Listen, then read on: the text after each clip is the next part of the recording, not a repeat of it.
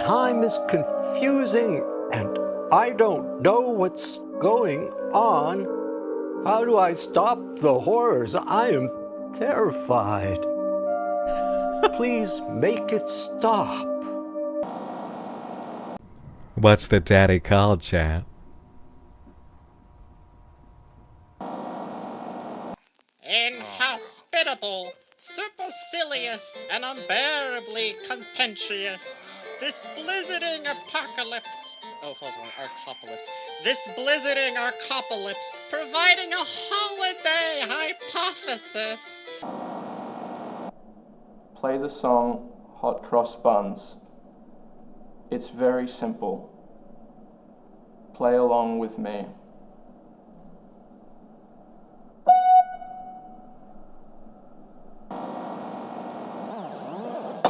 So I was watching this movie with Boris Karloff. Her pasta was only a big rectangle, and she tried to hide it with mozzarella. Mystery lever, right off the bat. Do we pull it? Of course we pull it. Oh, no, no, no, what the fuck are you? Holy shit, no!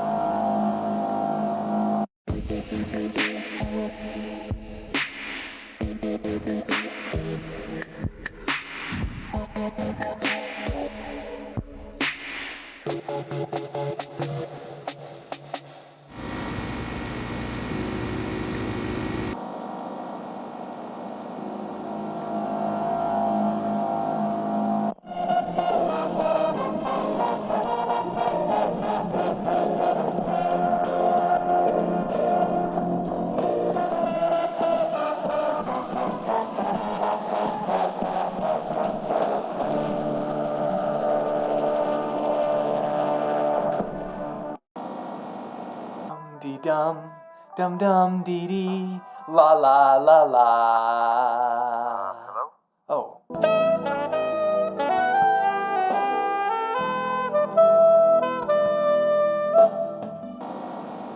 Want that barbecue in my tummy. I'm hungry. Oh, my tummy wants that chicken. I need that protein. I need that protein to build my muscles and my jaw. So Oh, I yeah, can you eat do. more barbecue chicken. Oh yeah, feel that hypertrophy, baby. Okay, I'm ready, baby.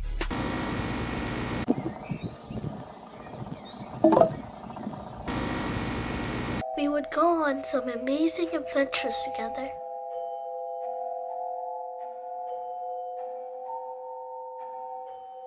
He's very tall, and he likes to hide in dark places. Okay, guys, I'm going to cut right to the chase. Today, we are going to be doing swatches of makeup. If you follow me on Twitter, Daisy Brown Real, you know that I'm really interested in makeup. Here at Pizza Time Pizza, we're a family. I'm a real pizza, and I'm okay with being eaten. Order a fresh, large pepperoni cheese pizza today, and join the Pizza Time Pizza family today.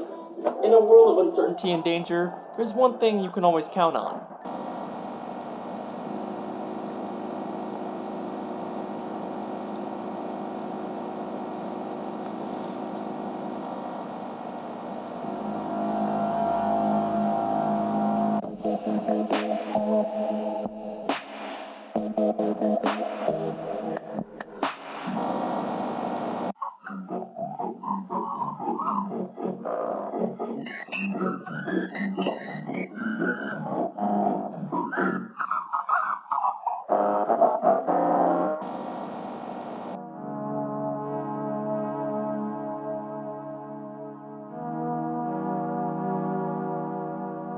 Brett Smith, Matt R., Jeremy Party, Kayoka 1986, Tio Bluecore, Bone Daddy Jack 31, Alex Korpinski, Born Loser Gaming.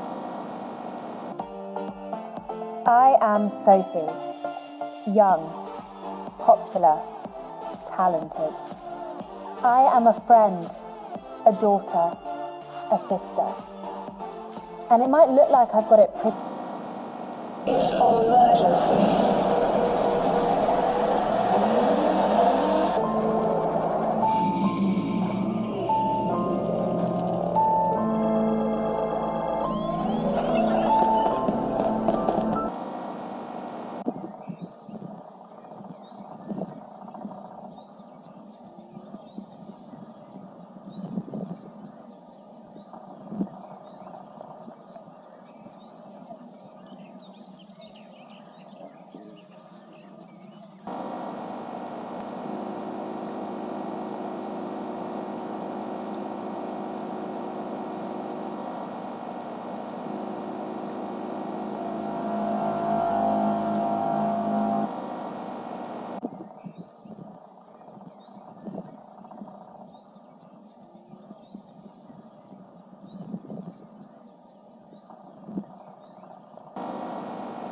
In the seconds following James Dean's presidential announcement, hundreds of thousands of neighborhoods erupted into celebration. Due to popular demand, the ABC Evening News was canceled the next night.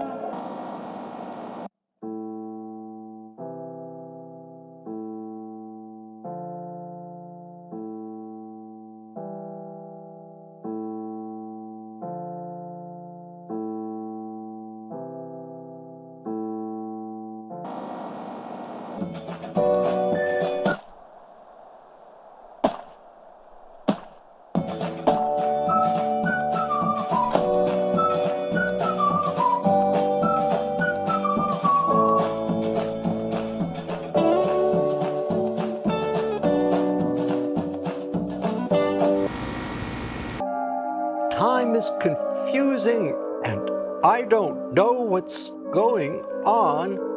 How do I stop the horrors? I am terrified. Please make it stop. What's the daddy called, chap? Inhospitable, supercilious, and unbearably contentious. This blizzarding apocalypse. Oh, hold on, arcopolis. This blizzarding arcopolis, providing a holiday hypothesis. Play the song Hot Cross Buns.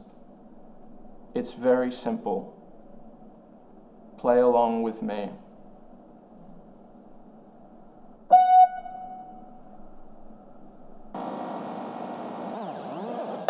So I was watching this movie with Boris Karloff. Her pasta was only a big rectangle, and she tried to hide it with mozzarella.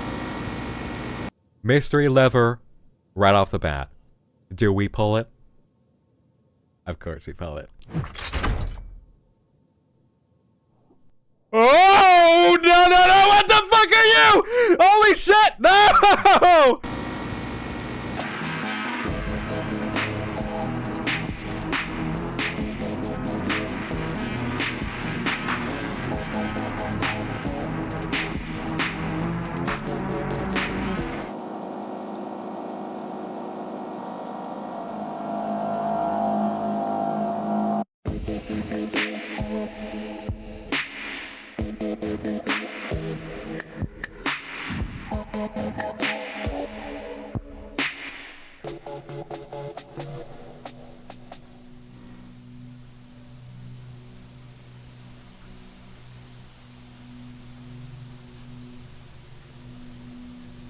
Ah, there we go.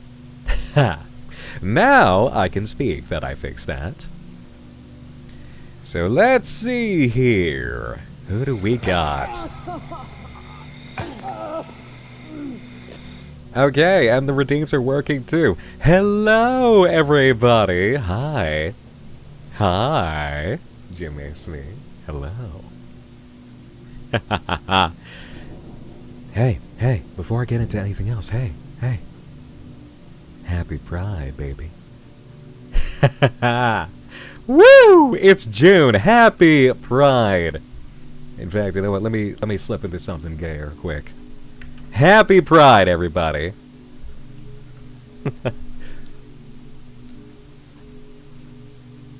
That's the most. Look at all those. Look at all that. I love it. Hello. Happy June. Happy Pride. It is about to get a lot more fun in here.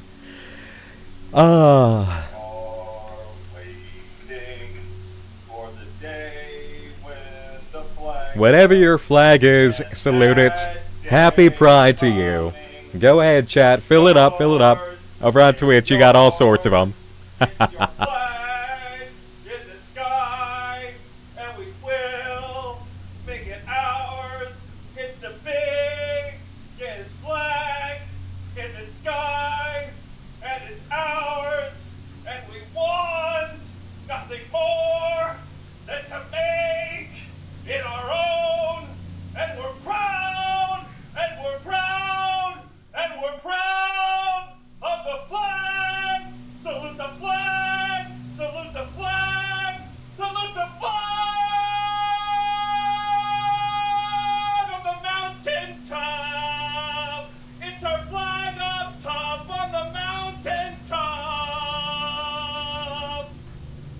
Salute your flag, whatever the flag, and enjoy your pride. We are here, we are queer, we are happy, and we are not going away.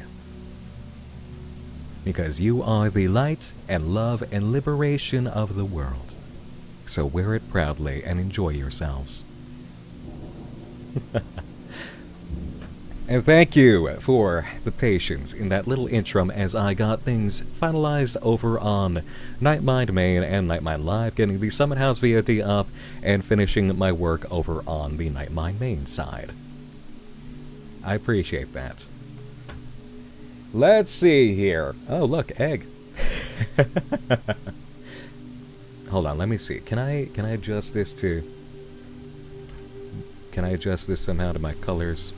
No.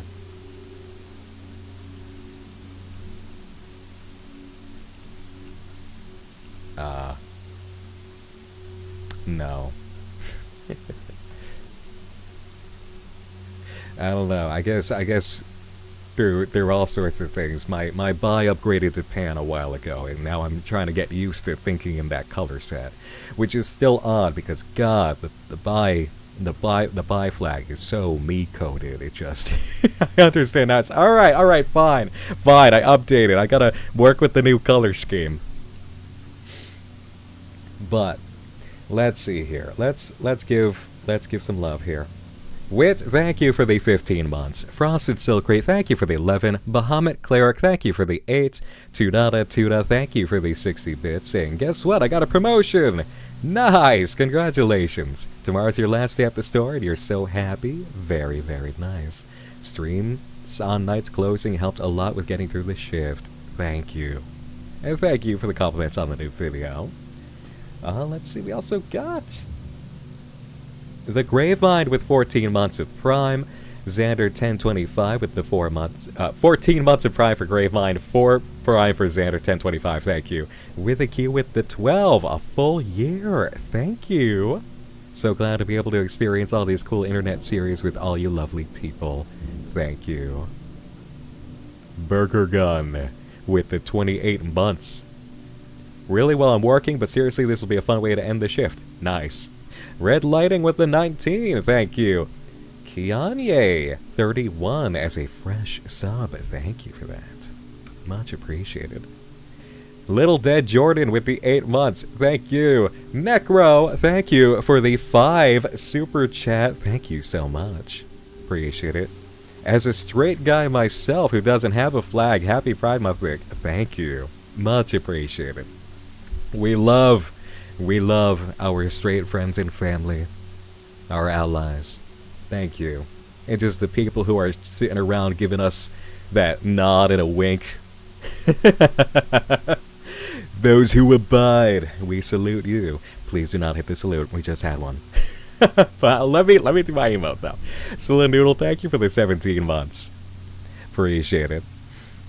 And let's see, just gotta make sure YouTube side, I'm not missing anything over here. Thanks for the help, bud. Mm-hmm. Saw Will Wheaton at the end of a video. Does Wesley really sub to your Patreon? Will Wheaton is a Patreon supporter, yes. As of a few years. It's really cool. Wrote an article about Nightmind, actually. Look at all this pride. I love it. Love it, love it, love it. Great to see you all. But yes, we are here to do Nightmind Live, to give you all the updates. It is June now. Damn good margarita. Everybody's thinking of summer. It's not the solstice yet, so technically I'm still okay to be here.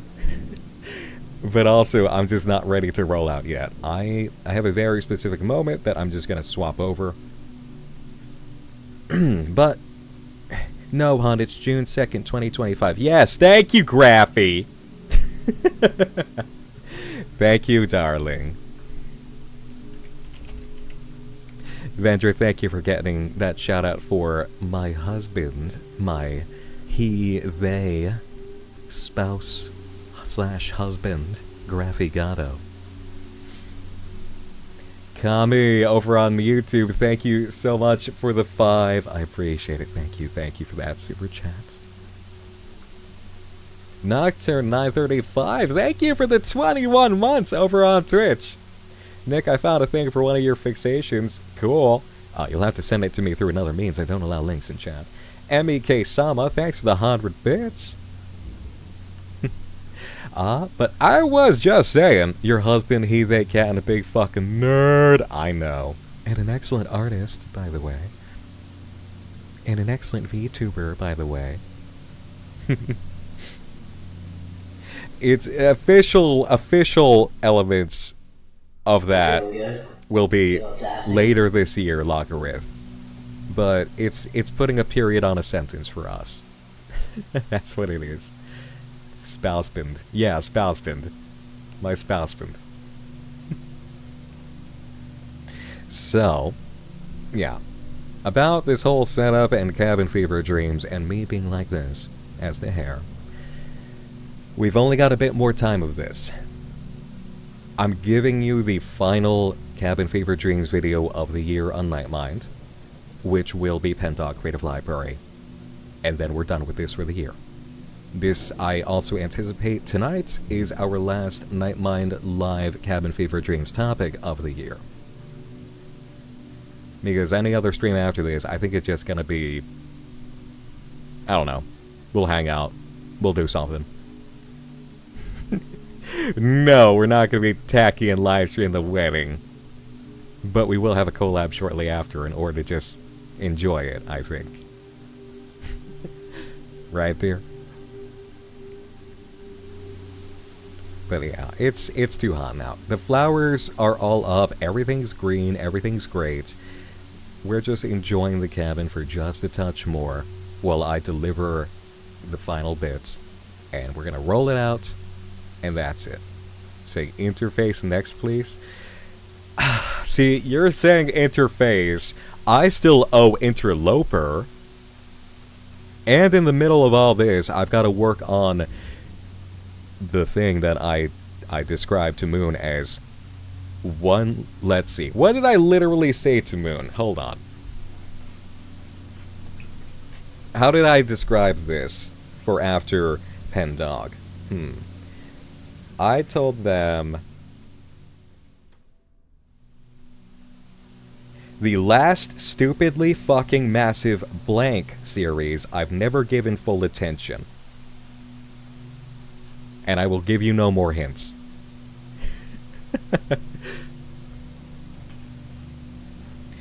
But it will be seasonally and timing-wise correct to do it. Glorp, thank you for the 4 months. Hunter Bahamut, thank you for the 2. Sir Bullybucks, the gentleman. Oh, a gentleman caller with a $5 super chat. Hi. Thank you. Saying, this is going to be my first cash donation to a streamer. Damn, thank you. Happy to be here live for once. Thanks for all the sleepless nights and spooky story summaries. You got it. Thank you. And Amon, oh my god, Amon with the 10 gifted subs on Twitch. Thank you, Amon. Thank you, sweetheart. Thank you. Amon, of course, who has done some amazing art across all spans. Lots of great art, and some of it including me. Yeah. One general audience piece, one very not general audience piece. That is quite appropriate for Pride, I'd say. If you know where to find it, you know where to find it. Glorp, thank you so much for gifting too. I appreciate it. And Amon doing excellent horror art lately too. Alright, here we go.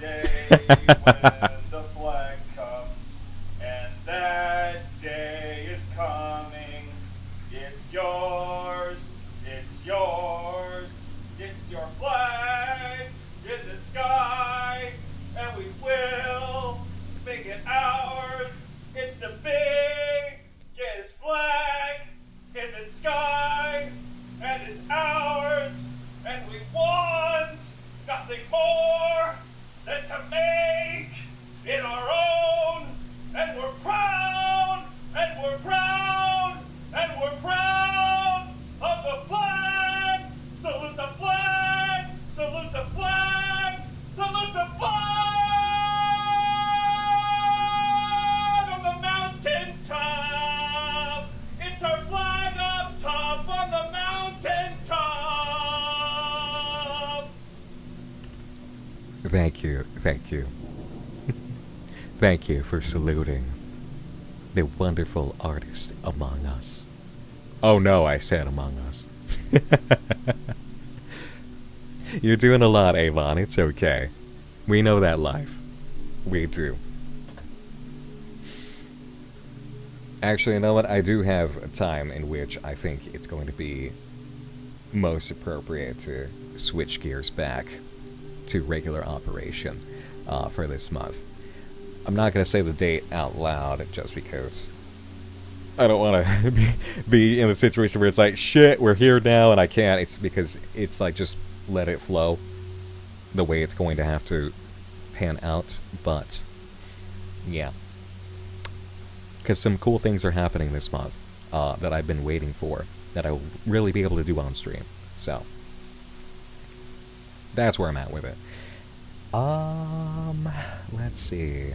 I hope you enjoyed the long-lost coverage, slightly remastered, of Live Forever As You Are Now with Alan Resnick. I've been holding on to that for some time, and the bonus pieces, you know, felt like a cool thing to do. Felt right. Then, of course, we got Sins of the Past over on Nightmine Main, courtesy of Moone. Thank you, Moone, for that, of course. And, yeah. I'm working on Pendog. What else can I say? I think it's pretty obvious by now. I'm working on Pendog. That's happening. Anything beyond that, I really just gotta figure it out, lock in, get it done, blah, blah. Details.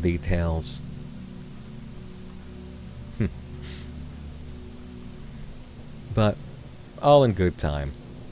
I'm working at a decent clip. I'm doing quite a few things right now. I'm still doing voice stuff, too.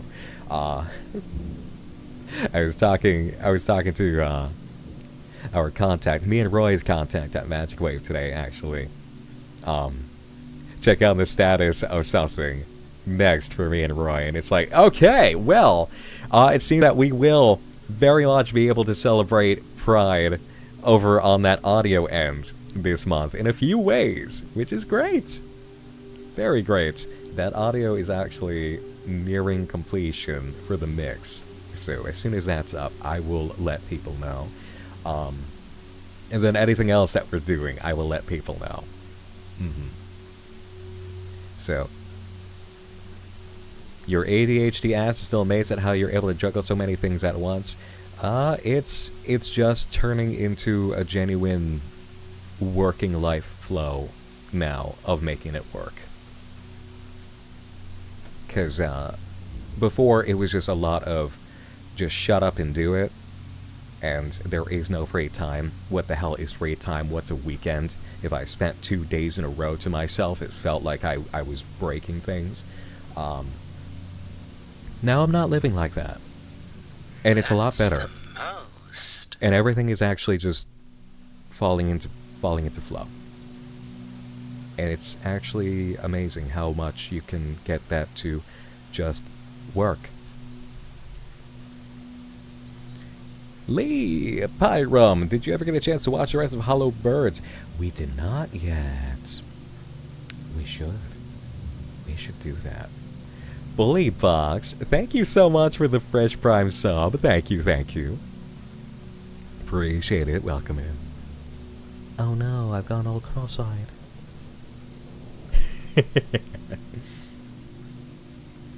Enjoy the silliness while we still got it, everybody.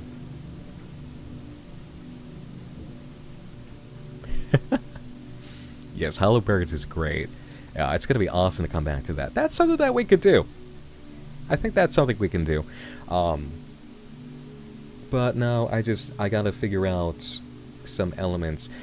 There is, this month coming up, the event Slender for Gender, which is going to be a live-streamed kind of thing. Multiple nights for charity. Obvious charity factor. Obvious topical stuff. I will be joining in for certain activities with some Slenderverse creators for some fun. So that's going to happen. Got a few collabs this month that are lining up. So that's going to be a thing. I'm going to tell you now, while you're all here, and anybody who's catching the VOD, of course, that it's going to be an interesting month for streaming. Like, don't expect me on even most of a week, I will say, because it's what Wit said earlier, actually, that I spoke to, is there's a lot that I'm just doing right now, and I'm not forcing anything. I'm literally getting up every day, and I'm just seeing, okay, what is it we're doing today? And then I'm just like, okay, let's actually feel that out. And it's working. It's making it feel better. Like, I didn't know I was going to stream today. I woke up and it's like, okay, what are we doing today? It's like, you're going to stream. Oh, okay, cool. All right, we'll go live. Cool. It's just going to be like that. So if it ends up being like 3-4 days go by and I haven't gone live, that's okay. I'm literally just, I'm following what the day is. And so you're going to see me again. So don't worry. If I'm going live, I'm going live. You'll catch it. You'll have a notification in some form. You might catch it in a VOD form raw. You might catch it as an uploaded VOD edited by Moone. It'll be either way, you know? So no big deal.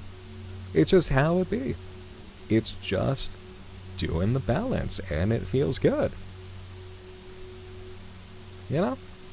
Just how it is. So I wanna say that, because I know that there have been periods where I'm just gone, and I know that a lot of people understand I'm working on a big thing, or I'm working, or I'm caught up somehow, but that's it. That's literally it. It's just, don't worry.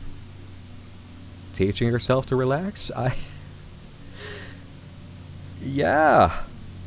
Actually. I started to, and it continues. And it's really good like that. It is. So. Always doing something, but if I'm not live for a few days at a time, don't get worried about it.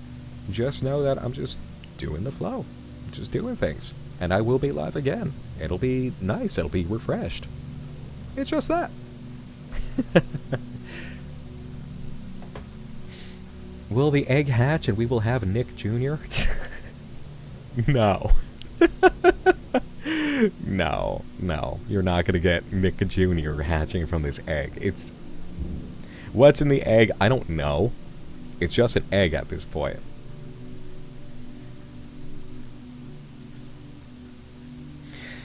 But that feels good. That feels good because in the VTubing scene, you know, it's often said if you're not going live for a while, you should really just let people know. And it's like, yeah, I mean, yeah, if it's something like 2 weeks or so, but at the same time, it's pretty understood with all you guys. If I'm silent for like 2 weeks, it's for a reason. I'm not busted, you know. It's like you can expect I'm doing something. Sometimes that something is, I don't know, maybe I spent 3 days with the microphone and looking at scripts and doing some new stuff, you know? It's just, it's that. It could be I spent a day taking care of stuff related that isn't live or isn't video. It is. But it's not a bad way to live. Moone is in the egg. No, Moone is in the boiler room. We've established this.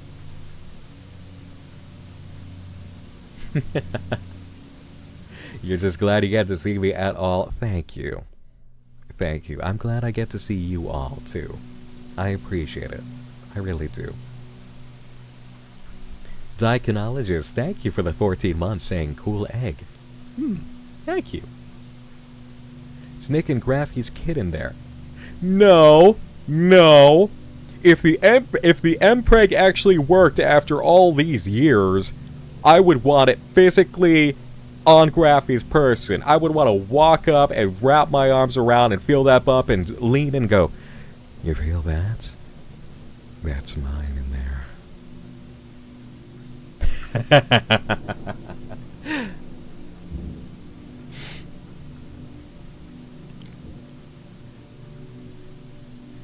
Graffy just goes, uh-huh. Yeah. Yeah, because that's how I want it.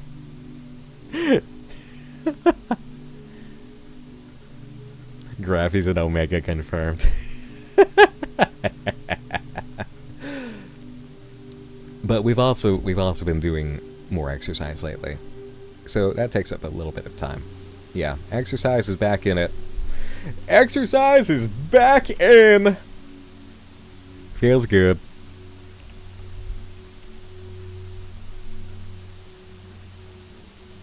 Nick, was that a flashbang? No, this is a flashbang. Alrighty. Let's see here. Oh, my hat's on. Who put the hat on? Oh, alright. I'll let the hat chill out for a bit. Why not? Somebody toggle the hat. I'll let the hat chill out a bit. That's okay. Damn good margarita. Alrighty. So, are we ready to set up and get going with Nightmind Live? Are you all settled down? Are you all prepared? You ready? You're ready? Okay. So, that being said,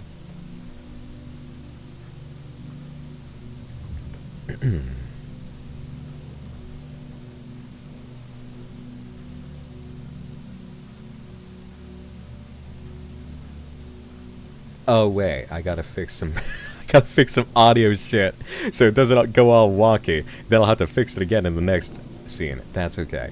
Sorry, false alarm. I was about to rip in. Okay, 2 to 2, 3 to 3. Uh-huh. Why is that so low?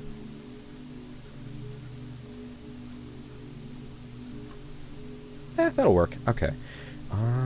Yup. Okay, now... Wait for it. Okay, say hi to YouTube, everybody!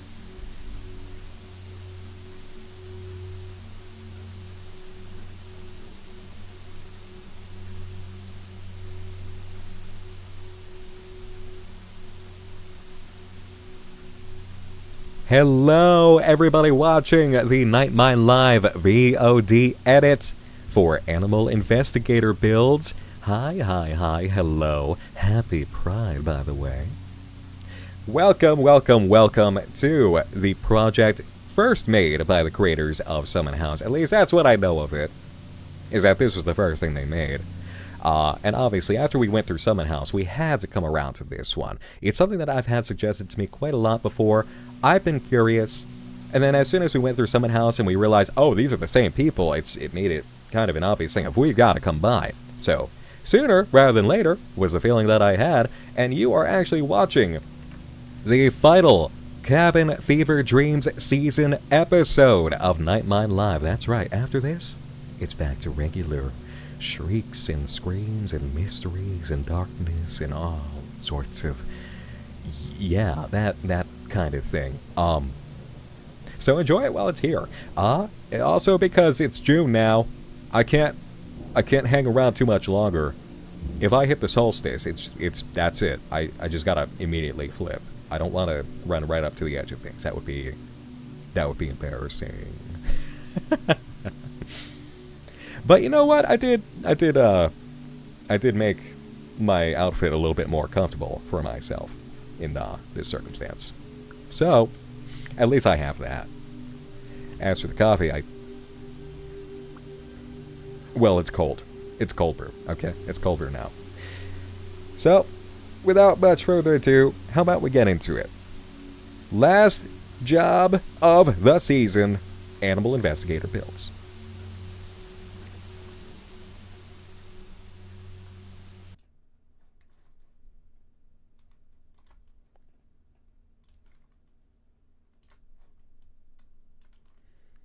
Okay, everybody, hold on while I just match everything up. Okay. 2 to 2, 3 to 3. Perfect.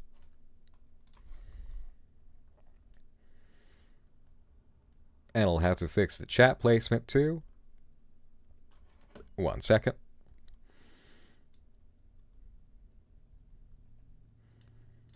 You are all so patient while I do these things. I love you guys. Look how patient you are. Isn't that wonderful? Aren't you so good? You're so good for me. Appreciate you.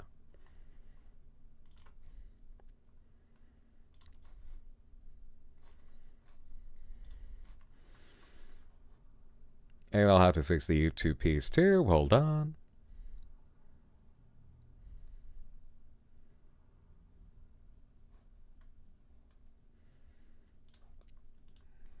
YouTube chat, hold on a second, I gotcha. I gotcha. Ha.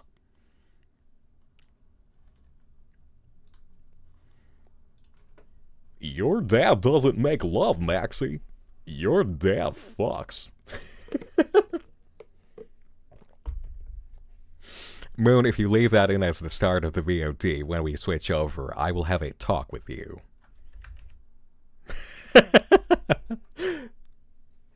Oh, Thelania, thank you for the 24 months. 2 years! Greetings, Bunicula. Hold on, I can get my fangs back. Nice.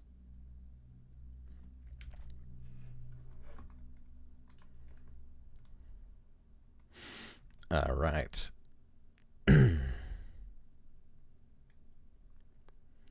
Got a thunderstorm in the background while I make pesto pasta. Vibes are gonna be great tonight. Oh, yeah. A lot more fun in here. Oh, yeah.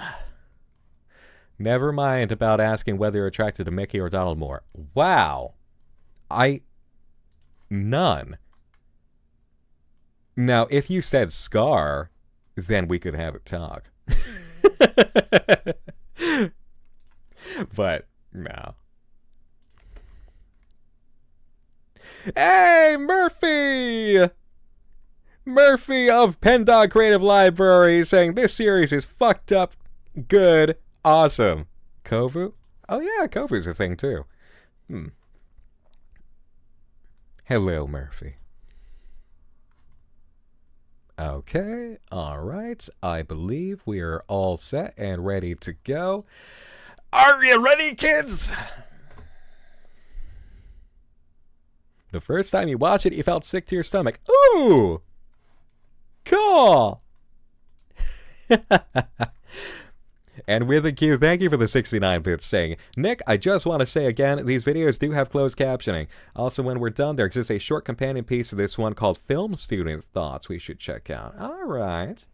I do have the closed captions on. I will adjust as needed to make sure that they're in the screen. But, okay. Okay, we'll go right after this question. Othelene is saying, Nick, bi/pan bitch to bi/pan bitch. How can a bi bitch make herself more evident to the gays? You're asking me how to appeal to gay women? You're asking me how to appeal to gay women? I can't help you with that. Your eyes fall out, your teeth decay, and that's the end of your wonderful day. You're dead. I know a lot, but I don't know that. You have more experience with the queer community. Gay women, please help Othelania. Anyway. Okay, true start point, Moon. Ready? All right. We're kicking it off. Again, the project is called AI Builds. That stands for Animal Investigator.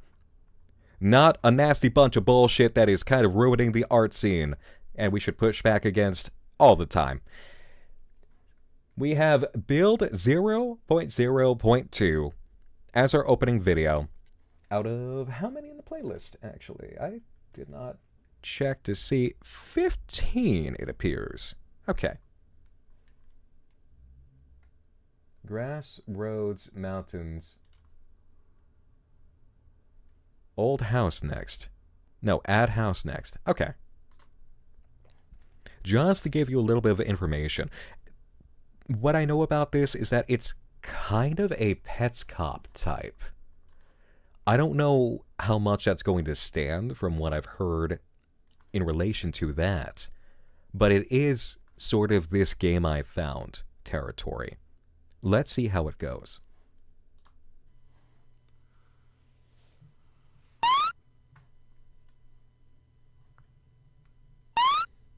$21 or $10? Okay. Whoa, whoa. Enable access to webcam and mic. Yes, okay. Enable access to computer files. Yes. What? Bro! Enable voice recognition. Yes. Okay.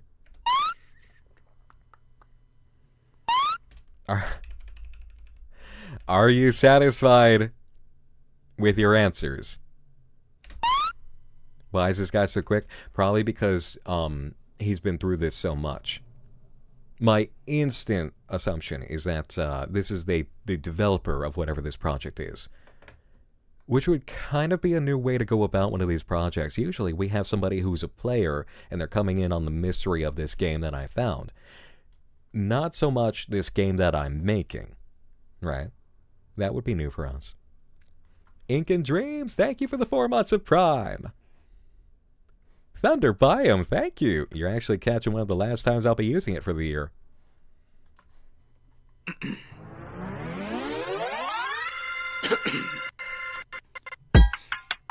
Hey guys, so this is just to prove to you that I have not given up on developing this game. Mm-hmm. I've just been a little out of inspiration lately, you know. But I thought I would show you the progress I made as of recently. It's not that much, but I'll show you.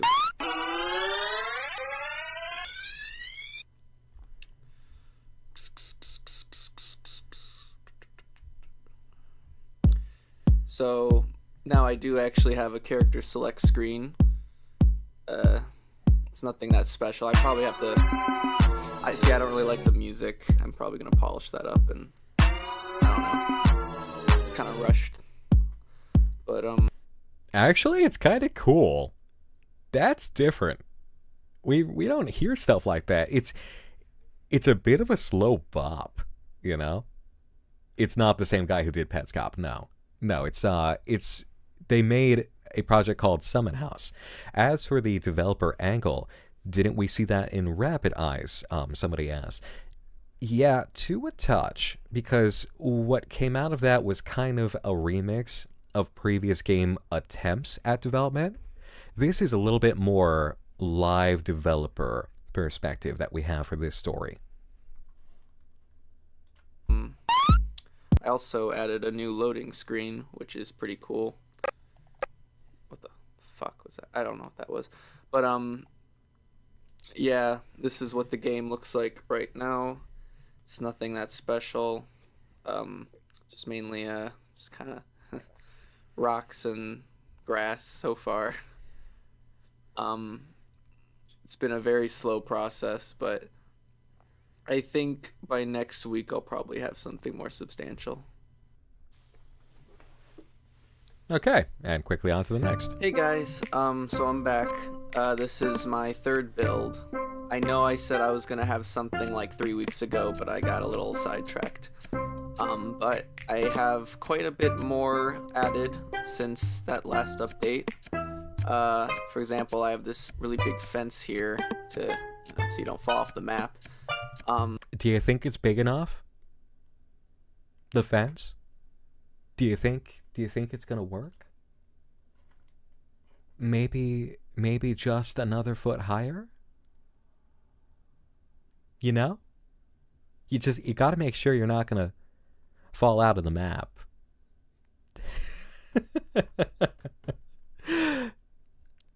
Way too small, Xander says. Hi, Zanny. Hello. Somebody get that shout out for me, please. Well, if you think that fence is too small, Xander, obviously they're going to need to improve that fence. Thank you, Zen. Hello, Xander. Hello, welcome on in.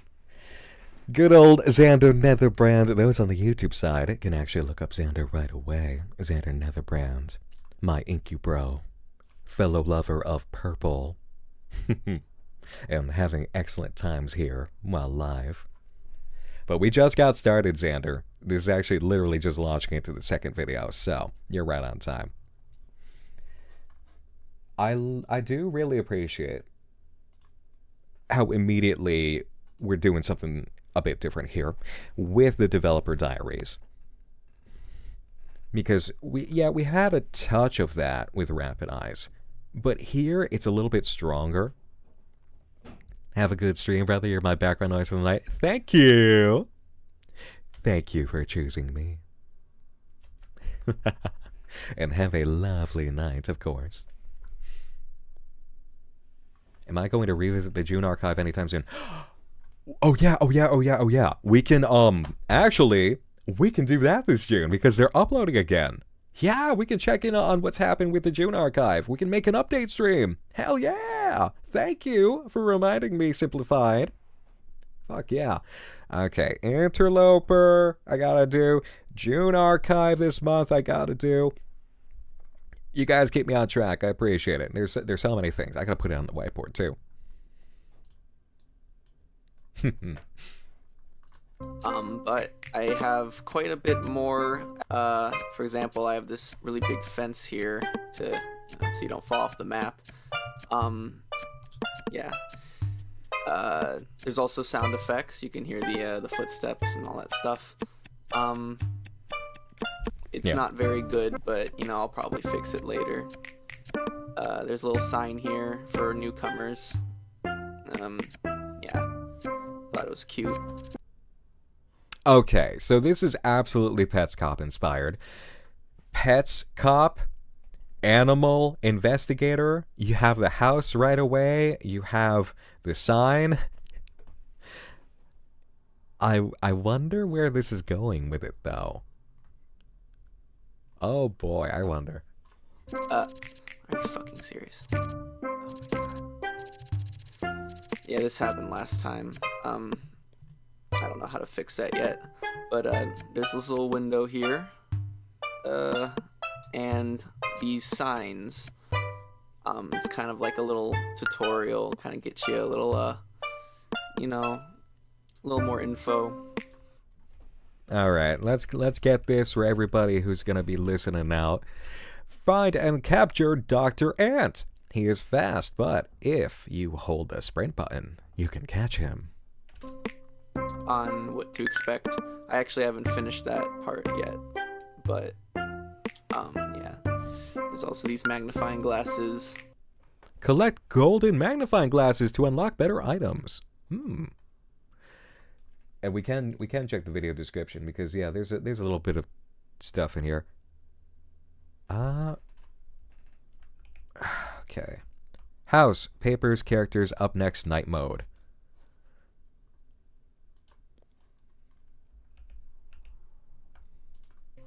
Which I've not added yet either. But that should be in the next update. And lastly, this. Purple. Weird. Might be like a texture issue. I wonder if we can read it off the wall like it is.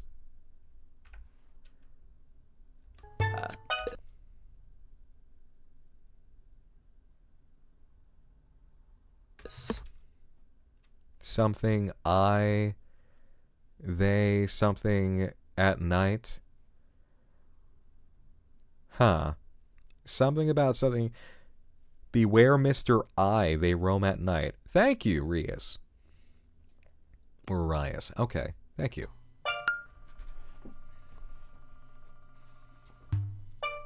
Weird. Might be like a texture issue. Oh, for fuck's sake. Okay. But yeah, that's pretty much all I've added so far. I know it's not much, but you know, it's a little more than I actually thought I'd get done, to be honest. I'm gonna try to get more stuff done by next week. I know I failed to deliver last time, but you know, I'm really trying. It's okay. The first step to being good at something is just getting familiar with something. But yeah, I'll keep you guys posted whenever whenever I've gotten more done. So yeah, see you guys. Hey, so this isn't really a develop. All right, let's check the description. Night mode plus questions and answers. Gonna add trees next.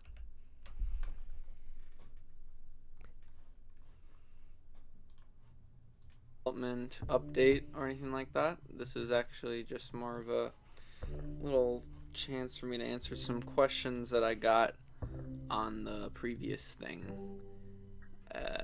So first question is regarding why does this game look so much, or at least seem so much like Animal Police, which is a much older game that I did not make.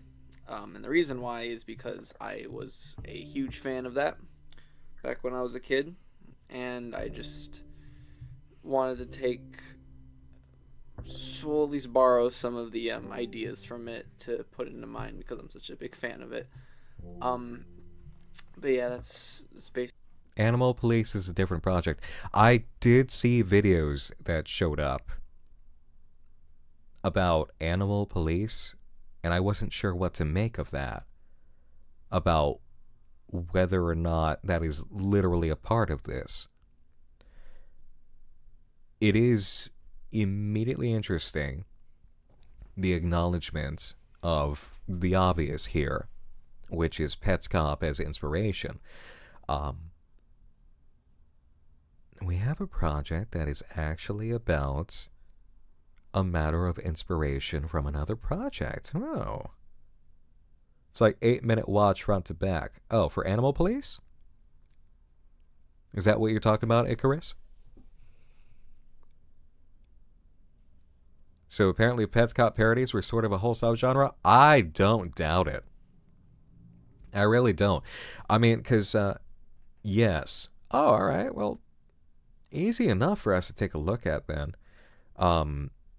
Only if you think it's Animal Police 8886. Okay. Only if you think it's really relevant, though.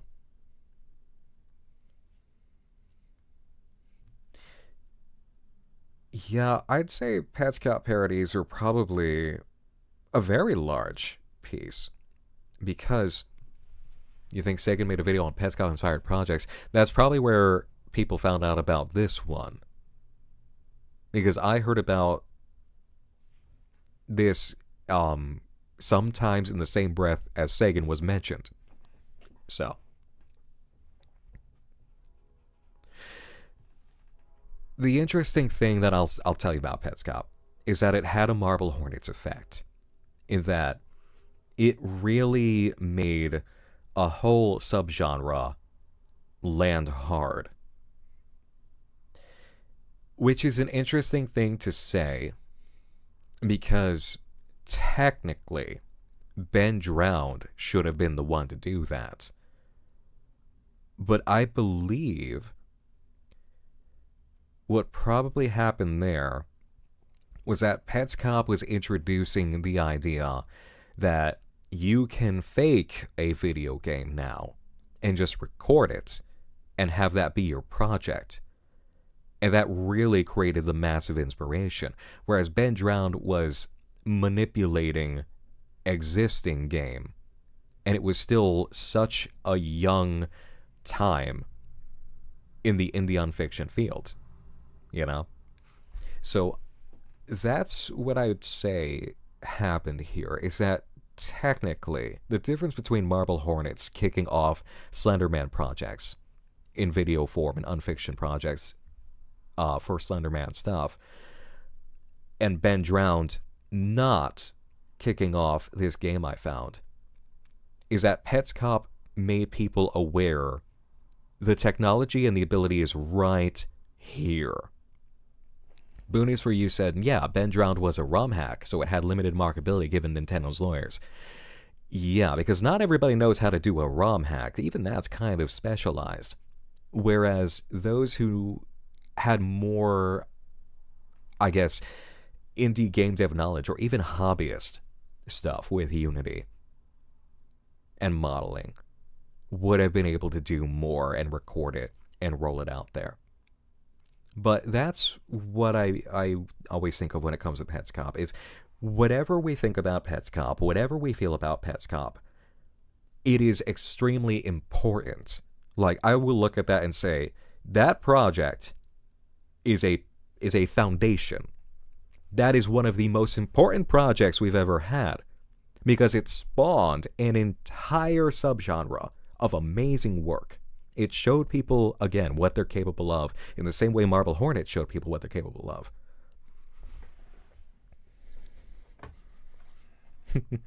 And yeah, no Trio Leo. Welcome on in. Hello. And yes, it's exactly that. It's much more this game I made than this game I found. Patrick Starr. We have the technology. Yeah. Gravine says, Petscop is weird. I didn't like how vague it was. Like, it needs to have more of a direct plot instead of whatever it's trying to be. Yeah. I don't know if enough time has gone by for me to actually be completely honest about all my feelings about Petscop. The difficulty with that is, Jamie, on his live stream a while back, it was last summer actually, tried to go through Petscop. And I sat there and I watched alongside, and I was in the chat.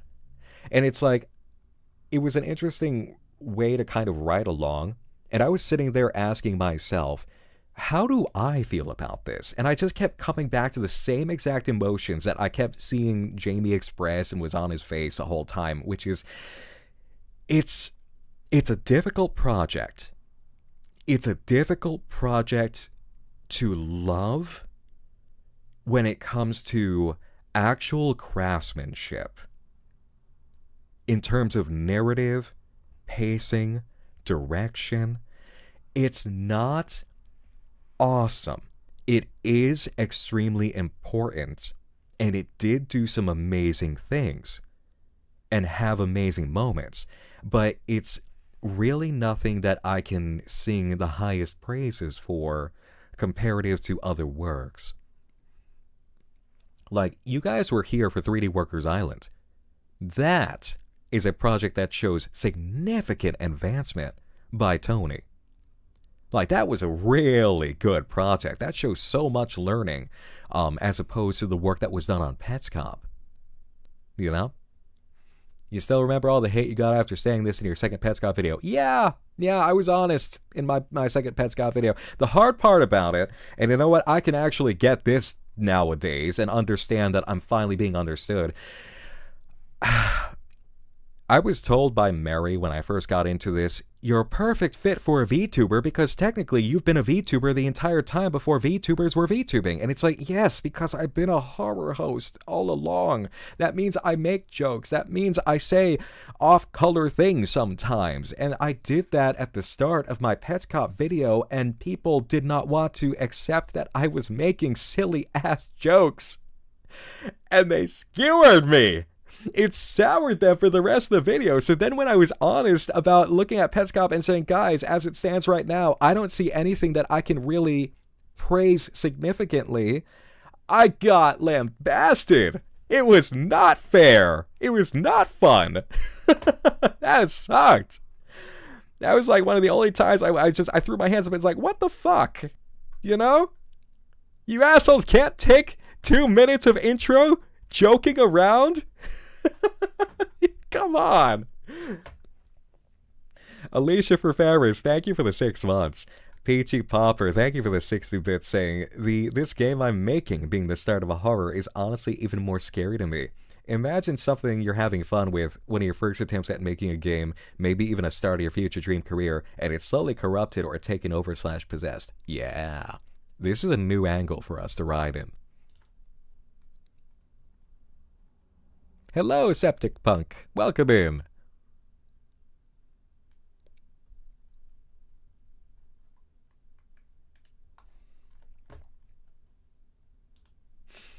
But yeah, you're basically a mine, Elvira. Thank you. Thank you. I try. I really, really do. I try so hard. Anyway. Basically, how I can answer that one. Some people actually accuse me of stealing from it, and I'm just like, no, I'm not really stealing anything. I mean, I borrowed a few of the concepts and maybe a few of like the designs, but other than that, it's basically a completely new game. Oh boy. Oh, is this developer gonna be dealing with some nastiness from this? I bet. Welcome on in, Raiders! Hello, V-Generates. Thank you for coming by. I appreciate it. Hope you had a lovely stream. Thank you. We are just getting started watching an unfiction project called Animal Investigator Builds. Please sit down, enjoy yourselves. But aside from that, the other question was regarding why didn't I show the ant character, and to answer that question is I already said why I wasn't going to show that, because it doesn't exist yet. Yeah, that's not a thing that exists yet. But hopefully I'll get some of that stuff done maybe the next week. I don't think I'll be able to finish that whole ant character by next week. That just seems a little ridiculous, but you know, what? Did we just... That just seems a little ridiculous, but... Whoa! What the fuck?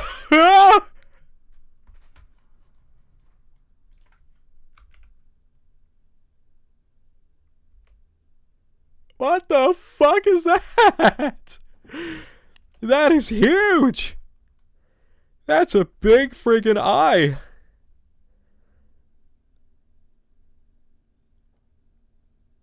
Wow. Okay. Yeah, that's just there. Alright, just gonna gloss over that. You know, anything's possible. But yeah, that's all I really wanted to say. Also, this is the nighttime mode, which I did not show in the previous one. I forgot that I had that. But yeah, nighttime mode is the thing that happens. But yeah, that's it. See ya. But I've been gone for so long, guys. I've just been really, Description. Trees added. Next up, we're gonna see water and maybe a new level. Ooh.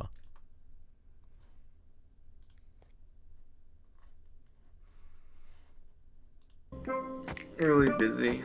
Sorry if I'm not all there right now. I'm just very sleep deprived. So this is a new update. So what I added was I added trees. Yeah, as far as I understand it, this is the game developer experience. It also is a bit desaturated now. The color is different. Senred, thank you for the 5 months of Prime. Has the foggy look to hide draw distance. Yeah, actually, it's got that Silent Hill thing going on. Sleep deprived, he really is a developer. Mm-hmm. And, yeah.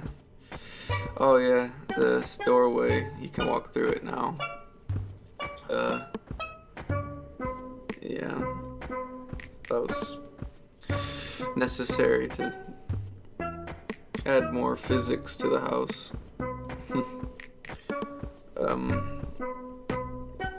Yeah, it's a little better now. What? How did that get here? Don't worry about That's it, bro. You strange. were sleep I deprived. didn't make you yet. Oh no. See, I put it here. It's pretty funny. I didn't put it there yet. Can I pick you up? Do it. I'm gonna try picking it up. Hey, I picked it up. That's awesome. Let me show you around. Okay, so now we have... Because a developer always has to play their own game. But a developer playing their own game as if it were truly new from their own plans without actually having done that work first, that's an interesting idea. To realize it without having done that work in advance. I like that. Trees and whatnot. You got this tree here. You got that tree. You got this tree, you got that tree. You got the trees. This tree. That tree and that. What? That's weird. How come I can touch this tree? That's oh, wait, can I do it? No, I can't do it on that one. What about this one? No? This one? No. Guess it's only this tree. That's pretty funny. What happens if I... Touch. I don't know. Do I want to click on it? Yeah, I do. I want to click on it. Let's click on it. And... what?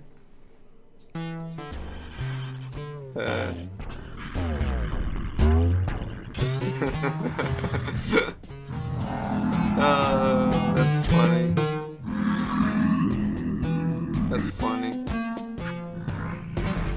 That's weird though. It's very weird. That's weird. It's a weird dream. I don't feel good. It's a funny feel.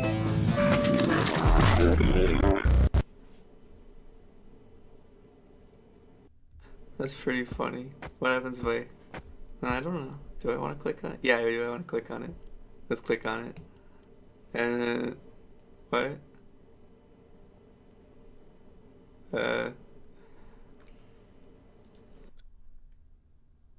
Oh.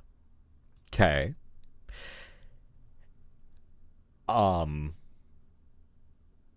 Is it an alternate reality experience that just occurred? With an entire scene and model he did not develop and...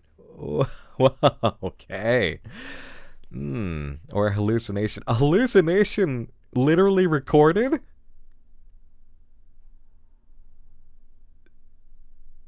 Alright, there's a few different ways that can be taken. Because yes, it could be that we are somehow shown the developer having a hallucination from sleep deprivation or something occurring that should not be.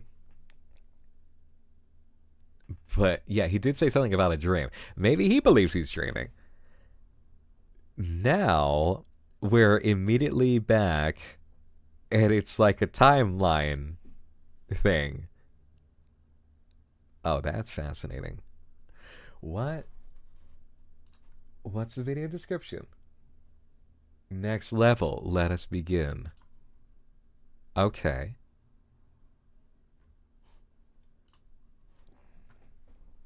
Yeah, subtitles showed the dev falling over during the cutscene. We did catch that.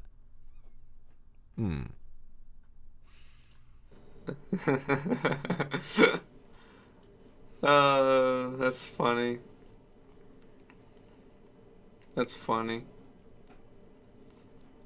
That's weird, though. It's very weird. Oh. That's weird. It's a weird dream. I don't feel good. Okay. Alright, so that is, yep. That basically clinches it, is we just got to witness the hallucination. This makes you uncomfortable, Amon? Yeah. Oh boy. So we're seeing what he saw and the actuality of it, which is that he just stood there. Oh, what a trip. Wow, this is totally appropriate for actually finishing out the season. This is the perfect way to wrap it up. Let's keep going. It's a funny feel.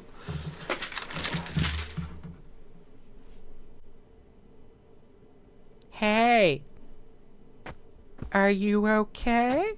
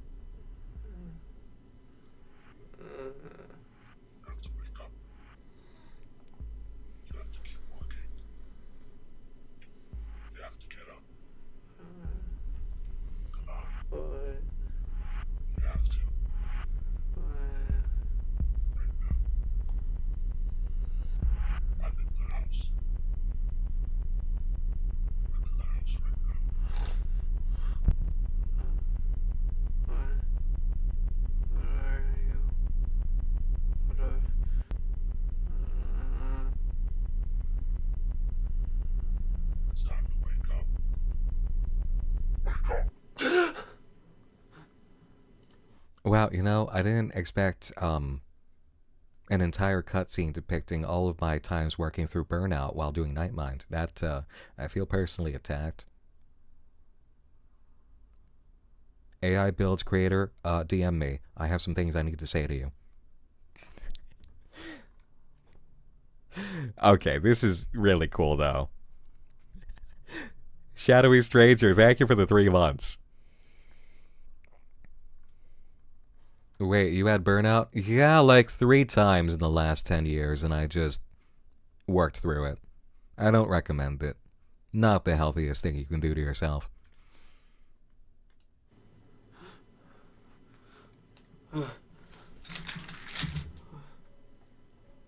What time is it? God.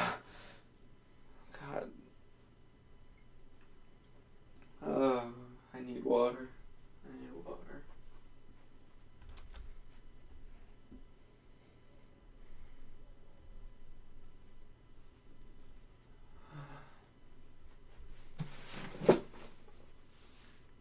fuck? Build 5. What the fuck? How long has it been?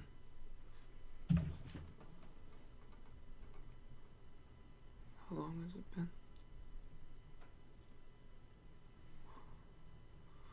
What the fuck? You know, I wouldn't be surprised, to be honest. Oh, that's an interesting statement. Before we finish that statement, though, I would like to bring up what's coming to me now, which is that the art of the project appears to be speaking to the pressures that creators, new creators, young creators, put on themselves in these situations. Now, we don't know what this Nick's situation is, but we can tell that because it is a new game, that it does appear to be an inspiration kind of hobby project. That this is not do or die, life or death, career, feast or famine, paid or don't get paid for them. It definitely seems much more hobbyist, passion-driven. I'm doing this in my spare time. I'm doing this as kind of my me thing. And I tell creators this all the time. And other creators tell creators this all the time. Don't kill yourself for this. Take your time. Take the time. You are not on the clock for a job. And if you are somehow financially supported, the project does not succeed if you ruin yourself doing this. Unfiction projects or passion projects, what have you, it does not run your life in a get up, clock in, do it 8 hours fashion. It should not be that. It can't be that. And on the topic that I just said, it's like, yes, I've lived through burnout about 3 times. You want to know what that's given me at the 10-year mark? Looking back and saying, wow, I could have been a lot nicer to myself. I should have been a lot nicer to myself. That didn't have to go down that way. Yeah, there is an element of I should have learned from the projects I was studying that, yes, it actually applied for me too. Even if this was my job, I should have taken more moments of balance it out, let the air in. Don't destroy yourself doing this. You know, it's just, Amon says, and take breaks every so often during the workday. Yeah, which has become a new thing for me. And it's honestly so much healthier. Like, actually managing to get up, walk away for a bit, refresh and come back and do that multiple times.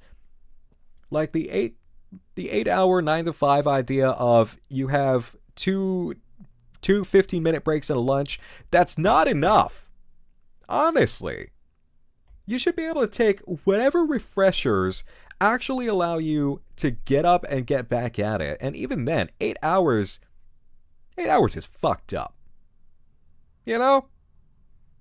8 hours is fucked up. That's most of your day, if we're being honest. You know, this kind of thing, you can't destroy yourself in your pursuits. Unfiction projects, games, indie games, major art stuff, it takes time, and it's better when it does. You can't be living, sailing against the wind with this. Running yourself ragged, burning the candle at both ends. Sure, it seems romantic for the first 2 years, but that romance sours so fast. You realize how much that was a honeymoon phase. And then when you're done with that, and you actually understand what healthy is and that you kind of need it, every move you make against it hurts you. And that's what we're witnessing right now.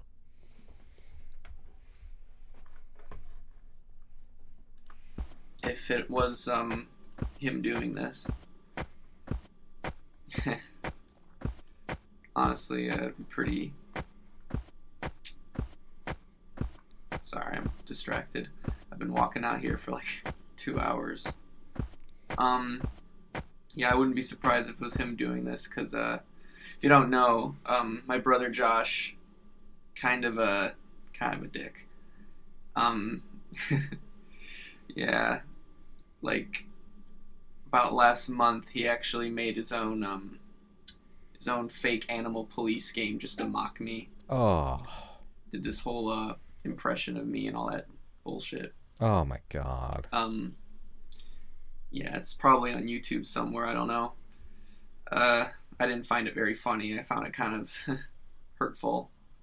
Because, yeah, he just, like, he made this really crappy looking version of the game. And he, like, put in stuff in it, though, that's, like, more related to me. Like, Mr. I, for example, which was something I'm going to include in this one, but take it more seriously. Because, if you don't know, Mr. I's, I don't think I actually explained this now. Mr. I's, like a childhood character that I came up with, basically. Like the sort of imaginary friend that I had. But, yeah, I've been kind of, working on this idea for a long time. There's still a lot of, I'm not gonna lie about it. You know, there's a lot of... Iron Fox bringing up here. Wait, is he touching on Petscop getting lowbrow, cruel parodies? It might be the case. There's quite a bit that you can dig into in terms of this coming into the narrative. A creator being mocked by an older sibling for their pursuits. Especially around adulthood. That's terrible. But it could very well be touching on the idea of how many parodies Petscop got. Because it was so big. Like, if you were not here for it, you do not understand. There was an obsessive fervor around Petscop that was unhealthy. I did see it. I experienced it. There was, it's not often that this happens in this territory, and thank God. Thank God that we do not experience this often, but Petscop had that element to it of, there was just a weird attention on it in multiple ways. There was an obsessive, protective element, especially when it came to personal theories about what was going on and what things meant, and that if you did not agree with it, you were just an idiot, and you needed to read this Reddit thread specifically, which was, wow.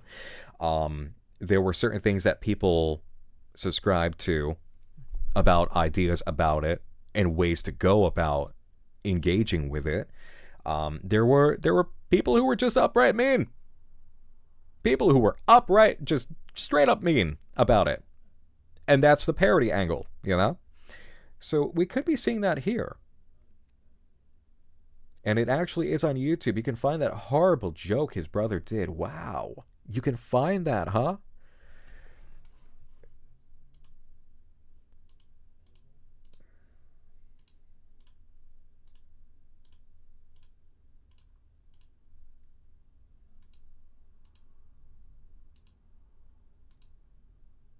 Okay, where is it? I almost feel like just to gain proper context, we need to see this.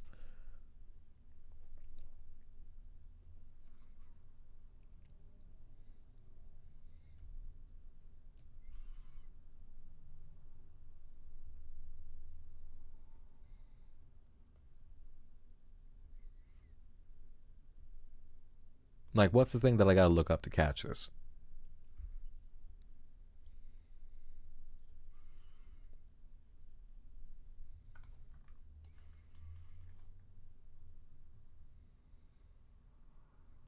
Yeah, find the YouTube channel name, please. Thank you. Appreciate that, G-Human. Or Geo-Human. We'll pull this one up.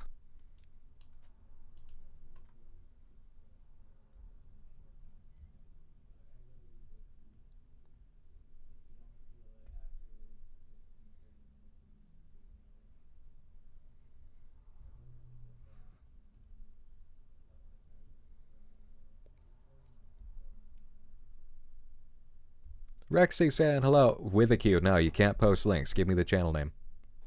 Please. Thank you. Try to find the @ It's literally called Animal Police.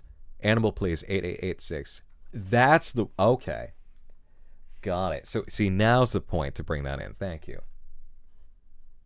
Alright. Animal Police 8886. 1 second. Let's grab that.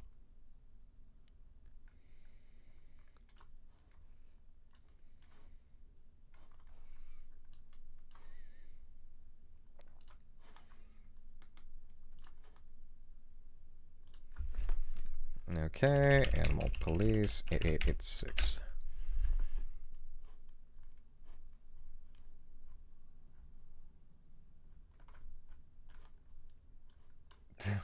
Okay, wow, I need to. Animal Investigator Builds, that'll bring it up.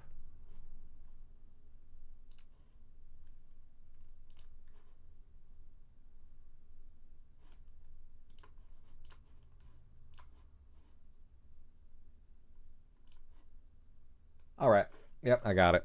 Okay, hold on.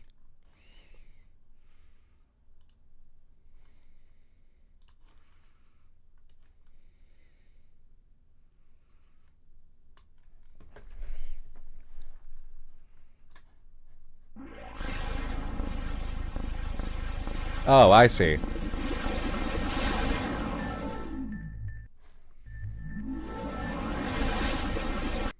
Yeah, it's very cute.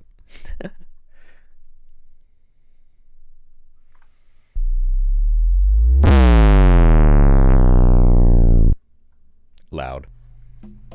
Hey guys, so I just found this game in my basement, and I'm just gonna play through it a bit. So yeah, let's get right into this game. All right. Oh.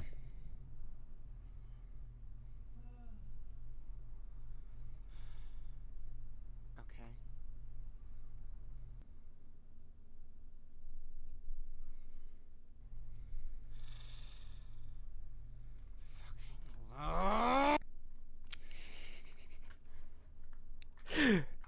Professional Hobbit, thank you so much for the 5 gifted subs. Thank you. Thank you, thank you. Appreciate it. If you got gifted a sub, please do give thanks. Okay, well, this, alright, this, you got, okay, listen. That's actually funny. That's a good bit. That's a good bit.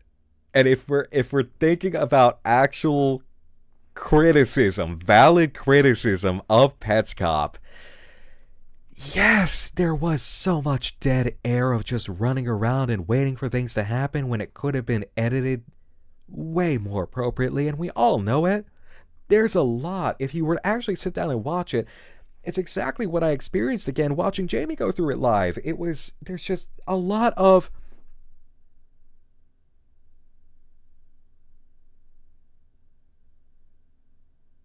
While you're listening to Paul playing the character with the little plotting feed of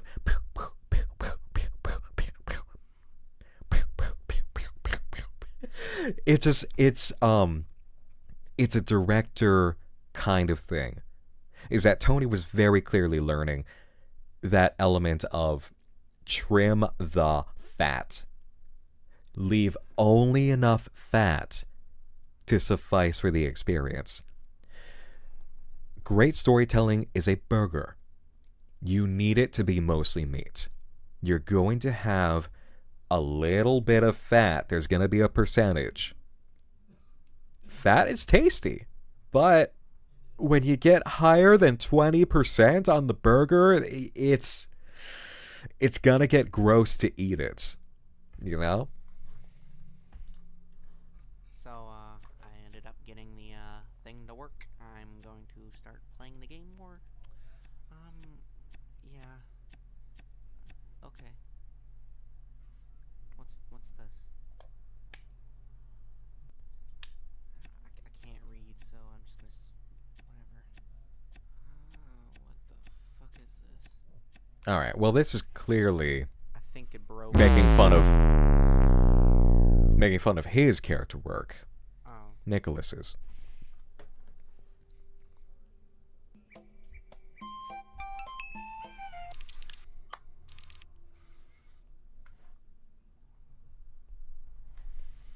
Hey guys, so my game crashed, so I had to restart it. Yeah. So, okay, I think I'm not supposed to be in this area, so I'm just gonna go to the next room. Okay.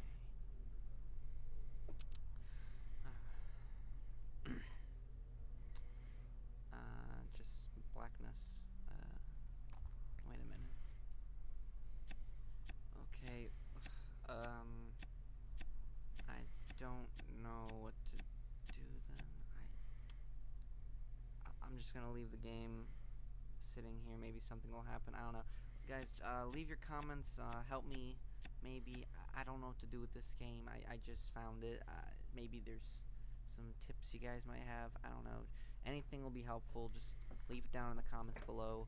I'll definitely keep making these because this is pretty interesting. So, yeah. See ya. Welcome.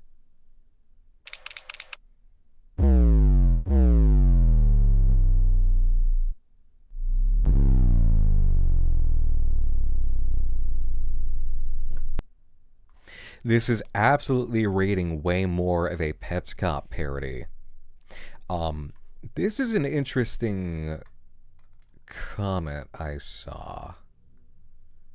Let me grab this. Where was it? From Geo Rude. A couple moments ago. Feel like there's this theme so far of this developer being inspired by Pets Cop, but via his brother's harassment, and maybe himself are afraid of people just seeing it as a lame imitation of the original. That seems to be the route his brother went in teasing. It's intriguing because this is making fun of Pets Cop as an original project way more than it seems to be attacking Nicholas's work. And Nicholas's work is clearly leaning a bit more on imitation than inspiration. However, what you can imagine here, and I'm glad that you brought that up, thank you, because what it is giving is a very classic case that we have seen, which is why we have needed other outlets for people to post their projects. Of people going to r/ARG or subreddits where they think their project might gain attention or might have a chance, posting it, and just getting shot up in the comments or the replies. I can see this very much as that kind of case where you just get kind of chewed up immediately. Can confirm Animal Police came first. It started in 2017, Classic Custom said.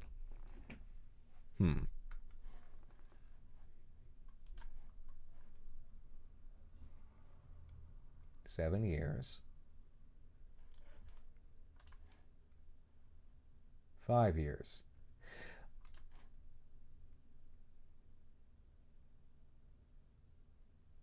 So, this is not the Brothers parody.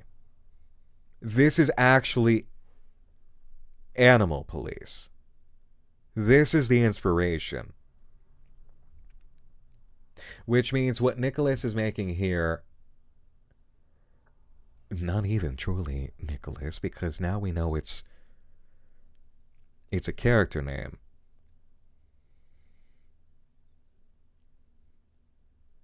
Osa Belmore says, this was done 7 years ago and Investigations was 5. I wonder if the real creator did this first and is tying it into his current work as a plot point. Probably.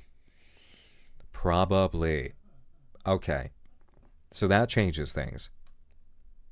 The fact that his brother is out there being a dick about it, even if we can't see that, we know about it. And it does speak. But oh my god, this is... Okay. I'm thinking of Rapid Eyes, and I can't remember. I think this was brought up while going over Rapid Eyes. And I was told that this was a bit of inspiration for that, of the idea of looking back in time at what started as your work, and then feeling ashamed of it in some way, of your juvenilia, and then having to come face to face with your juvenilia.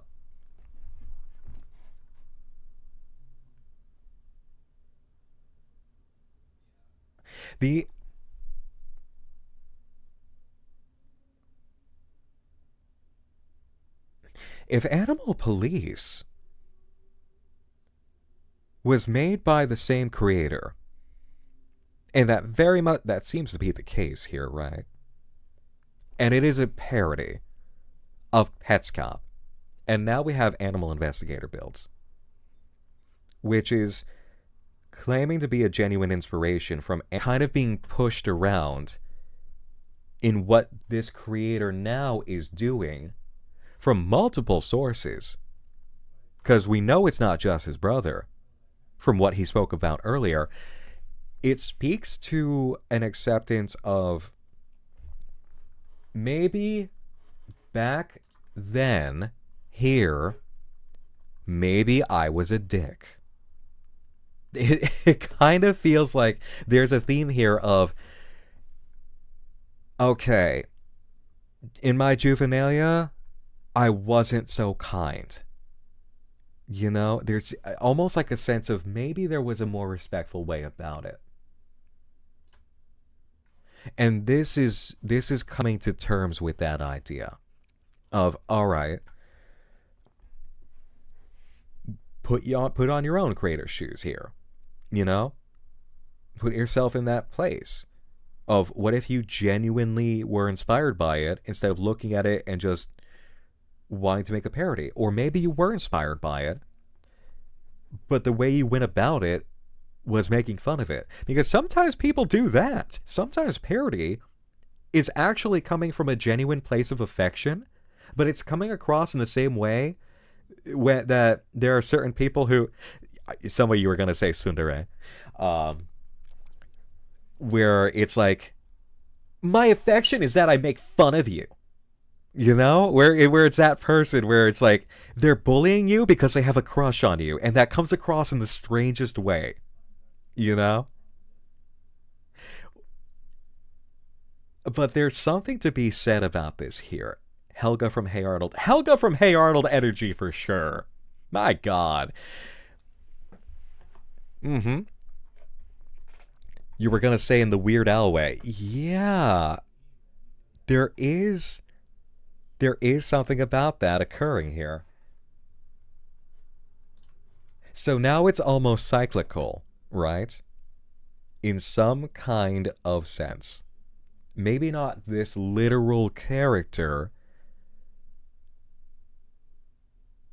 but we're seeing it in the narrative. So let's see how this expands. And he like put in stuff in it though that's like more related to me, like Mr. I, for example, which was something I'm gonna include in this one, but take it more seriously, because if you don't know, Mr. I's I don't think I actually explained this. Now, Mr. I is like a childhood character that I came up with, basically, like the sort of imaginary friend that I had.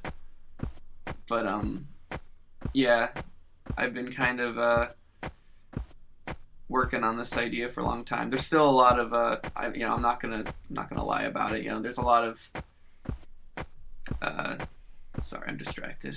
There's a lot of Animal Police stuff in this game, and there's going to be more of it, but I'm not going to make it as obvious as like the character design and whatever.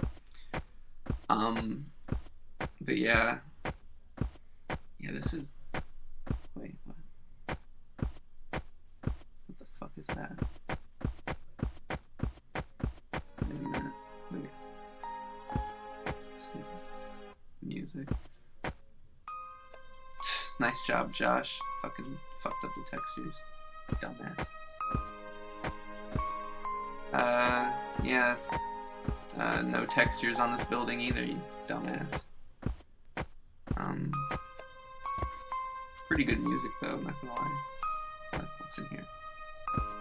What the fuck?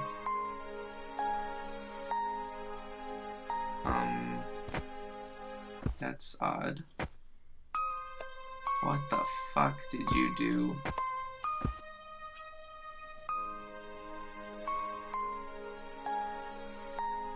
This is so stupid. Why would you add that? You trying to scare me, is that it? Not really working, not really scared. It's a pretty lazy attempt at scaring me, to be honest.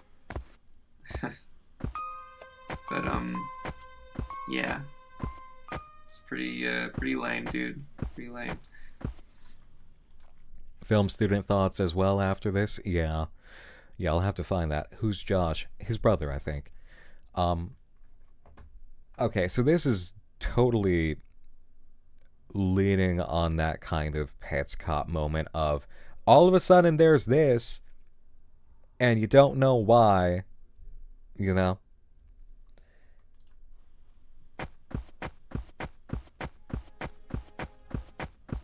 So I'm back.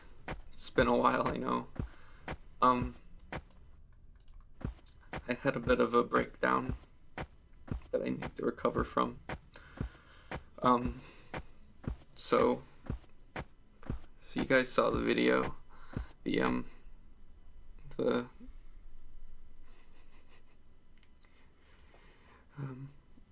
thought I should clear something up. Some mountain exploration. Up next, we restart. Okay. Because, this has been haunting me for a while now. I don't think Josh added that stuff that you saw. But I don't know how it got there. Well, when I was playing the game, I didn't mention it, but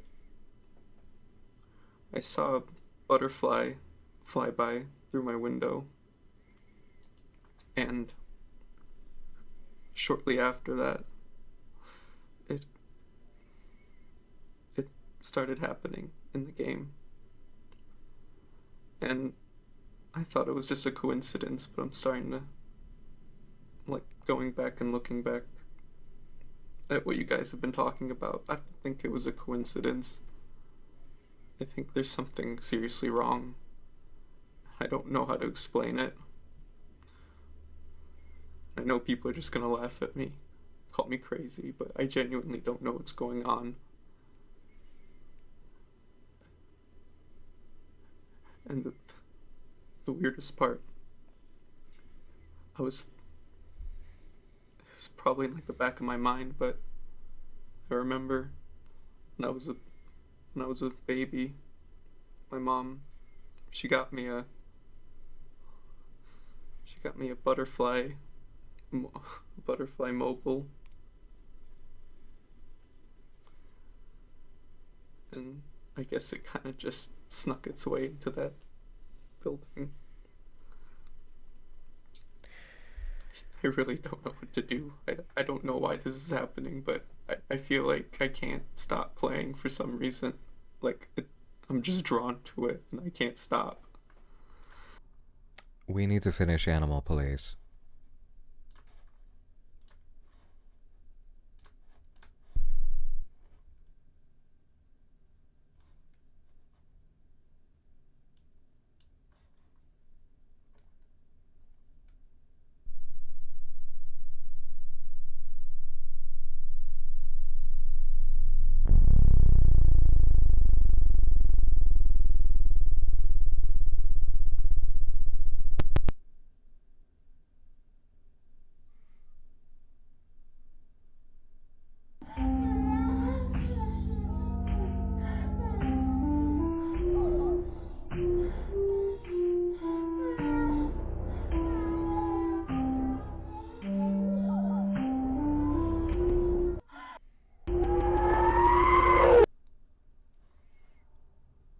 Child crying.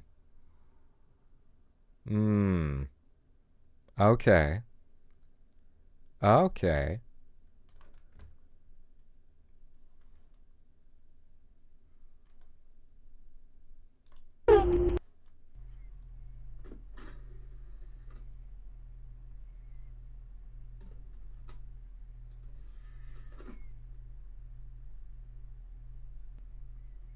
Oh. Wait.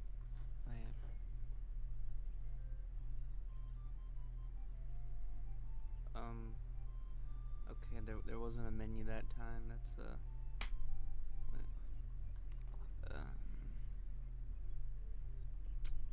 Oh, whoa. What's this? I forgot to turn those off, but you know what? I'm going to give you that one because that was just funny.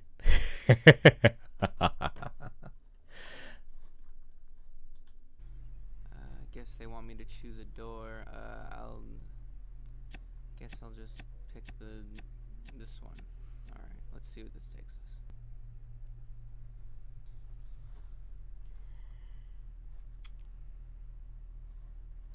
I can't. Wait, what? I can't move the controller. This is my house. I was just sitting outside.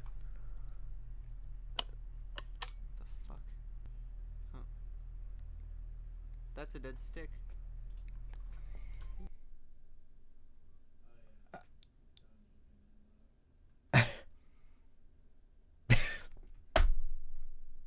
Okay.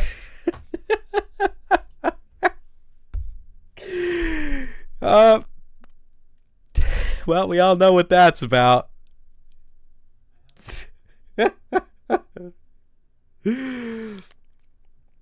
Well, we'll take a second, because Moone, fly in here. All right, to catch you up very quickly, in case you didn't know about Pets Cop, there is an infamous quotable moment from Pets Cop where the unfiction protagonist character playing the game, Paul, comes across a grave, and he reads it and goes, "That's a dead kid." And it's so not landing the way that it's supposed to land. So that would be why this is here and why we all stopped. It's like, well, I know we know what that's about. That's a dead kid. That's a dead stick. Yep. What? Okay. That was weird. Okay, I guess I'll just see what's on the other door. Okay, let's see it.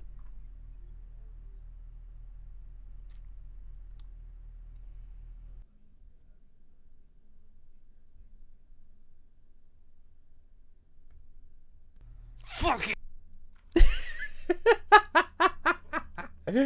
Okay. It's right. It's 4 out of 4 still. All right.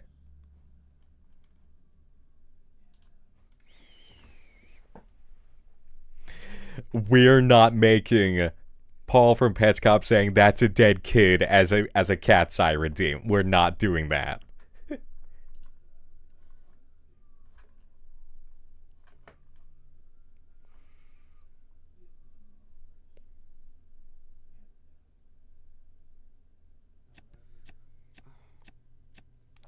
The eye. What is this?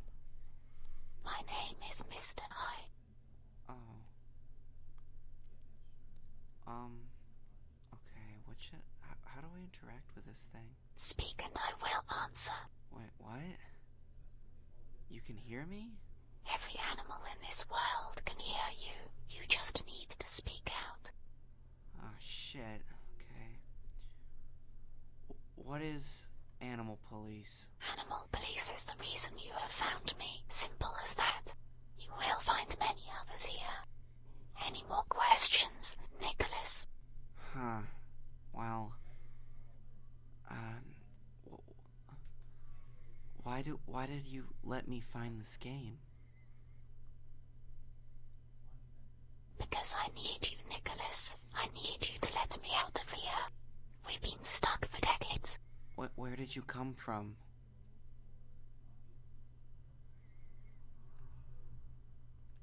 You don't remember. How many rooms are there in this game?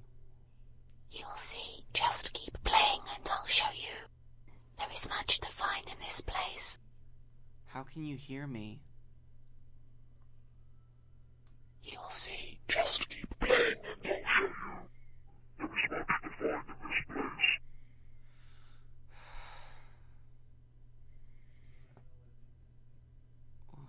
I don't...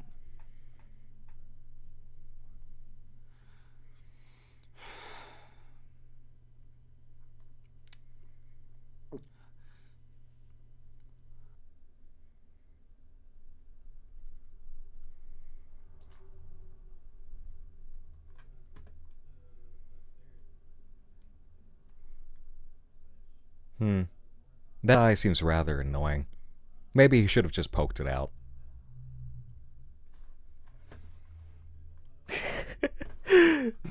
But, okay. Okay. Let's think this through now. So, what I'm getting now, because this is so much more parody of Petscop than anything else.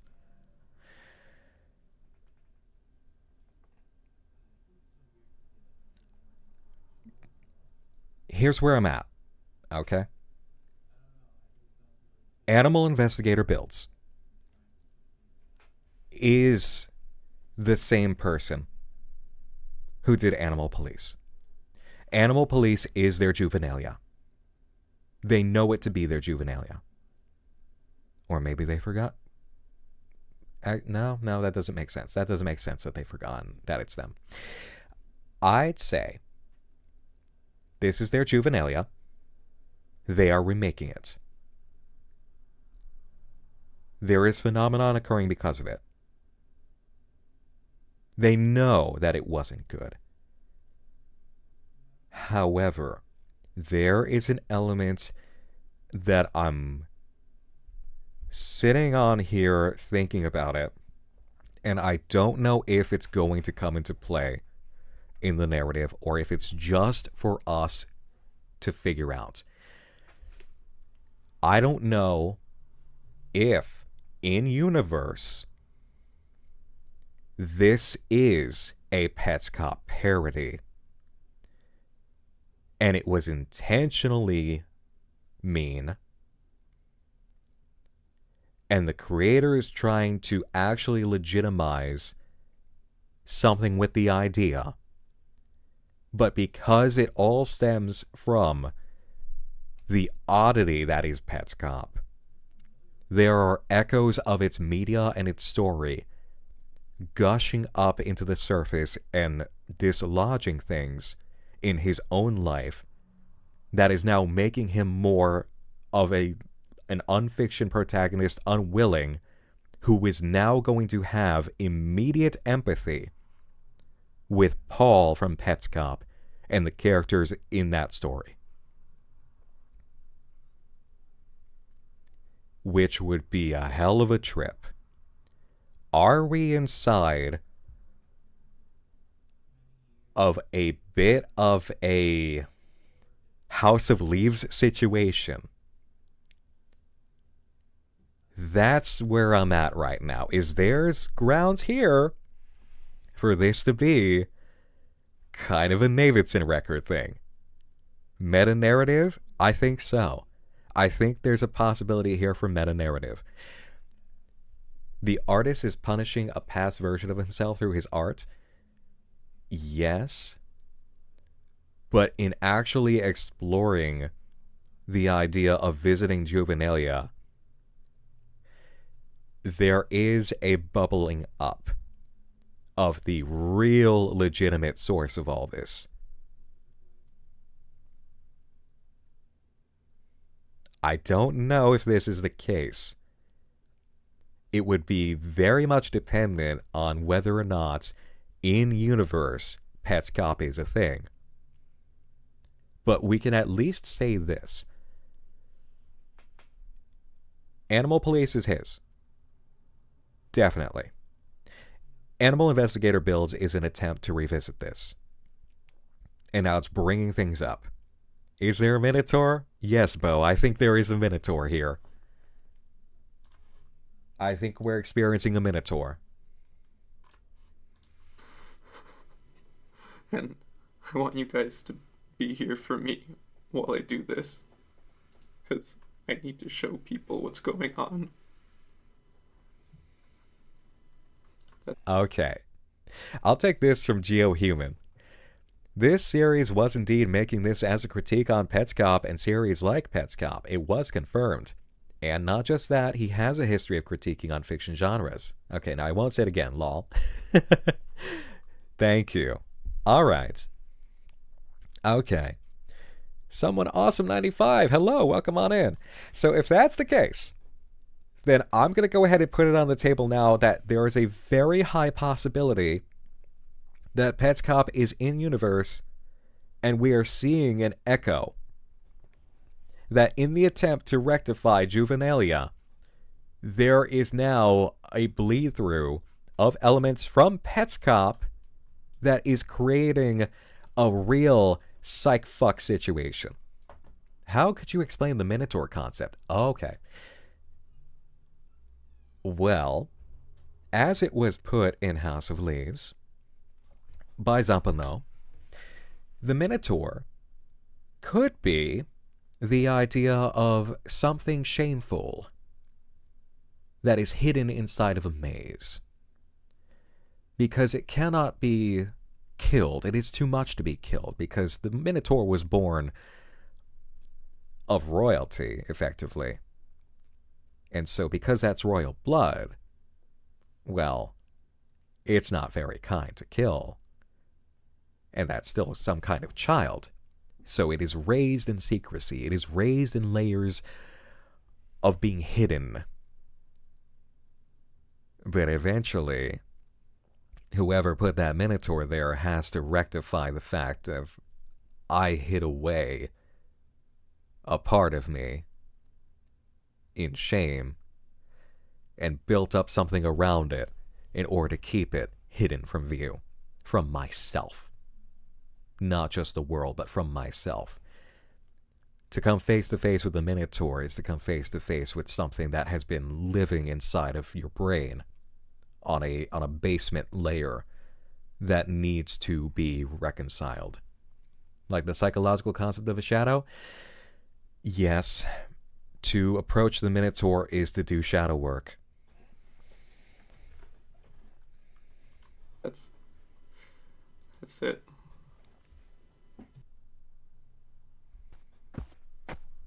So I've been walking around here for a bit, and I haven't really seemed to find anything else. Just the usual stuff. Wait. Okay, that wasn't there before. What is that? What? Okay, so it's... Okay, I can't select it. I need to find that. Oh, now we're really leaning into this. I don't know. I was wondering where... Oh. Okay.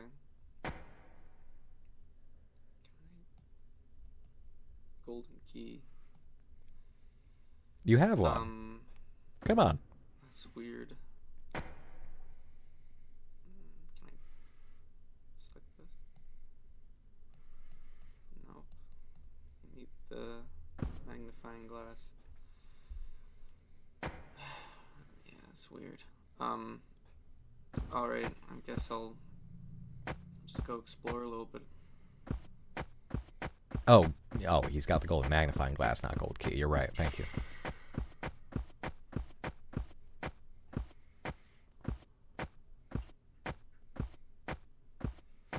Amazing mountains. Took me so long to make these mountains, let me tell you. True professional game developer. Am I right? Do do do do do.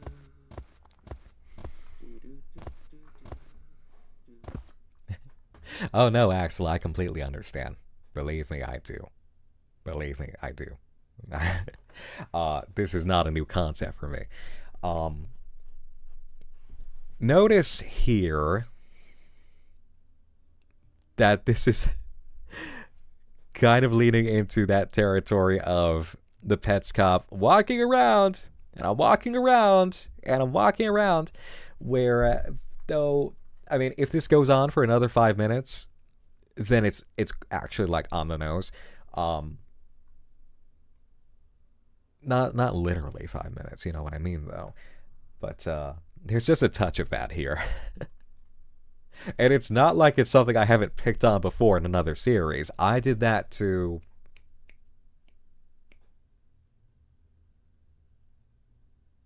Why am I fucking blanking? What was... It was the live-action project. It was an analog horror where they were walking along and it was way too much. It was the Halloween video.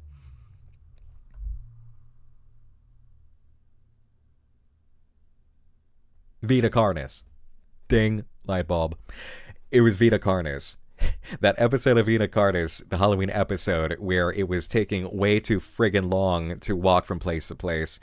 And I had my criticism moment about that, which kind of started with being sick of that. Started in moments in Slenderman series, and then carried through hardcore with Pets Cop. And so, yeah, anytime that you see the creator allowed 2 minutes of walking uninterrupted with nothing happening, it's like, yeah, you actually are kind of allowed to grab them by the collar and say, hey, you can edit that out. Why'd you leave this?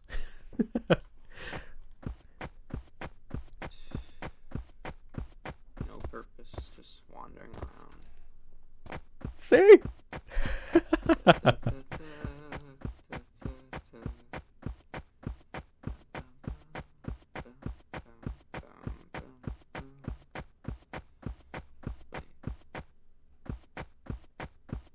See something over there? Yep.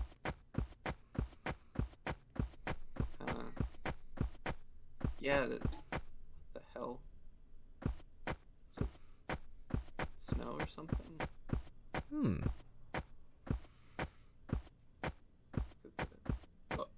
Oh god, what the fuck is that? Is that... Whoa, shit. Oh, fuck that, fuck that, fuck that, fuck that. Okay.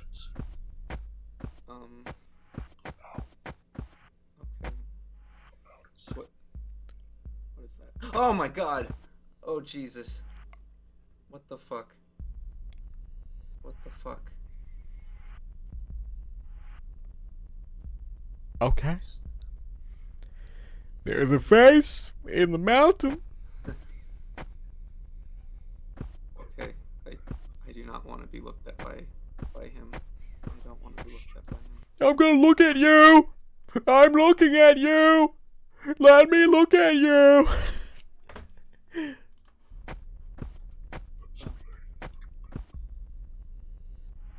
Okay, maybe if I run past that. Oh god. I'm shaking right now. This is so bizarre. Alright, and now. Okay. Fuck. Oh god, this is like facing the fucking laser clown in a repo.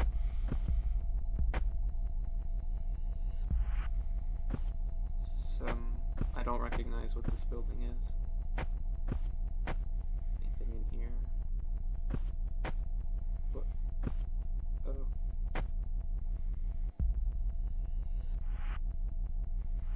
Wait a minute. Oh god. Oh god. Oh god. It's a Slenderman page in a project it shouldn't be. Alright,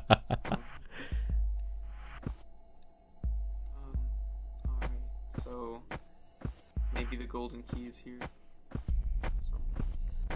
Oh, what is that? Oh wow. That might not be the key, but there's something up there.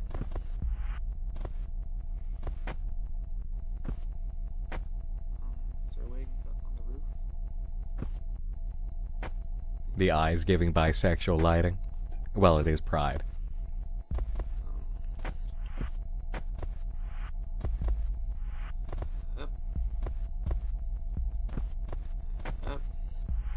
Oh shit. Oh fucking hell. Wow. Okay, there are now officially 2 Nicks here who know how to work a pole. Good.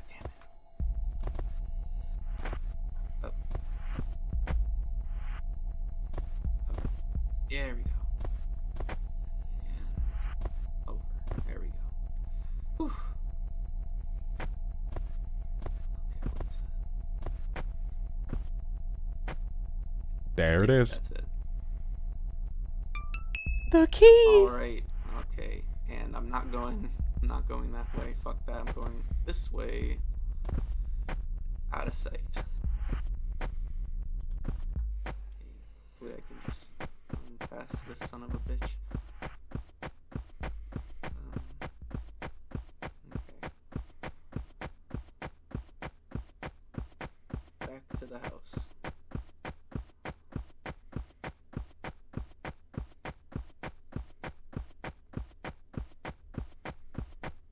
Let's try this out. Should work.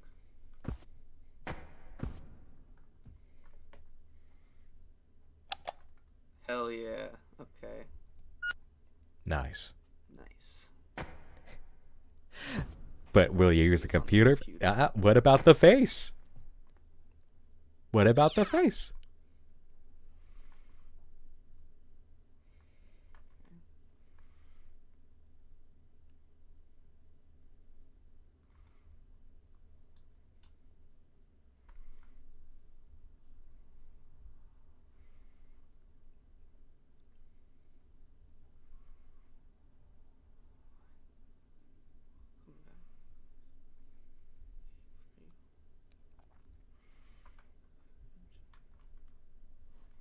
Why am I thinking of Lara playing the YRP game? Like the first edition of it we saw. The Teeny Toys finale came out this weekend? It was the finale? Teeny Toys is complete? Oh my god, we can finish Teeny Toys.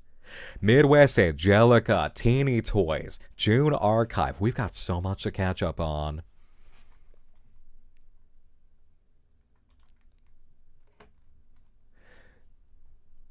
Shadow Watchy says, I have one level house and I want a fire pole in my home so I can slide down.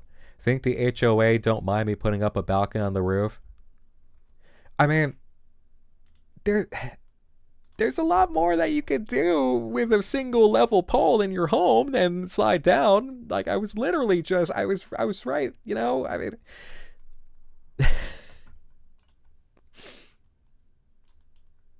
This is not the time to talk about old jobs. What?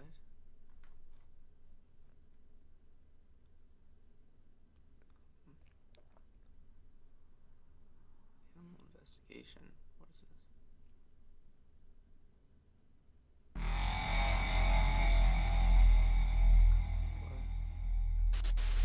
Hello, and welcome to Nighttime Seminar. My name is Davis Stockwell. I'll be your presenter on this.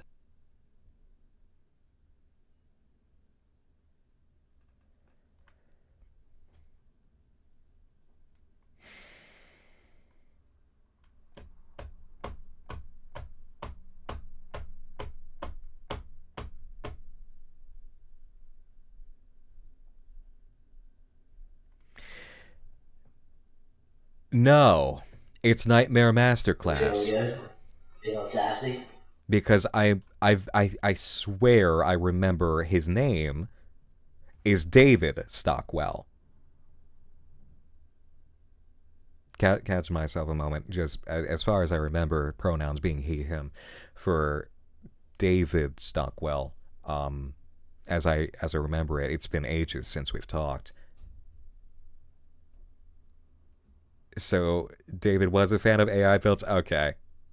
Alright. He also voiced. Okay. Because that... It fucked me up for a minute because, like, isn't that the voice too. Okay. So it's like I had a moment. Like, wait, hold on. Expedition into the shadowy abyss. This is part 72 of my animal investigation series. In this installment, I'll be going over the 5 latest videos, builds 0.02 through 0.04. 72. Okay. I've done bits too, basically laughing at myself in things. Like I remember it's been more than once. I've done that more than once. So it's like when you do get this handed to you, you do have a good laugh about it and roll with it. So this does not surprise. 5, of course. Now, I know Animal Investigator has received a fair amount of criticism for being, well, there's no polite way to put this. It's completely derivative of the critically acclaimed video game Animal Police. In fact, there seems to be a ubiquitous sentiment amongst players and critics alike that Animal Investigator is a cheap ripoff of Animal Police. And that's a sentiment I share as well. I mean, it has all of the same elements. The golden key, the magnifying glass, and even the fence. It's all there, folks. And, well, here's the situation. You know when you accidentally purchase the generic version of the cereal you like, and it just doesn't taste quite as good? That's basically what Animal Investigator is. See, it only makes sense that when a masterful game like Animal Police comes out, a myriad of cheap imitators looking to make a quick buck quickly follow. Is this just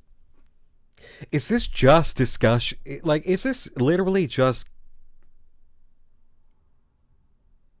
It is.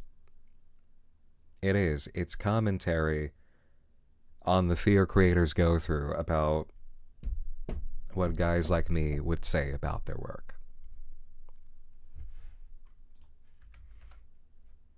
That's what it is. Yep.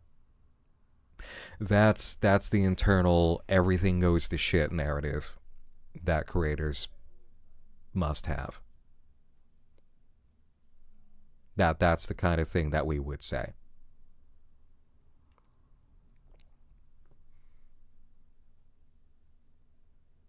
And that's not an easy thing to live with, but that's literally why you've got to do your best to find everything that is genuinely good about a project, because there is nothing fucking original under the sun. And we're going to have inspirations. We're going to have things with degrees of imitation. But this, I can already feel how much this is something that would make a creator or would-be creator talk themselves down from trying anything at all. Is that voice that they get of it's too much like X or it's too much this.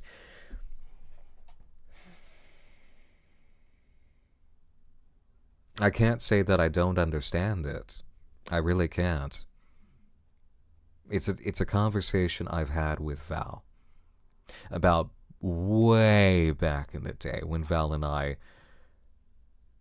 had a lot of respect for each other, but also a lot of disagreements because we were in miscommunications on viewpoints about Slenderman projects and ideas of oversaturation and using Slenderman for more things versus trying to grow out of being yet another Slenderman project. My positions and my understandings have absolutely evolved over time. There's far more credence that I give to the conversations that I was having with Val back in the day and her viewpoints and points that she was making. This is something that we see again with analog horror, is that there is oversaturation of projects where it's not so much inspiration as it is imitating, and it is very clear to see, but there is something that is so extremely important in defending even that, which is the same thing that is absolutely right about fuck yes, make another Slenderman project. Why not?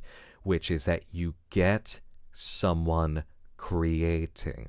You get them on the path of learning, of understanding their ability to make in the first place, and engaging with the passion and the love that inspired them to sit down and do it. Because even if it's imitative and derivative work, it still came from a place of being so inspired that they took the creative action.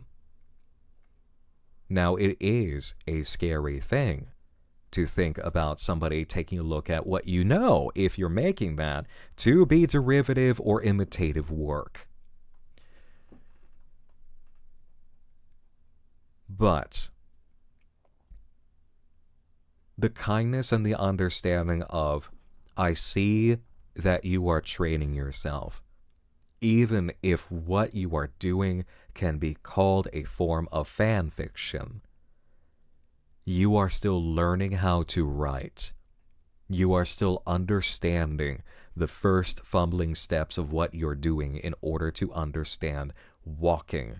And then you can get to jogging, and then you can get to running. As Lazare Marionette says, so many baby creators, both new to a medium and actual children, get chased out of spaces because their first attempt is derivative and poorly executed, because they're new and often young. When I said back in the day, no more Slenderman projects, when I was seeing the oversaturation, it was coming from a place of seeing how much was being done by people in their inspiration from things like Marble Hornets, Everyman Hybrid, the heyday, and then doing something new. Learning in the process, I can make something new with this. That's the place I was coming from, because my fear was, if we celebrate too much of, I literally just made what somebody else made, except it's me doing it, then there is a lack of learning there, and there's an accommodation to that, where instead of being the teacher there to guide to greater heights and original discovery of something that is now truly your own take, your own direction, it is just shrugging and saying, okay, yeah, well, you copied somebody else's work, but hey, all right, you know? And it's just, that was my fear. That was absolutely my fear back then, of just seeing the plethora of Slenderman projects where it was another remix. I kept my mouth shut during the analog horror explosion because I didn't want to be that guy again. During the Slenderman projects boom, I didn't want to be that guy again, even though I knew exactly what I was seeing. And because I had learned there is good in me shutting the fuck up and letting people just get on with their thing, even if it is oversaturation, even if it is fill in the bingo card. But I have still seen a lot of oversaturation of the same things, to the point now where I am late in expressing what I have seen and understood, because so many other people have said it, and it has become a sea of tropes, a sea of the same old thing, that you can meme it now. And it goes beyond unfiction communities, that it is mainstream. When you can find, randomly suggested to you, meme videos about everything that you would see in yet another analog horror project. It's like, well, there it is right there. Because that's literally the kind of vision I had back in the day, where I looked at and said, the Slenderman projects need to evolve, guys.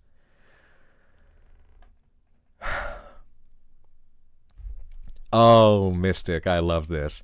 Yet year after year, it's the same routine, and I get so tired of the sound of screams.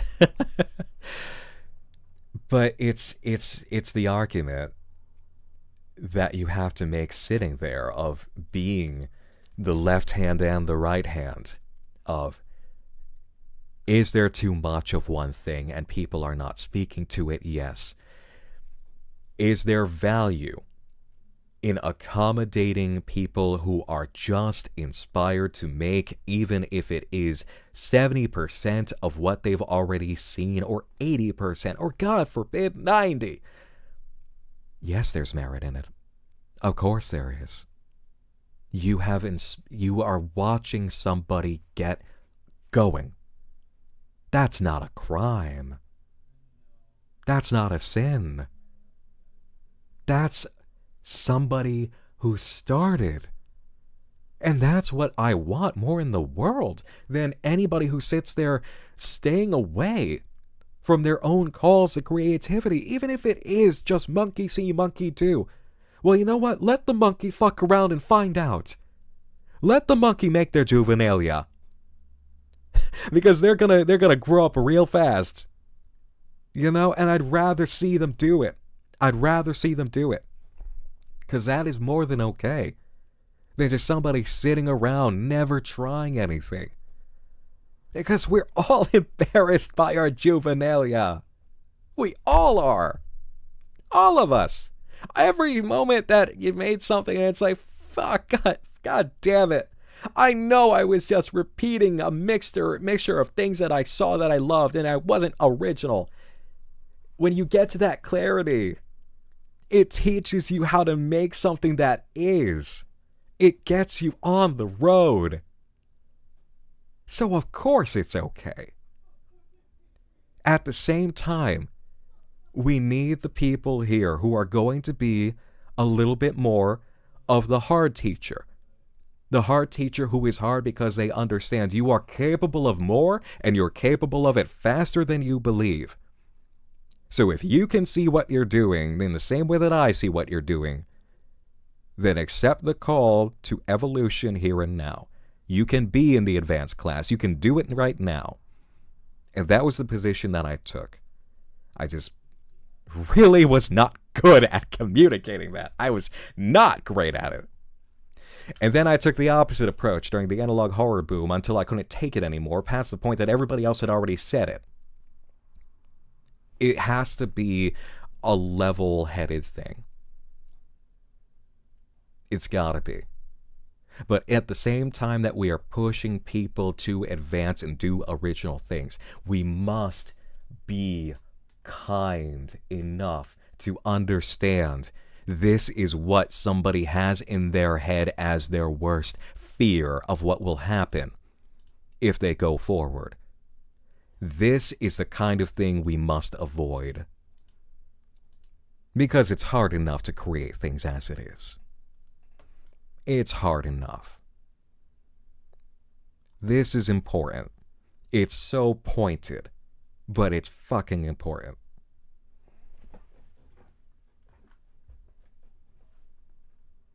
It just doesn't taste quite as good. That's basically what Animal Investigator is. See, it only makes sense that when a masterful game like Animal Police comes out, a myriad of cheap imitators looking to make a quick buck quickly follow.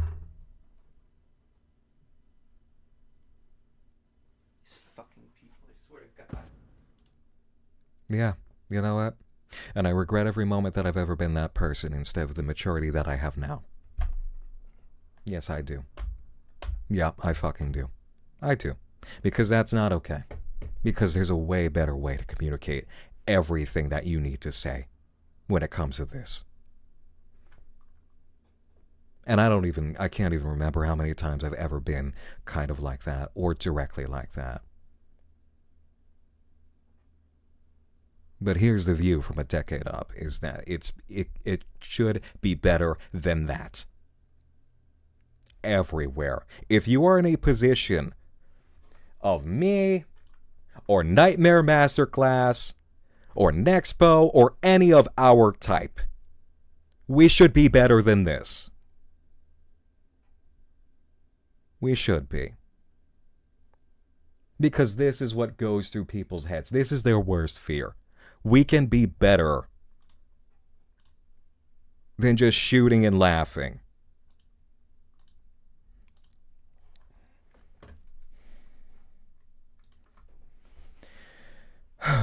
Boonies for you. Thank you for the 100 bits. I feel that they're also highlighting situations where people put Petscop on a pedestal to the point of hating an imitation despite it being mechanically/visually better, not even recognizing it for the technical achievement. Yeah. Gabby's Gullery, great to see you.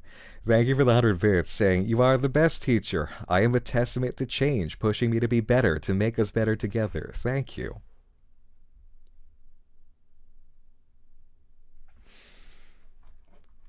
Mystic saying, "Honestly, it kind of reminds me of when I was in college redoing some GCSEs during my first year. My favorite math teacher from high school had actually transferred to teach at the same college I went to. Wow. One day she was like, 'I don't know what you're doing. You're not in this class. This is the foundation tier. I know you have the aptitude to go for higher. Off.' Pretty sure I got an A in GCSE maths at the end of that year, so I guess she was right." Yeah. See, that's it. That's literally always the position I've tried to play, and there have been moments where I know I didn't do that. I fell short of being that. I probably was closer to this than I was to that. And that's the dark line that you slip over, and it's not awesome.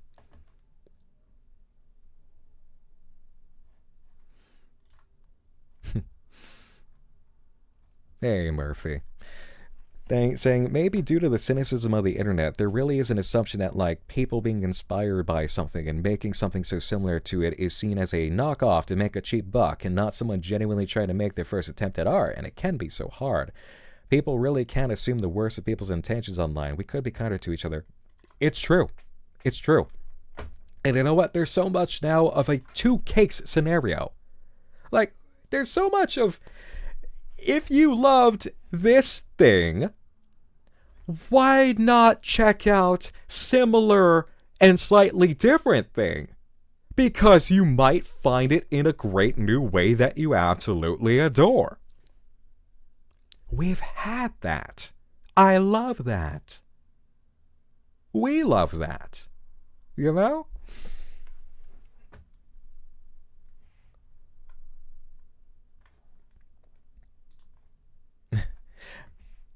Bayo Titties, thank you for the 16 months of Prime.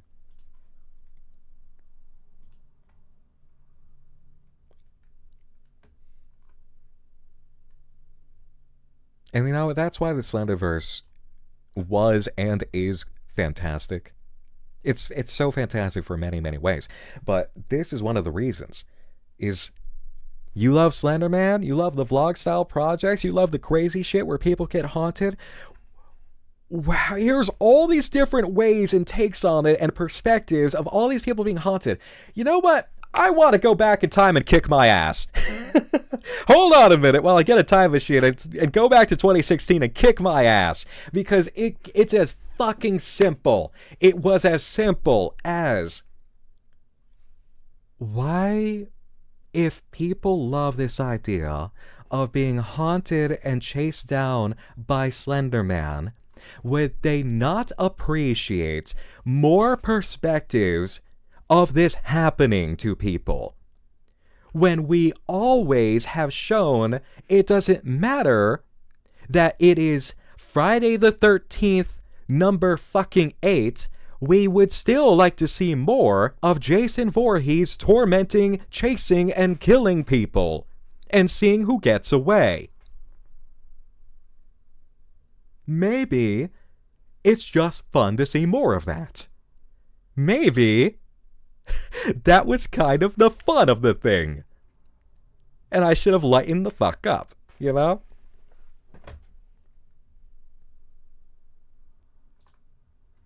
Thank you for the 100 bits saying, I won't bring this up again, but I did want to let you know that your encouragement back when I was writing the fanfic made a huge difference. It actually made me think that I had the capability to create something great, and some 8 years later I've got an actual project in the works.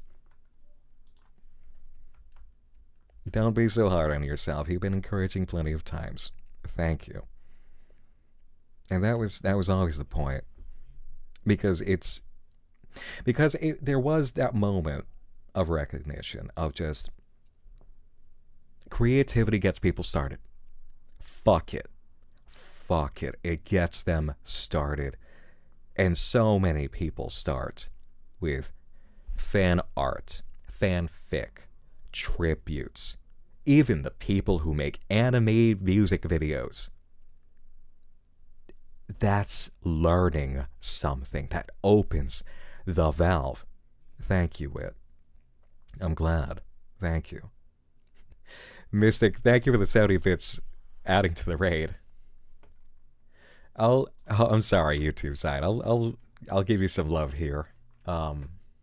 It's not a mental breakdown. No, it's not a mental breakdown. I think it's just the last of the bricks coming down from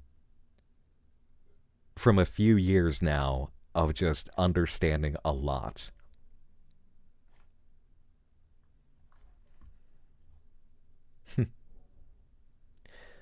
Heidi Girl Sissy Bunny says, that's quite a name. Man, when I was a teen, we didn't have cringe, we had Mary Sue's, but we posted it and was proud. Let kids be kids. Yeah, and you know what? That's how it starts.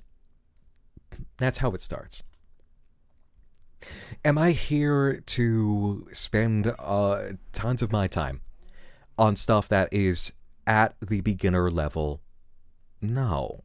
That's not what I do. Nightmind has always been about exploring work that is really... We explore the inspirations. We are constantly in pursuit of, that is fucking amazing.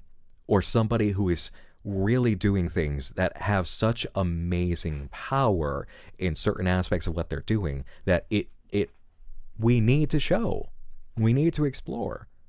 You know? This is the gallery. And that's so much of why I talk all the time, ad nauseum, about how the thing is built, why it's working, how the pieces connect, how things could be better, where things are amazing, moments where I say I have no notes. You know? Because that's what it's about, is look at what you're capable of.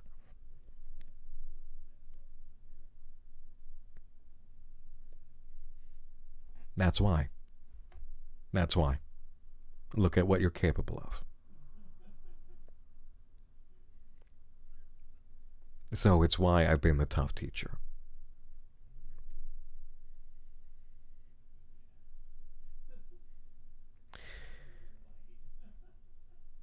But there's a difference between being a tough teacher and being an asshole. And you know what? Some of them are assholes. And I will say it. Some of them out here are assholes. And they laugh and they jeer and they don't respect the artist or the art. And that's gotta stop, because it's not just fucking entertainment for our community and these artists.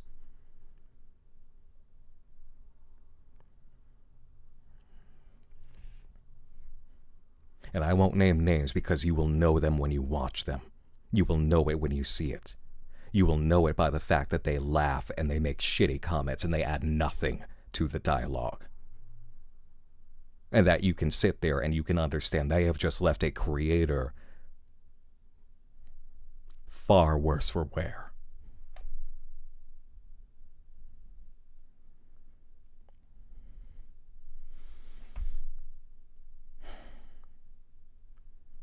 Sorry if this is goldfish memory for a second, but boonies for you. Thank you for the 2 months.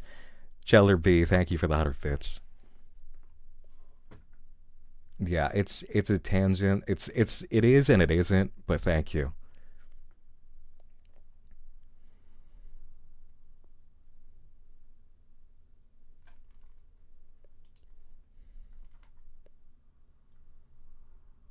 Sanrin, thank you for the 5 gifted subs. Thank you. I appreciate it. Bottom line, make the thing. Yes. Make it.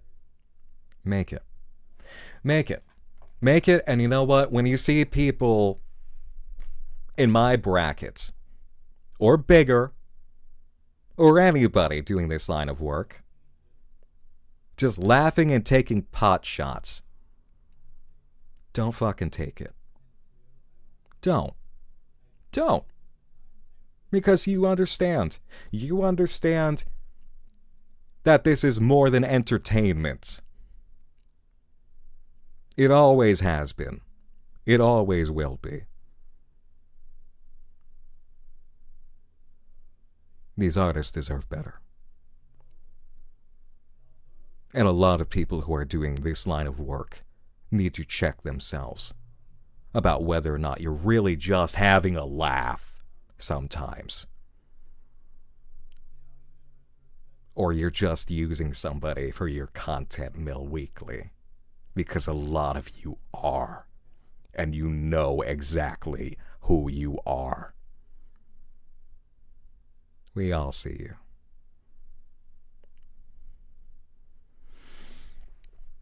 MIW Ataru, thank you for rating.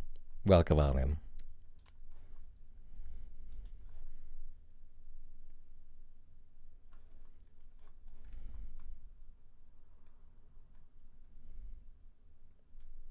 I'll say this too. I'll read this out from Ink and Dreams. If you leave a creative so broken down that they no longer want to create or no longer feel like they can, you have failed. If you leave a creator wanting to do more because they know they can do better, you succeeded. Amen. That's exactly correct.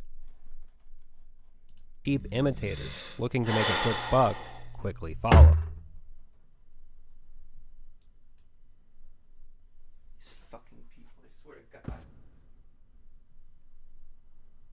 Why can't you people just fucking leave me alone?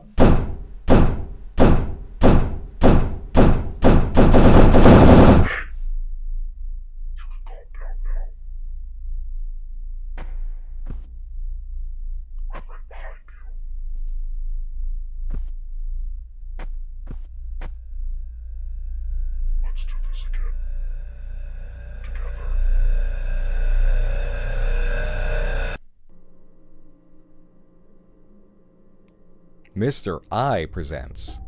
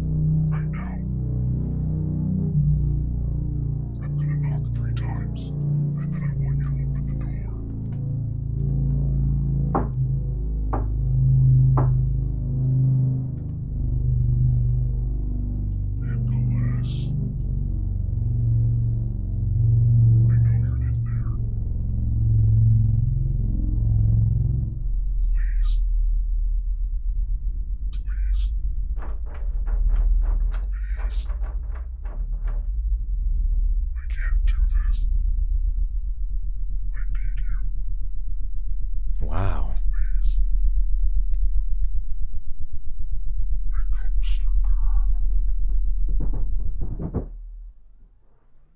That was different. Because Mr. I, oh my God.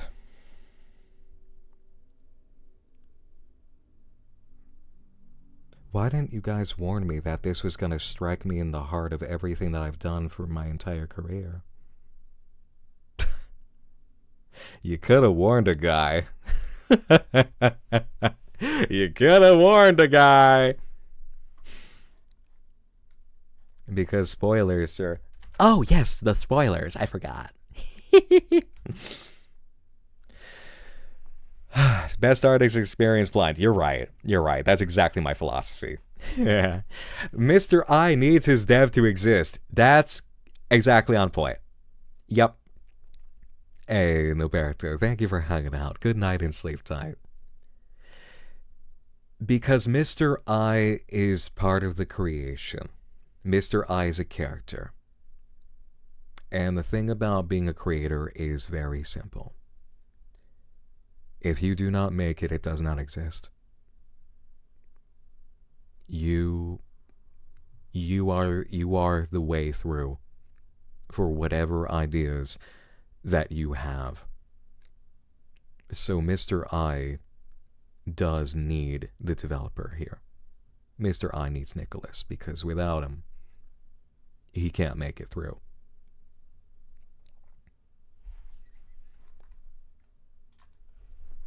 Petty Fan says, doing my gaming podcast stuff, we also review games, and even if we don't like the game, we still try to be constructive with critiques. I can maybe count on one hand times we give a full negative review. Yeah.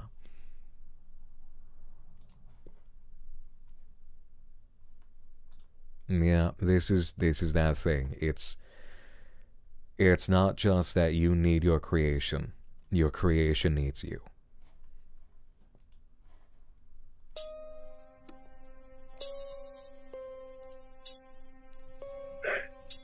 So, I know you're mad at me for what I've done, so I thought I'd make it up to you. I've kept your drawings you made as a kid for a very long time. I thought I'd show them to you again. Maybe you'll feel better. This was the first drawing I ever got to see you make. I watched over you as you did it, and I was so proud of you. You're such a talented person. I wish you could just let your creativity fly once again. This one you call Mountain Face. I don't know the story behind it, but it's very nice. You didn't put your name on it though for some reason. I wish I knew why. And this one means a lot to me. It's the first drawing you ever made of me.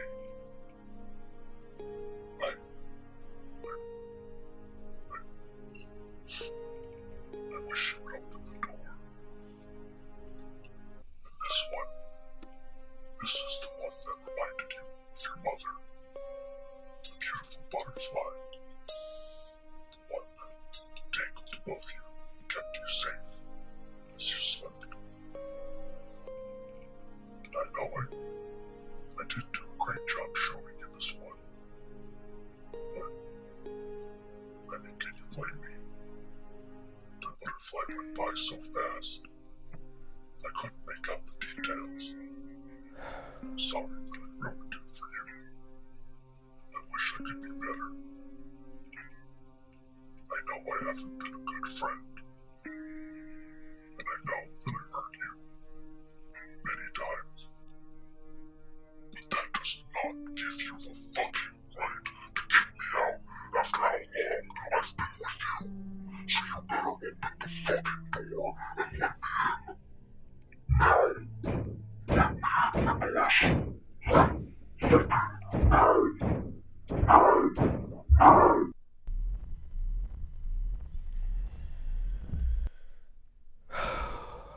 I don't even...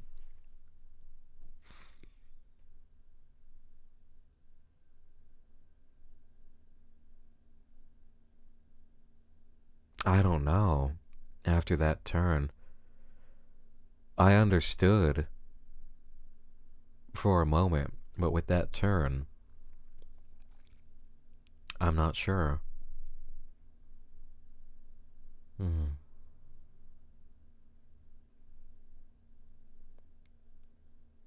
Because it still can be all the same entity. As Callan Journey says, the scary relationship we have with our creative side being our friend and our enemy at the same time.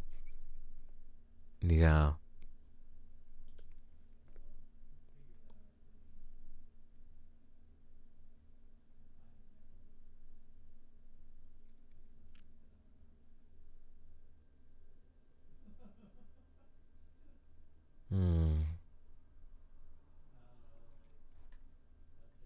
No, not a tulpa.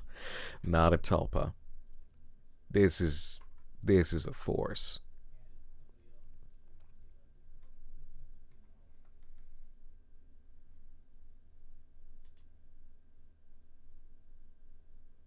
I think it's inner vision.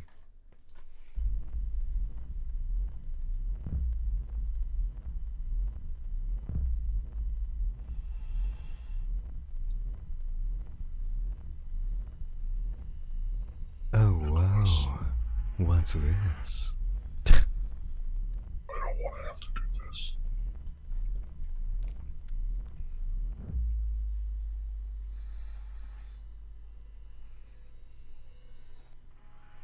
You're not going to open the door unless I make you open the door. I was going to be nice about this.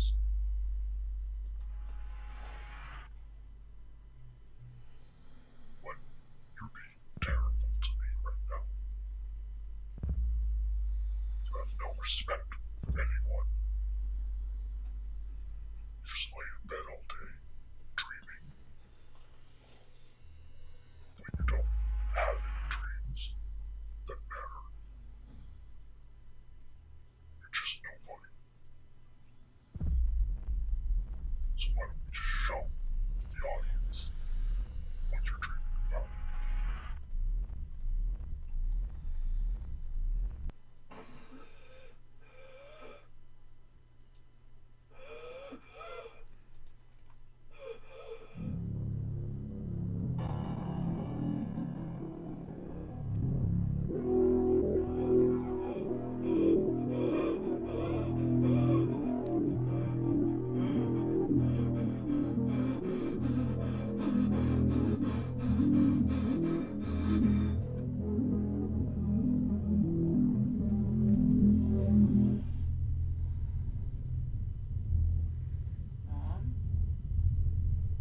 Mommy?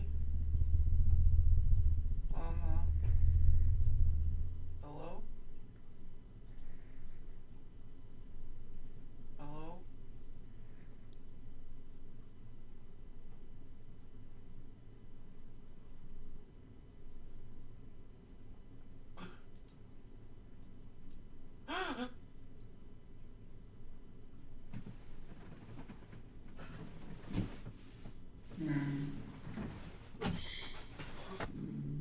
Huh?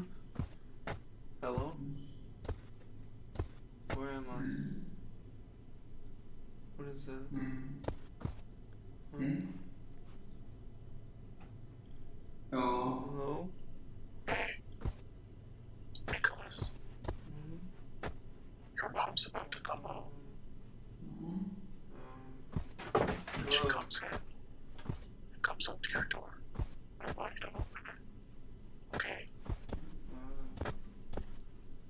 Oh. Who's that? You got that?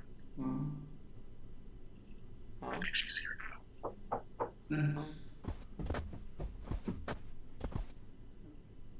Hello? Open it, open it, open it. Open the door. Mom?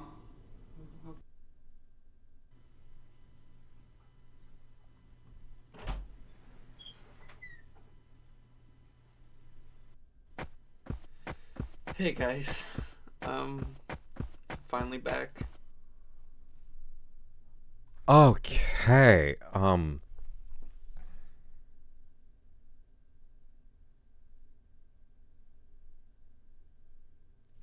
what's the likelihood of Nicholas's mom being associated with butterflies and his dad being associated with Mr. I? It's possible. This series makes you beg and plead for the protagonist's safety. What the fuck just happened? A major inner conflict, that's for sure. Because Mr. I really feels like... I gotta tell you, it's just the Pets Cop echo is strong here. The meta-narrative idea that this is a House of Leaves kind of situation is very...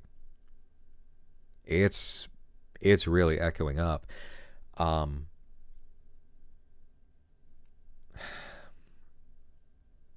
I was thinking for a moment that Mr. I is inner vision, which is a little bit more of an ego construct. That it might be inner eye, but it's more vocal than visual. Because it's got such a harshness to it. And yet at the same time, Mr. I does not exist without the creative force making this project to bring it into fruition. I feel as if it is a creative aspect, that's for sure. Will this be going on the live channel? Yeah. No, don't worry. I'm going to leave it up raw. And there's going to be a VOD edit by Moone. Don't worry. All this from the same guy who gave us Summon House and that damn dog. The people who have the power to make you laugh also have incredible power to scare and make you cry, too.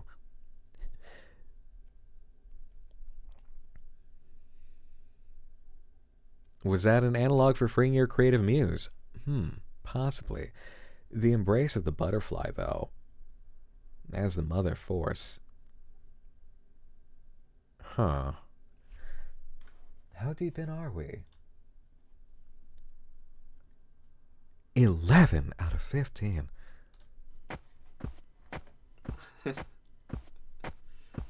So this is it. This is the new build.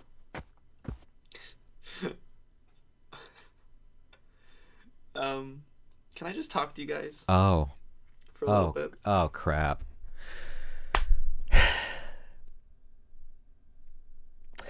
Oh, crap. Oh, crap. Did you do that thing where you hit it with a wrecking ball instead of calming down and then working through? Sometimes you need the wrecking ball. Sometimes it's actually exactly what it calls for. Because then you will rebuild appropriately in the right direction. Otherwise you snap like a fucking rubber band. Oh boy. Okay, here we go.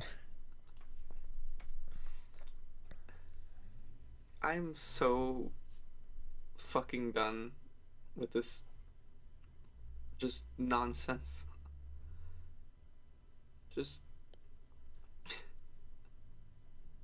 I don't think you guys understand how much this takes out of me as a person. Oh, no, I get it. Like, what the fuck am I getting out of this, you know? Uh-huh. It's just the same thing every day. How am I expected to make a fucking game if I can just barely get out of bed each day? How the fuck can I make a game? Why did I think I could make a game? Especially with all you fuckers telling me over and over that I'm not adding anything to the table. That this game is not even mine at this point. You guys want to see more of me in the game. You want to see more of me in the game. More of my vision. I don't have a vision. I don't have a voice. I don't have anything. I don't have fucking anything. I haven't had a vision since I was like a fucking kid. And all that's gone now. I'm 21 years old. What the fuck? I got nothing. I got nothing. Like, if you're wondering where everything is now, I deleted everything. Because the more I just added stuff, the more I tried to bring my vision out there, the more I just wanted to kill myself. The more I couldn't. The more depressed I got.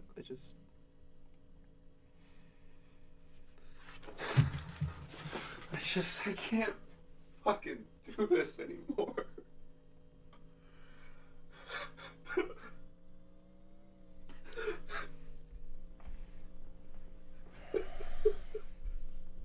What? Why can't I just go back? And why am I uploading this? Why am I gonna fucking upload this? You can just feel my negativity in these fucking builds.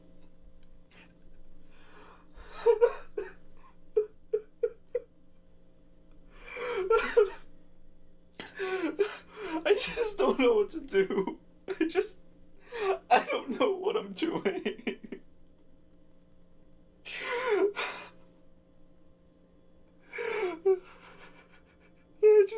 I just can't keep fucking doing this anymore. I'm so fucking unhappy.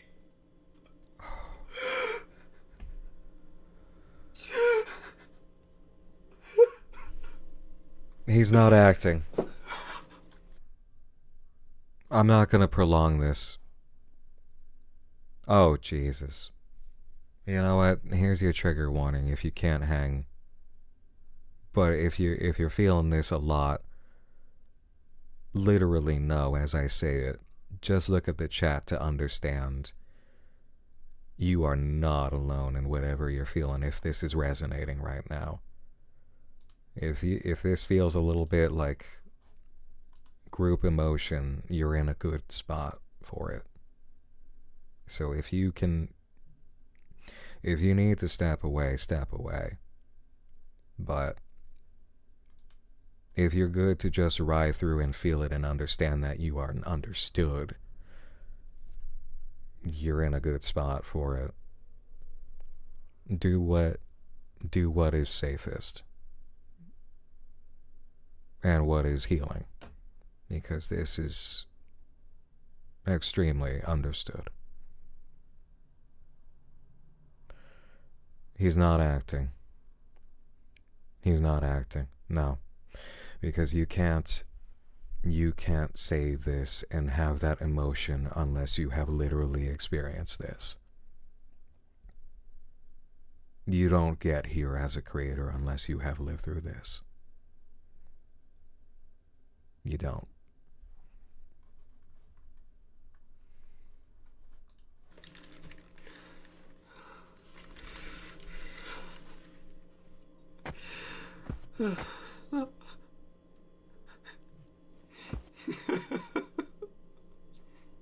And there it is.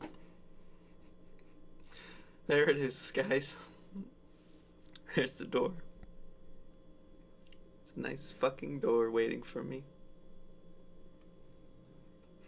I don't even want to know what's on the other side of that door, guys. I don't want to know.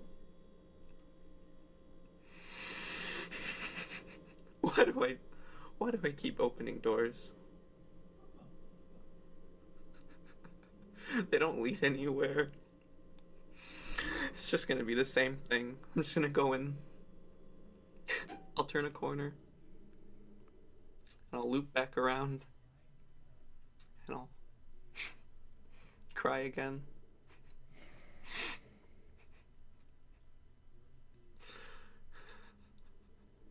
It's just gonna wait for me.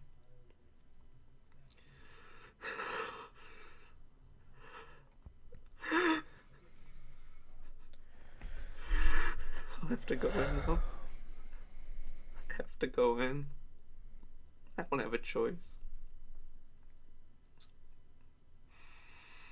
Alright. Let's see what's in there.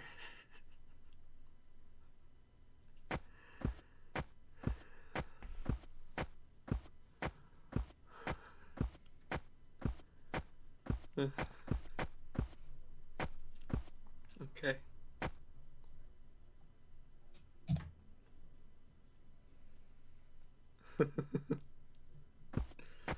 Why am I not surprised? Oh, okay. I'm not surprised at all, to be honest. Okay. Let's go in.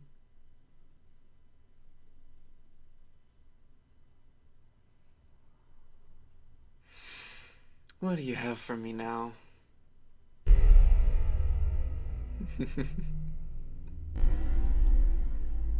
Alrighty. Oh, I bet it will. I bet it'll let my creativity just flow out of me. Alright, I'm looking.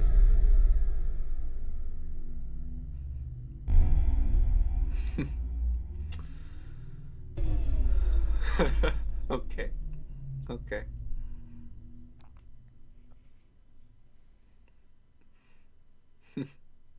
Hey. What's up?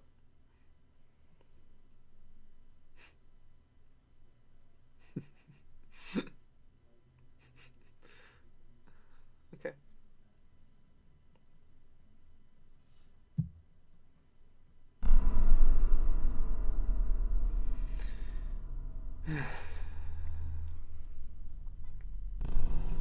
So I don't know what it wants me to do, but I guess I'll just stare at it. I'm getting too many comments overall of chat, brace yourselves, and gag warning to not literally say it. Man, we have sat through some hardcore shit.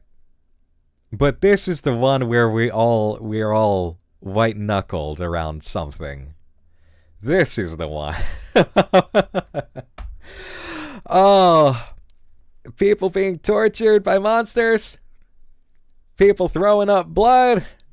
Okay. Descriptions of serial killings. Okay.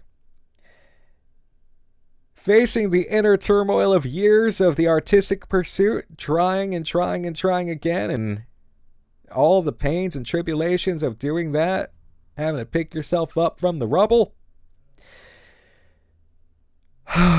That's this is the pause and stop and go part. For us, this is the one that it does it. Okay. All right. Well, you know what?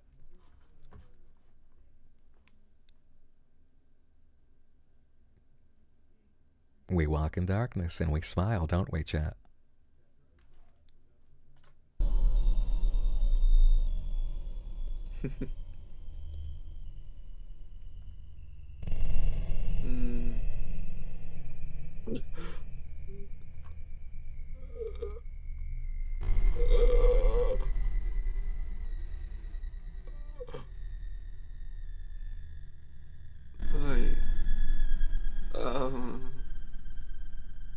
That's mine.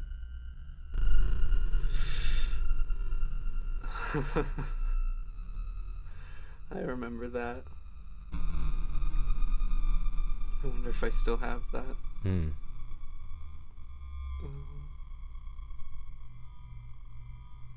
Okay. Is that it? Is that all you have for me? What? What the fuck? No. No.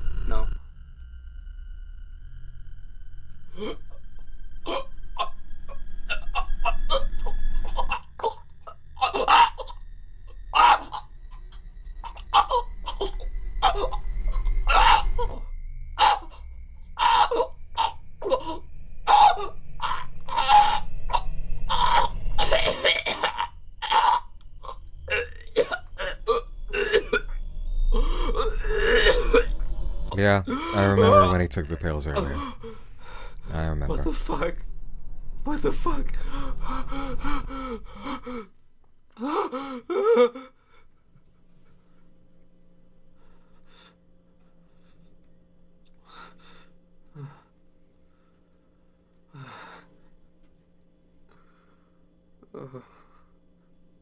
Not today.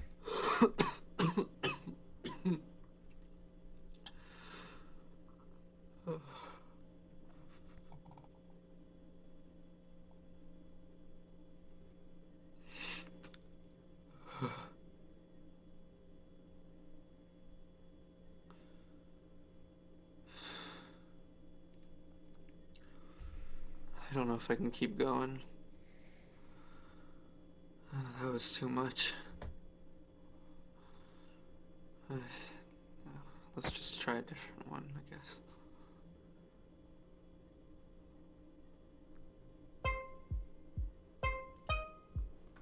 The fuck?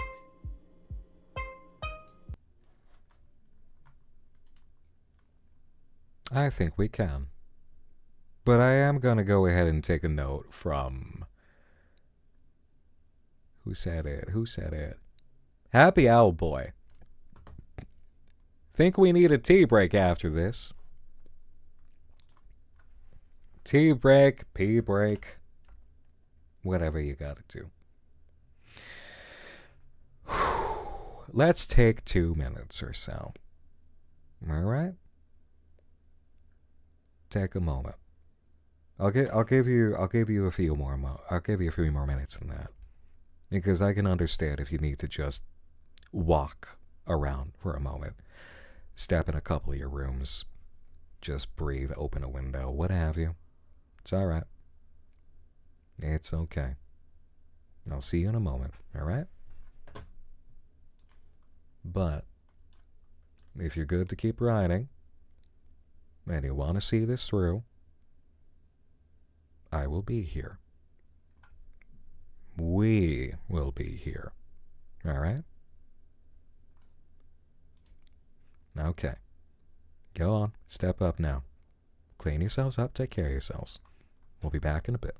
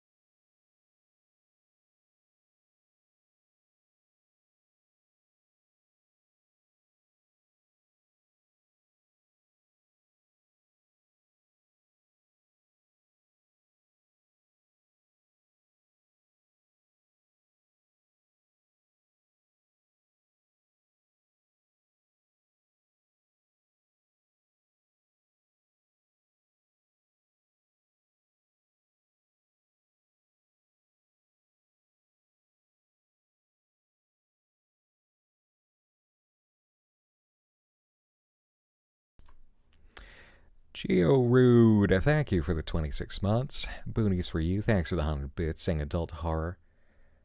MIW Otro, thank you for the 28 months.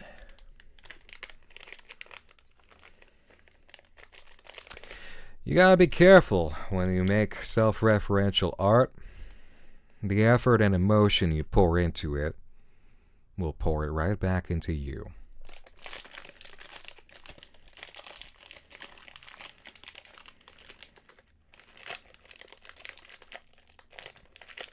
This is a protein bar. Because I stood there and I thought, how the fuck am I gonna go to the gym after this? And then I immediately thought, fuck that. I deserve to go to the gym after this. Get a fucking T-boost, high as I can, swell up, fucking flex a little bit in the mirror, wink at myself. I deserve that after this. Wouldn't you? So fuck yeah, I'm having my protein bar.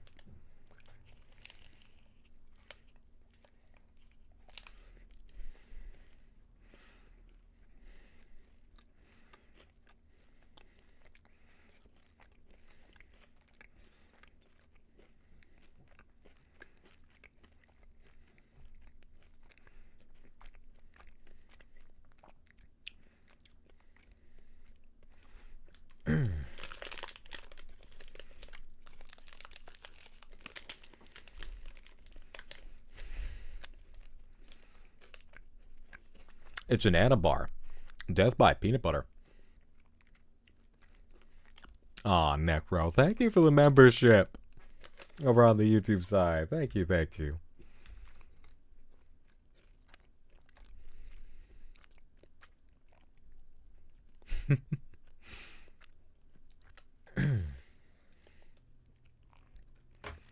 How did you get the motivation to start going to the gym? Because muscle feel good and sexy.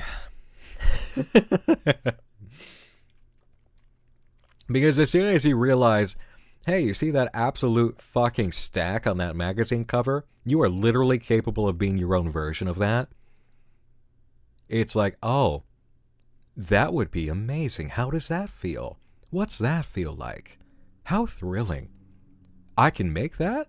Cool. Cool. Let's do that. And then I did. Then I went on that. And in the midst of it, you find out a whole bunch of other things that you absolutely love. And then bodybuilding teaches you all sorts of things about life that apply in other ways. And it's amazing. Oh, and you build a mind-body connection that you understand because you're doing this, that other people don't have this kind of mind-body connection and control. And it's like, whoa. Now you're playing with power and things that other people... other dudes might not have, and it's like, whoa. I can have rockin' tits? Yes! And sometimes that's the only baseline you need. It's just realizing, looking at it, just you slowly put it down and your eyes open in revelation. You see the light, the camera zooms in. I can have rockin' tits.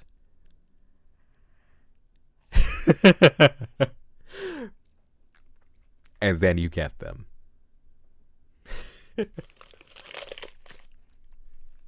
Right, honey?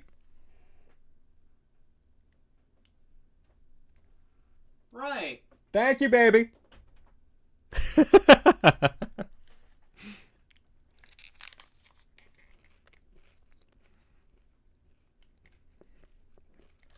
We continue as soon as I'm done eating this.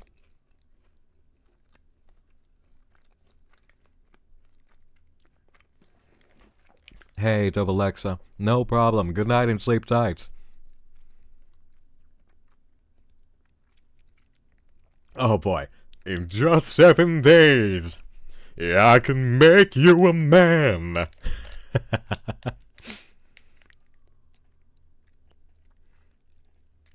Oh, that's such a good number. I've literally felt that at times.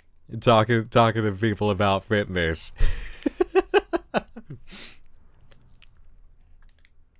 I should have dropped a YouTube video to that number from Rocky Horror when I started talking to Roy about weightlifting. You see this? This is what it's like.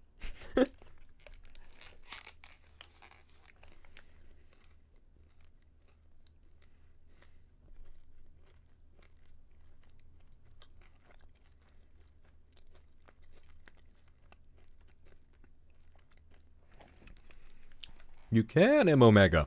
That's the beauty of it. See, that's the thing that I wish more people understood about fitness. Anybody that you see, any shape, any weight, any bulk, you look at them, don't think, God, if only I could be that. Literally understand in the moment, I can be that. Yes, you can. You want to achieve that, you can do it. You literally can. You will be your own version of it. But you'll be your own version of it. And that's fun. That's really fun to watch that develop. Because then you actually understand what version of it you are and what the aspects are that come out as you develop. And it's like, whoa.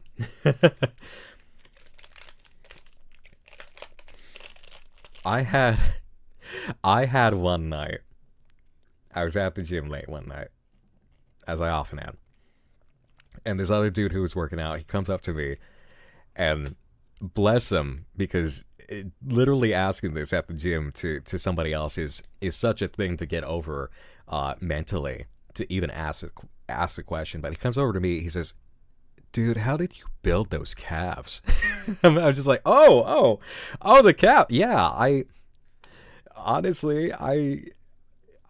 did a lot of uphill walking when I was younger, and biking. And I think it just really formed them up a shit ton. It like they're just kind of like this even in the off season. But it's that kind of thing where it's like you'll see, and it's like you just get inspired. It's like, how do I make that? Because I could, you know?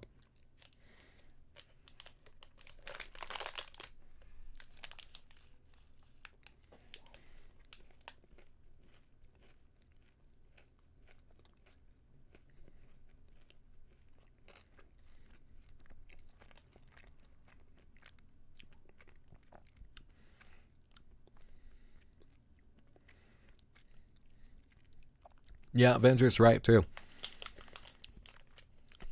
Squats will do a lot. You want to just hit all the legs at once, including ass? Squats.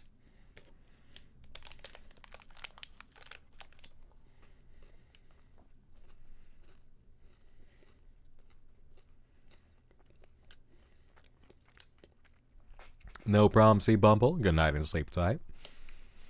Gibbets is correct. Like art, you can make the things happen.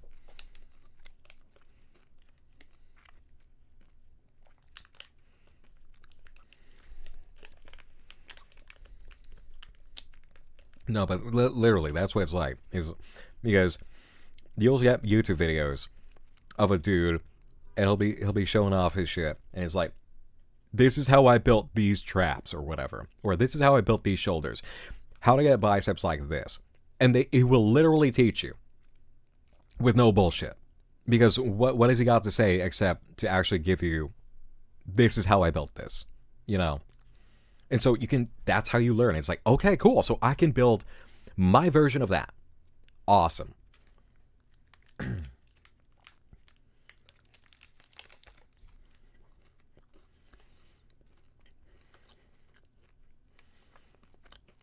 Unfunny nerd, this is the therapy. What are you talking about?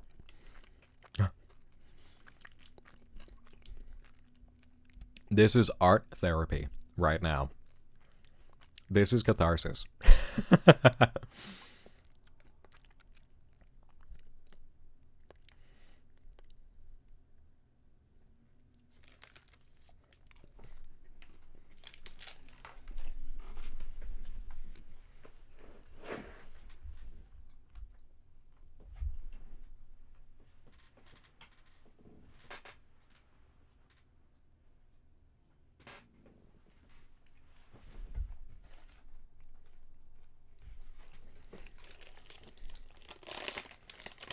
All right, hold on. We're about to kick back in. Let me throw this out.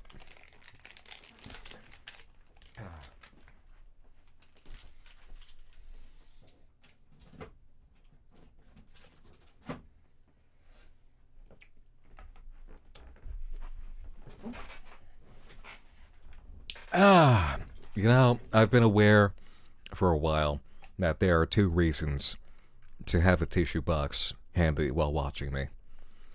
I'm sorry that the 30% reason for it tonight is so potent that it's hitting like 80. But at least we're together, right?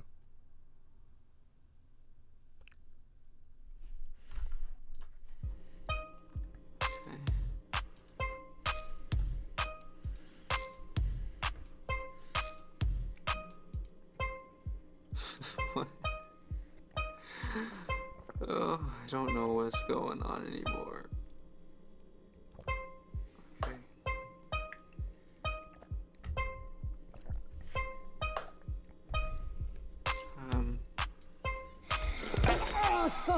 It's this way.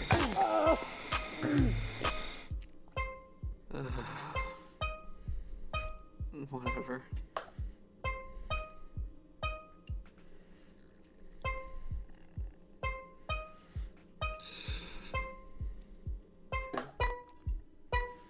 What?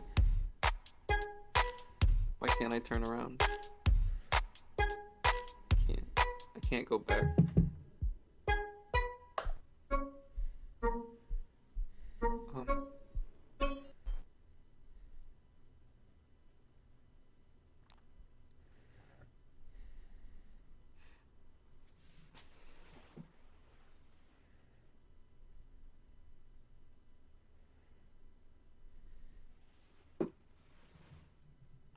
It happens. Still going. I've done it.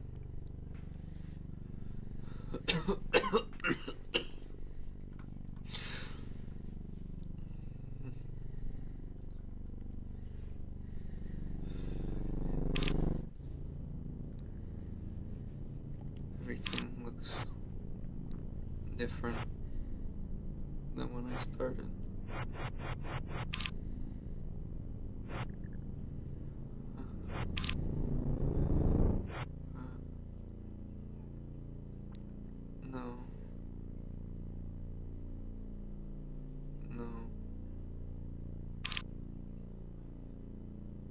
I'm very sleep deprived.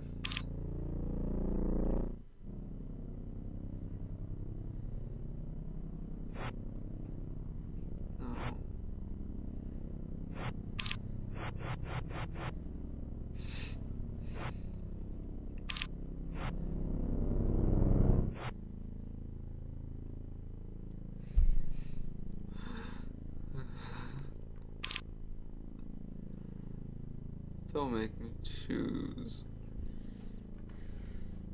No, not the Marble Hornets ending.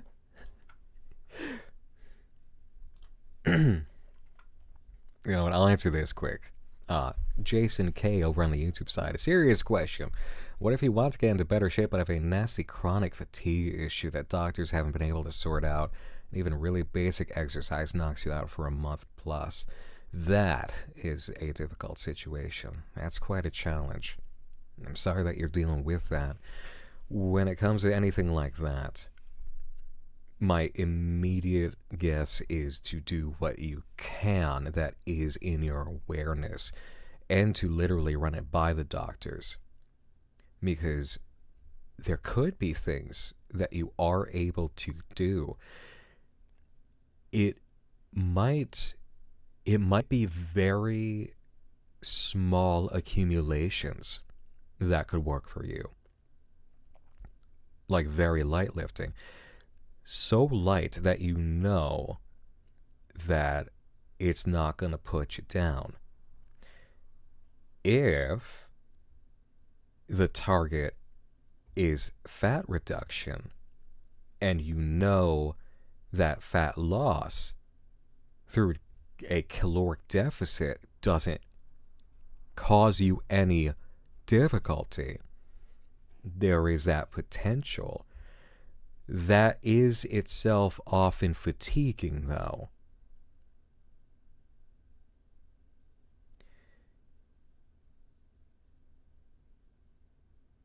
Fatigue itself also might be related to how and what you're eating. It would definitely be something to discuss with your doctors. There's gonna be a way. It just probably has not been figured out yet. That's what I'm gonna say is, there's always an answer. There's always a solution.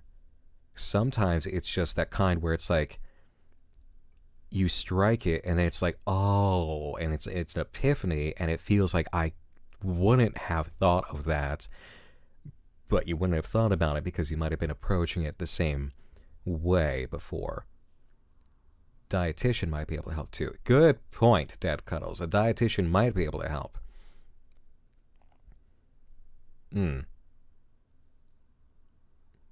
Potassium. Yeah, Iron Fox. Yeah, potassium can be a sneaky one. Sometimes that's a difficult one to get in your system regularly. Please don't.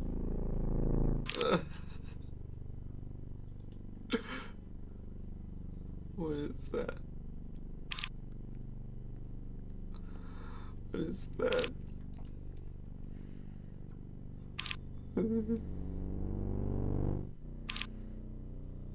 Again.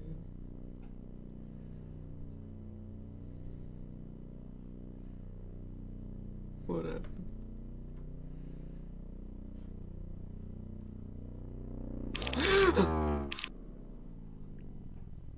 Oh.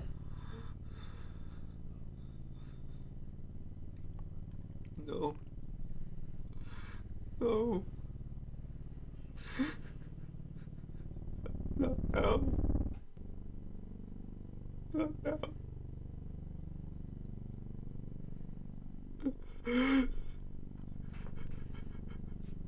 No.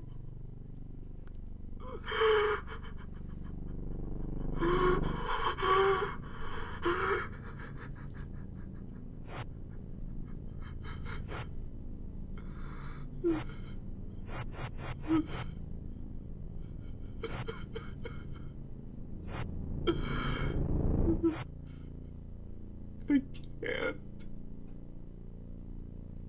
I can't.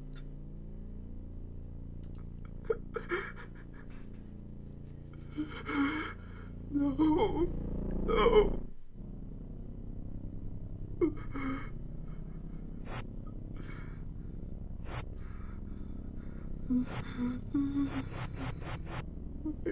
Why are you showing me this?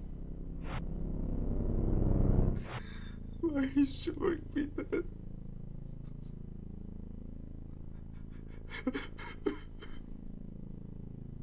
No. No. No.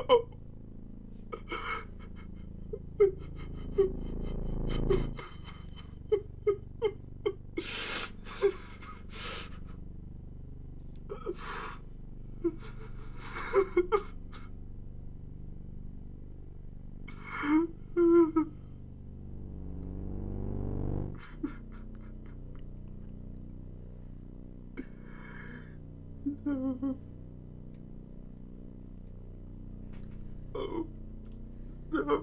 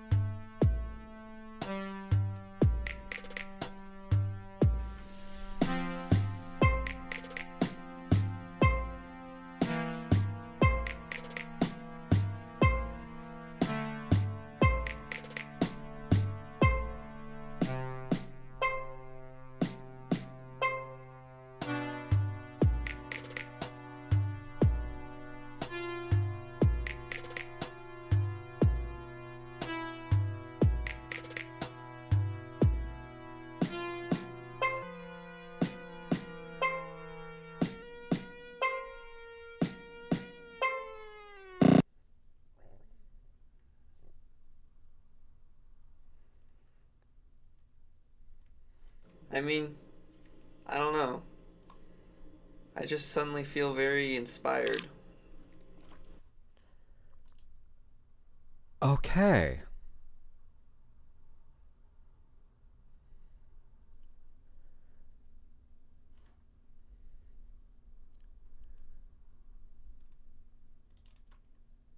Huh. Raiders from Feline Issues, welcome on in and thank you. Hope you had a lovely stream. We're deep into an unfiction project that is quite heavy. Quite heavy. I'm feeling more like the force we were just experiencing might be more positive here than negative, but I'm trying to understand. I know it's ironic. I'm trying to understand the Tea Party context here myself at this moment.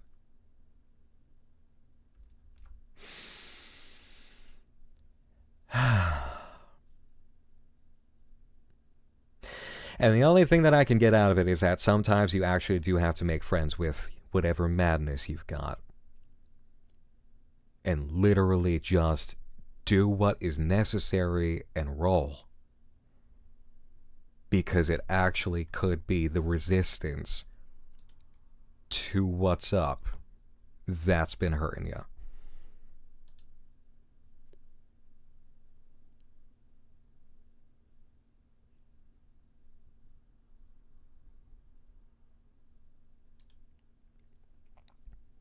There's a sense here.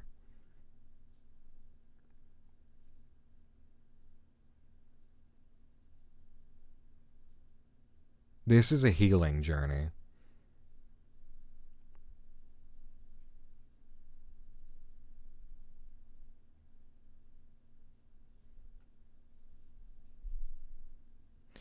There's a distinct calling to genuinely get healthy, get help. But actually sit down with it.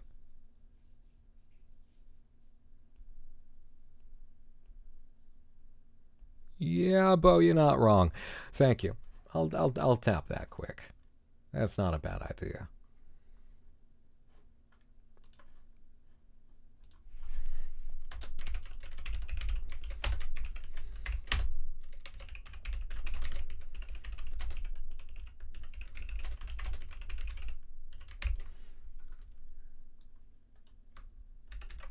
Thank you.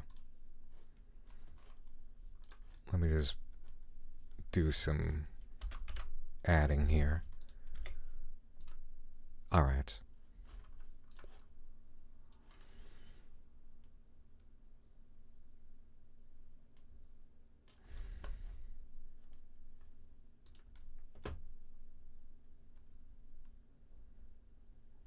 Cat on a Journey's got a great point here.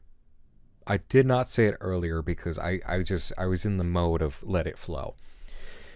Cat on a Journey saying, like I said, in a hallway of doors that are open, closed, and whatnot, we have to actually open the doors and feel the emotions in order to understand how to move forward, whether in darkness or light. Yup.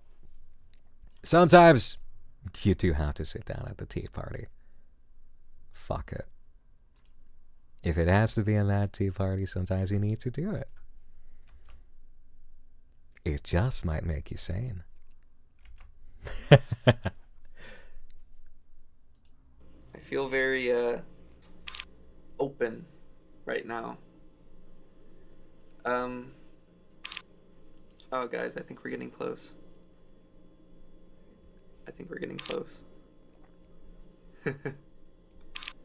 There he is. There's our guy. The ant! Hey. Talk to me. Go ahead. I'm so glad you made it to my tea party.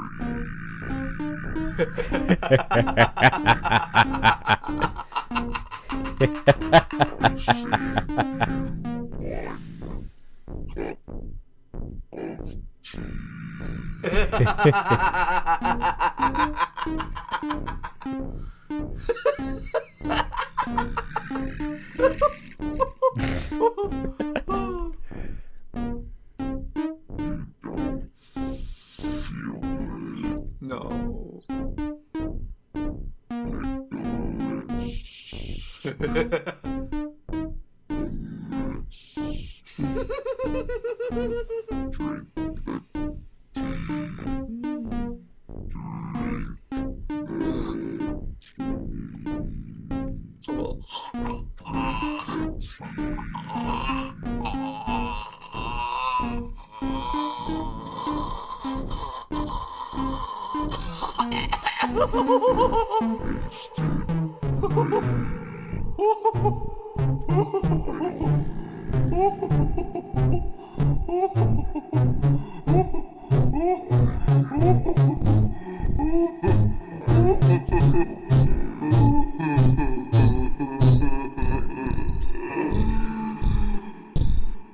That's funny. I feel tired. Me too.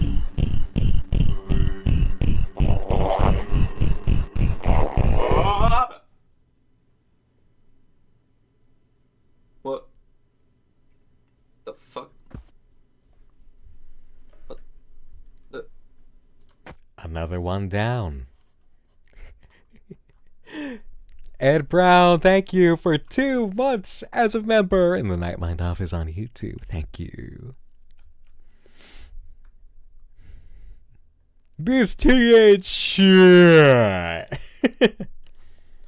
Sometimes we just need a good cuppa, guys.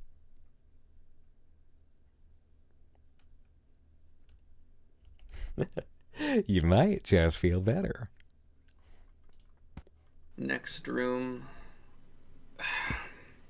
Wild seeing this again. What do you mean seeing this again, Synth? Hello, Synth. I can smell numbers. Oh, you're on another level when you can smell the numbers. See, I've only just started tasting them.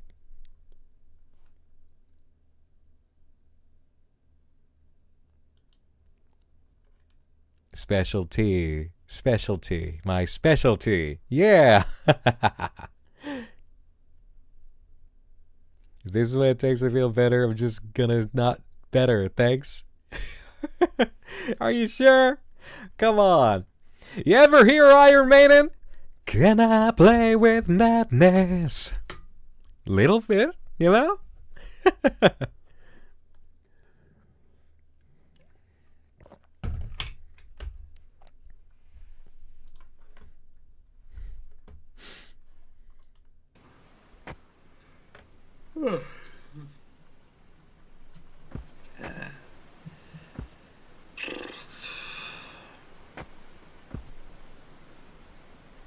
Nice. All right, where are we at?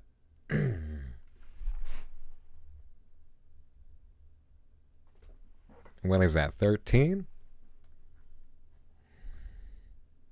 So is the ant his actual doctor and the tea is more pills, but in the state he's happy to take it but still choking resistant? Or what do we think? I think Mr. Ant, I mean, it was already part of his creativity. It was already part of it. Think about how this has gone. Mountain Face was in the first room. Mr. I seems to be guiding the experience in some way. He had the tea with the ant.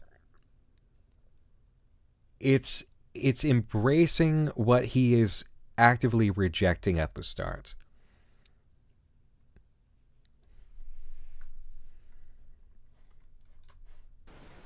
Can I play with madness?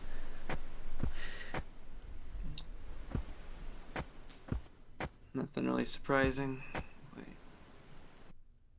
Let me grab. Wait. Damn it. Perfect child programming. There it is. There's a little bobblehead. It's paper and a figurine here. Or a figurine, sure. Got that Fallout brain. Nothing over there.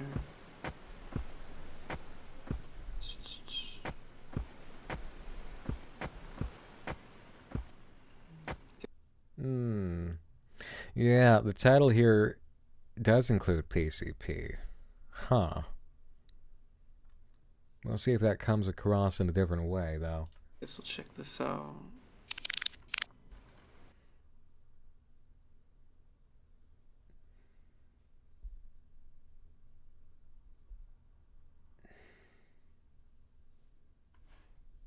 Shit. Oh boy. I'm having a hard time reading this. Oh, Perfect Child Programming. Yeah, PCP, Perfect Child Programming.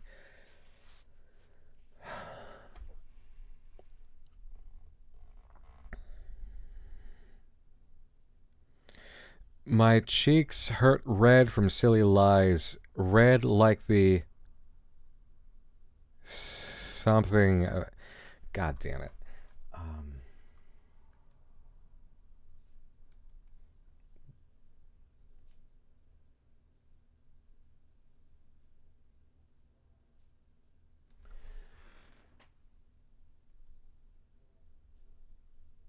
Red like the color of my bloodshot eyes. I beg for more, yet long to... something. No life is...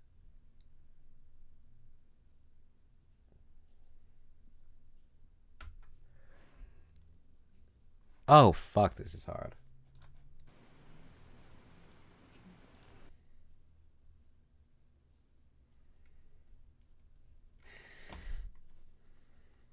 No life is earned by wasting mine. I search and I search, but to no success. Okay.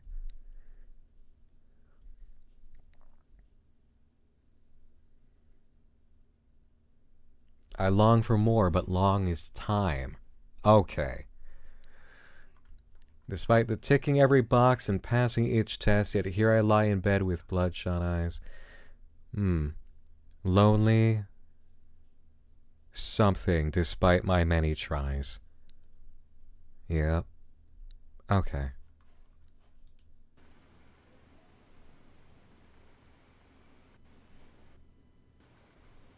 It's describing the misery of his state. I wrote this. I just wrote this. You just wrote it. Okay, well, that adds context. I don't know. Well, that's a note. Little figurine. What the fuck? Press X for a catchphrase. That's funny. What? Hey guys, so this is just to prove to you No. that I wasn't... Why do I keep opening doors? Why Christ. can't you people just freaking leave me alone? What in the fuck? Wow. That's how he knows his brother to see him. Wow. Wow.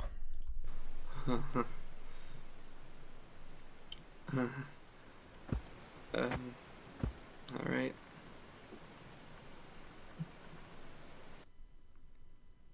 Yeah, jeez.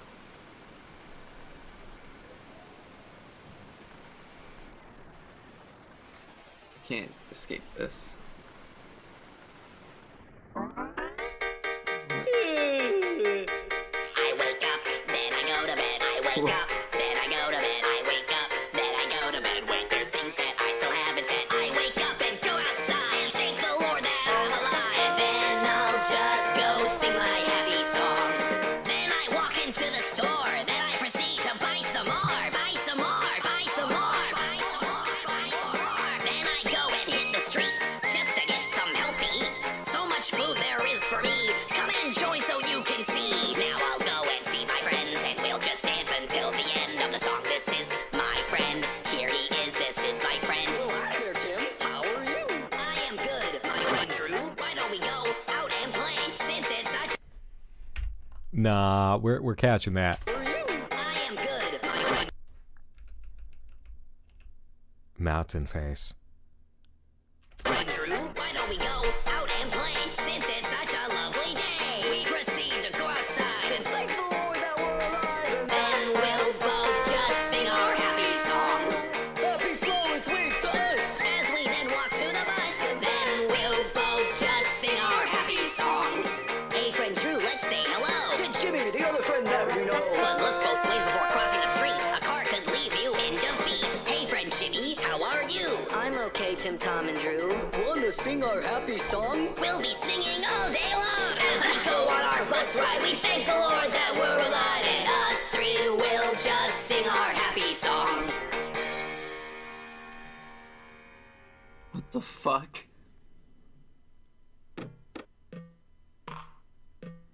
Hey Drew, what are you working on? Oh, hi, Tim. I'm just working on a new drawing. You want to see it? Sure thing, buddy. Show it my way. Huh. I mean, you put a lot of effort into it, Drew. But doesn't it look a little similar to the one that I made? Oh. I mean, yeah, I took a little inspiration from your work. But that's not a problem, right? Why didn't you just make your own thing, Drew? There's a lot of stuff you could make. You don't have to make it look like my stuff. Talk to me, Drew. Why can't you just make your own stuff? Drew? Drew! Look, I'm sorry, buddy. I just, it's hard to come up with your own stuff when you're as sad as me all the time. I'm just trying to find my place in life. I'm just trying to understand my abilities, and I just want to make my own stuff, but it's not easy sometimes. It's not easy. Well, it sounds to me like you just need a little inspiration. Would you like some help on your next project? I can help you. Drew, do you need help? I can help you.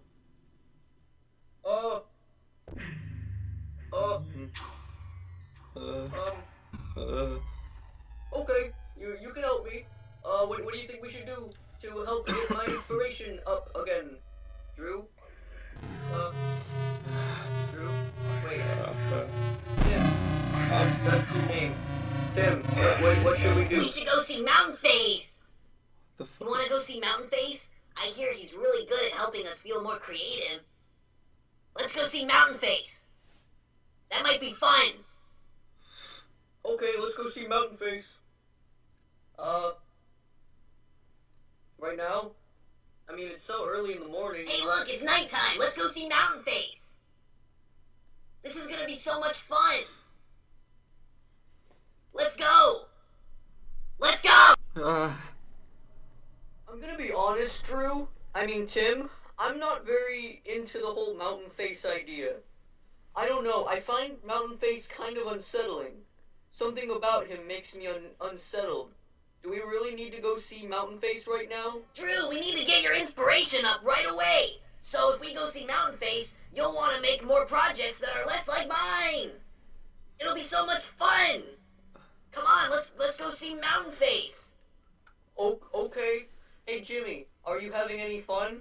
I'm okay, Tim, Tom, and Drew. Yeah. What? Huh. I could have sworn Mountain Face was right here. Wasn't he, like, here? Drew, wasn't Mountain Face here? Where is he? Wasn't he right here? What the fuck Drew? is going on? Drew, wasn't he right here? Right here? Yeah, he was right here. But I think we need to find the clues to find where he went. Right?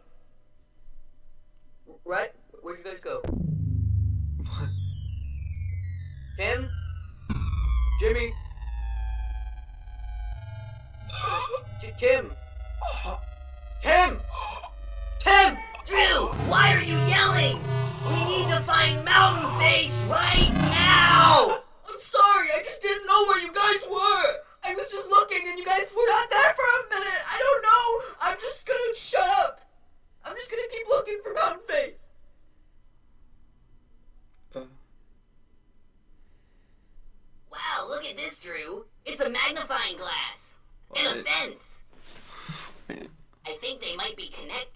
That's my build. If only we could find the key to this situation. That's we mine. could find Mountain Face.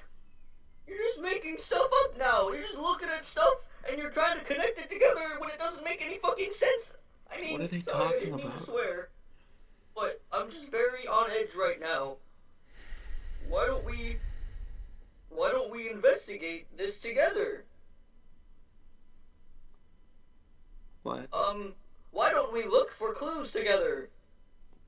I know just where we need to start. What was that? Follow me, Drew. What the fuck? Follow me. I know just where to go. I remember. I'm remembering. I remember. What?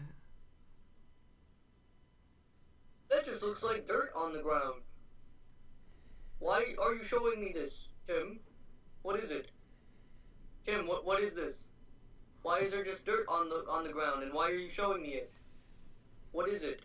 Do you remember Nicholas? What? No. Who's Nicholas? What? All I know is us three. Tim, me, and Jimmy. Who's Nicholas? You don't remember? No. Who's Nicholas? Who is he? He killed himself. Yeah, he killed himself. Took too many pills. We buried him here. Didn't give him a gravestone, though. He didn't deserve it. Because he was a coward. You can't just leave your friend like that. You can't just abandon everyone that you love. Because you're out of inspiration. I don't want you to end up like he did, Drew. So stay away from pills. Stay away from anything that can hurt you. Stay away from anything that can hurt you.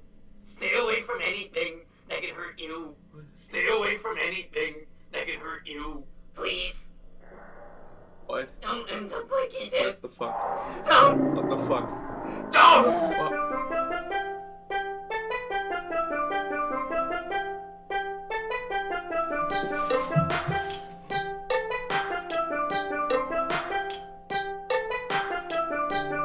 How do I turn this off?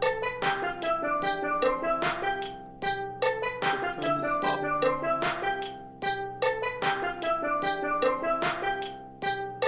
Can't. Nothing's turning off.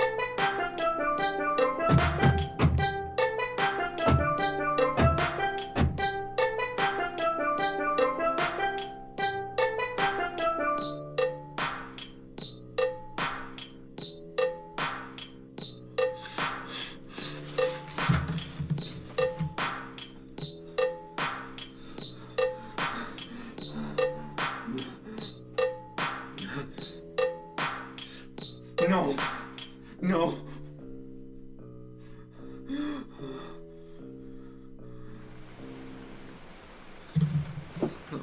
Getting out of here. Getting the fuck out of here.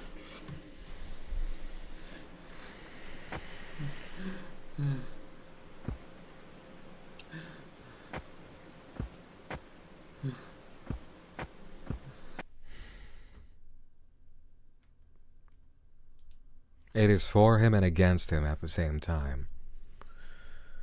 I don't know how much it's just trying to throw elements of his own self-doubt in his face to overcome it. Because this is man versus self. Fallen One, thank you for the fresh prime. And hey, JC Hong, thank you for the 5 gifted memberships over on YouTube. Appreciate you. Good to see you. Thank you.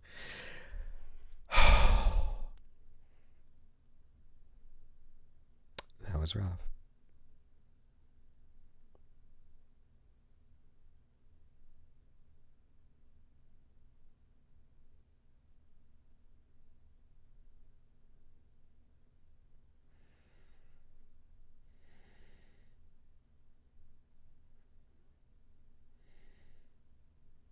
Is this supposed to be exposure therapy?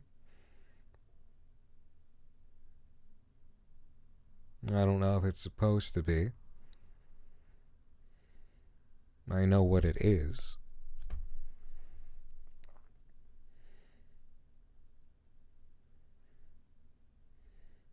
It's for him in a very aggressive way. It is.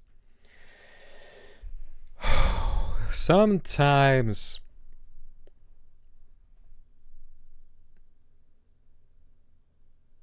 Well, sometimes the hard work is hard.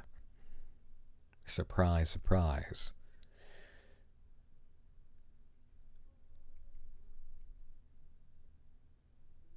He's being challenged. He's being really challenged here. How much is it the old creation giving tough love to save themselves instead of being concerned for MC's well-being? Gibbets asks on YouTube.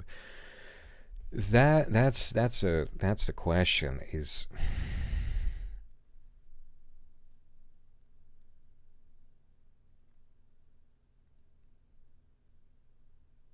this is man versus self with no outlet. This is hard therapy.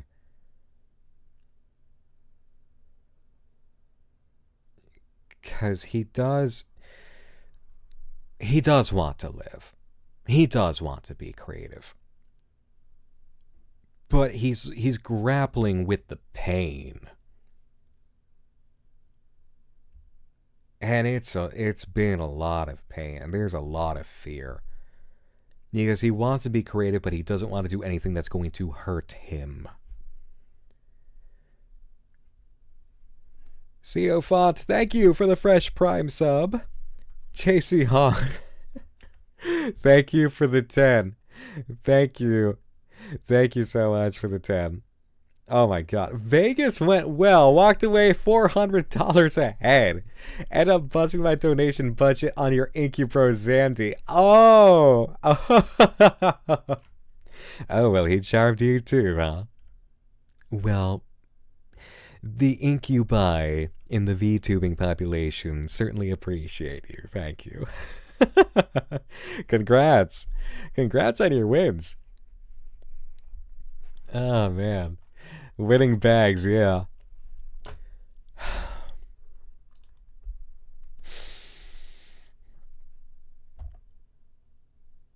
Nicholas needs to stay healthy. If it means the pills, it means the pills. If that's the current situation, he needs to believe in his own creativity.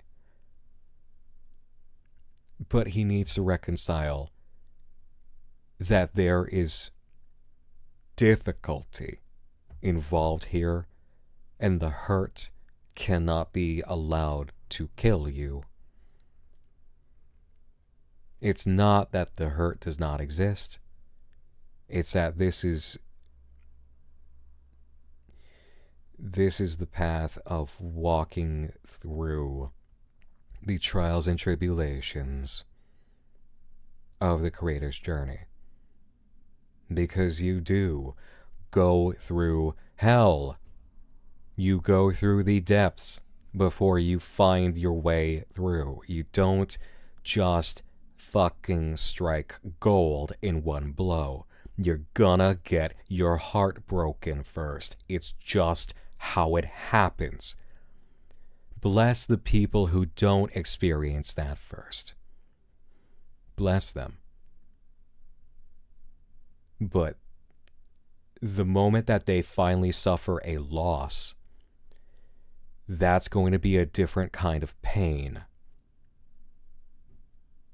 Because when you go through the pain of, I tried and I failed, or I tried and I lost, I tried and it didn't work, and I'm down here again and I'm depressed, and I don't want to die but I don't want to live, and I don't want to try, but I do want to make things. And you get through that over and over again. When you finally make it through, and then you fumble, you don't get killed by it because you fucking lived through it before. You have known the dirt and the gold. The hard part with this character right now is all he knows is the dirt. And he's got nobody there to help him see it through.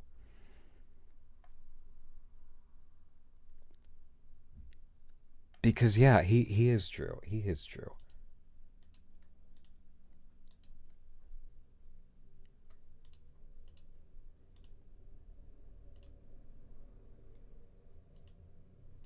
You know, it's hard to come up with your own stuff when you're as sad as me all the time. I'm just trying to find my place in life. I'm just trying to understand my abilities, and I just want to make my own stuff, but it's not easy sometimes. I've had very many creators over the years approach me saying, I want to make something, but I don't know what to make. I don't know where to begin. I just know I have the drive. And it's been a difficult talk with them to tell them the inspiration is going to strike you when it is your time. It is going to hurt you more now to try forcing it. It's excellent that you have the hunger. It's excellent that you want to do these things.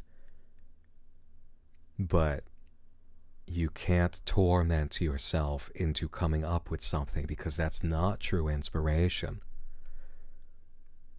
That is seeking the doing instead of something that makes you want to do. I fucking know it. I've done it. I've done it. I have a life before Nightmind. I've lived this. It's not easy. You get to knowing the difference between that internal rage of, I should be doing anything, fucking anything. I'm the most brilliant person everybody knows, right? I need to make something. I'm dying to be making something, but I'm on E. I want to drive, but there's no gas. And you don't know where to get the fuel. It's tough. It's a tough place to live in. But that's exactly why you gotta take the pressure off. You can't live in that sense of I should be driving when you know you're on E. And you can't live in the idea that it's just gonna stay that way. JC, thank you so much for the 10. Appreciate you. Thank you so much. Saying true. When I wrote my first story, I was booed. When I wrote a screenplay, they laughed at me. But when I wrote poetry, they stood up and applauded. Never give up. Experiment. Try again. And you didn't expect it would happen that way, did you? That of all things, it was poetry. Which is one of the hardest fucking things to actually succeed at ever. And be recognized for. Of all things. Because you don't know. You don't know what it's gonna be. And that's part of the learning. I cannot stress enough the agony that I have experienced before Nightmind made me able to do this. Being this person and being Nicholas gave me what I needed to be Nick Nocturne. I'm not joking. If I had just won right off the bat with anything I tried, I wouldn't be here. I would not be helpful. There is a reason you go through this pain as an artist. You might just sit there and think, it just fucking sucks. What is this for? It just hurts. It just hurts. Why? Because you don't see it yet. You don't understand. Because you're in it. You're not in the after picture when you get the clarity. If you keep the awareness as you're doing these things, it is teaching you in ways you cannot conceive of. This is why I have said it before. You don't understand what creativity does for you. What it means to actually engage with your art. It makes you. What you create creates you back. But you're not going to see it right away. If you get really good at sitting with yourself and observing what's happening as you're doing things, you will get your insight. I promise you this. I really do. And you will advance faster than you ever believe. But this is a place that you're going to live through. The good news is that if you understand it, you don't have to hit rock bottom like this. Shy Mike, thank you for the 2. Thank you. I came for Hot Bunny, stayed for life lessons. Thank you. 1 second.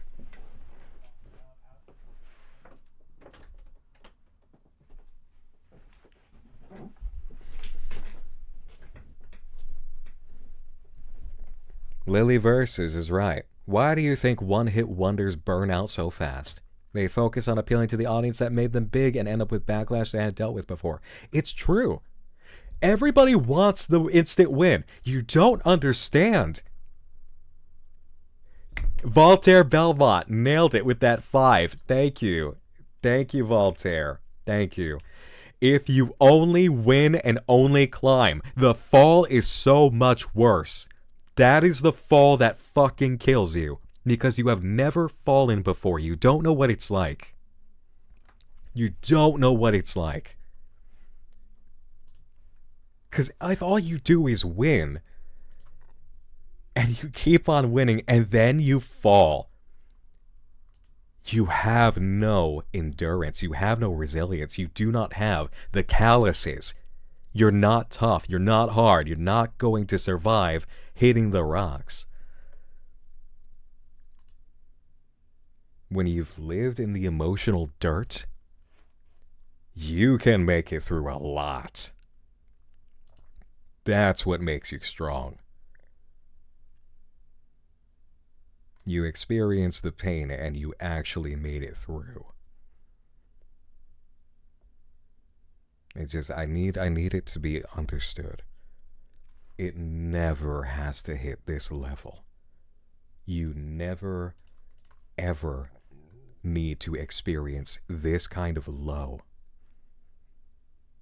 You will put yourself here by beating the shit out of yourself and ignoring the fact that you are learning.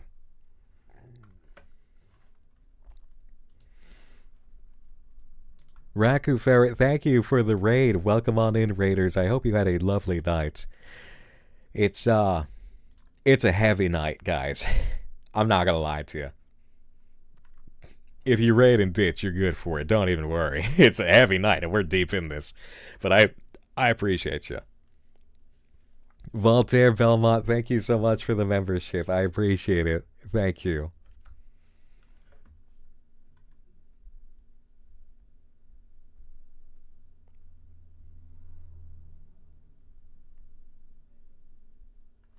Yeah, it's tough. I know it is. I've been low. I've been the person asking themselves what the fuck it's all for. I've done that. I know.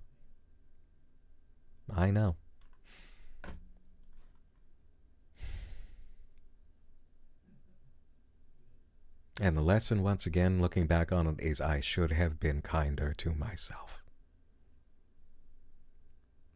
And so should you. And so should this, Nicholas.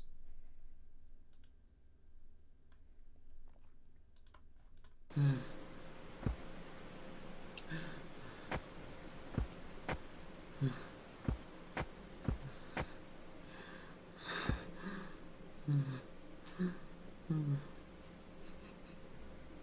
just gonna finish this shit. Get it over with.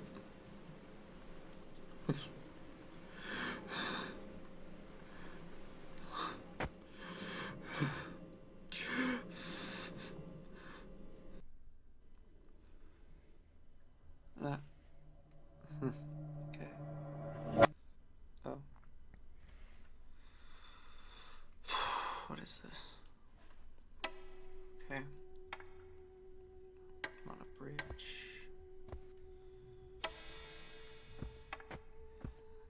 At least it looks a little more peaceful than the other stuff.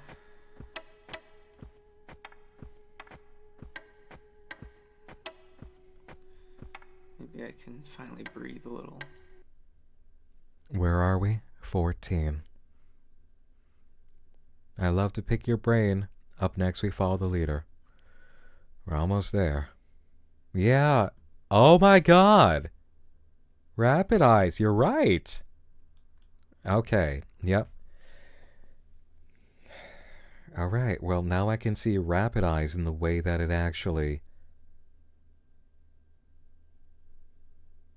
expanded on this theme. It feels almost like Rapid Eyes was a sense of tag you're it. Midi Knight, thank you. Thank you for the dono. Saying, hey Nick, thank you for covering this in all the motivational talks. I've sobbed full on 3 times this stream. I get it. I get it. The advice and the confidence you're pouring out is something I honestly really needed. And I believe so many others need it as well. Thank you.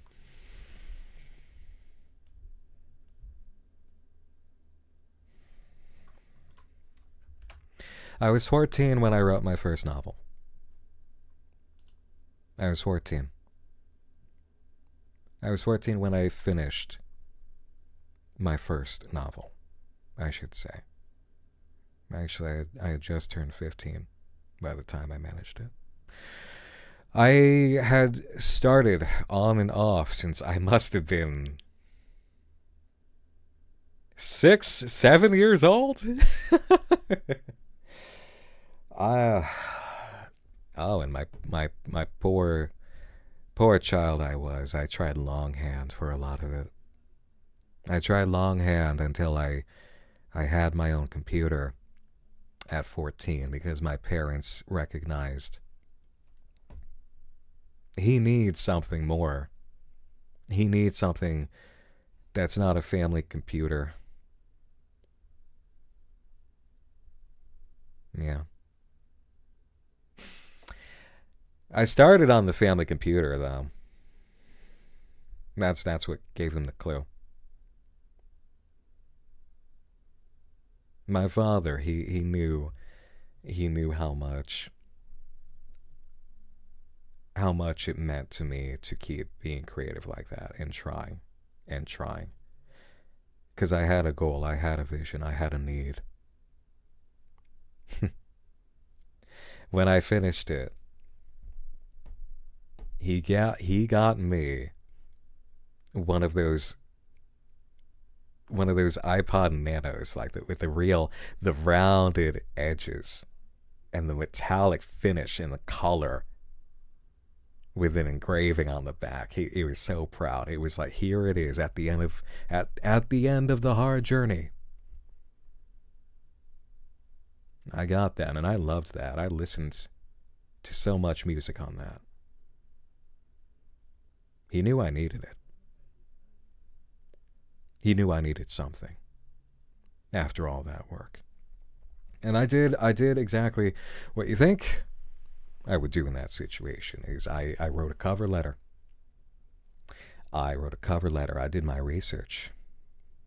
I sent out copies, trying to get an agent. I was 14 and I pulled that off. Me.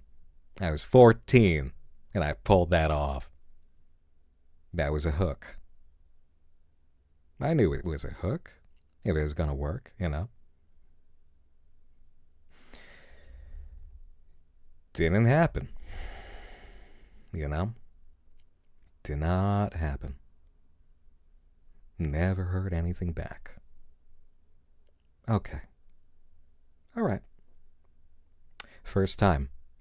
For all the blood, sweat, and tears, and my brain steamed up and hurting from trying to figure out what the hell happens here. What's this scene? What's next? This, that, and the other. All right, I made it. That's proof positive. You can do this. It's not going to be this one, though. Okay, fine. swallow the pain, get over the anger, get over the sadness. Fine, fuck it. On to another one. Try a different story, try a lighter tone, improve. I did it again. That's when I really started skipping classes to go into the library and send out cover letters. When I finished that one, that was at 16. I managed that. I was so proud of that. And I knew this one's probably more marketable. I can do this. I could do this at least. I can get something. I got so many goddamn emails out. I was skipping the classes I could not give a fuck about. Because I knew, why do I need this shit? 16 years old, I'm on my second novel. Fuck you. Fuck your math class. Fuck your science class. I'm not going to use this. I'm leagues ahead. I'm doing the thing. I'm sending out emails. I did get one potential agent response through their secretary, because they all have assistants, because they all have people to sit down and go through the slush pile of kids like me trying to make it.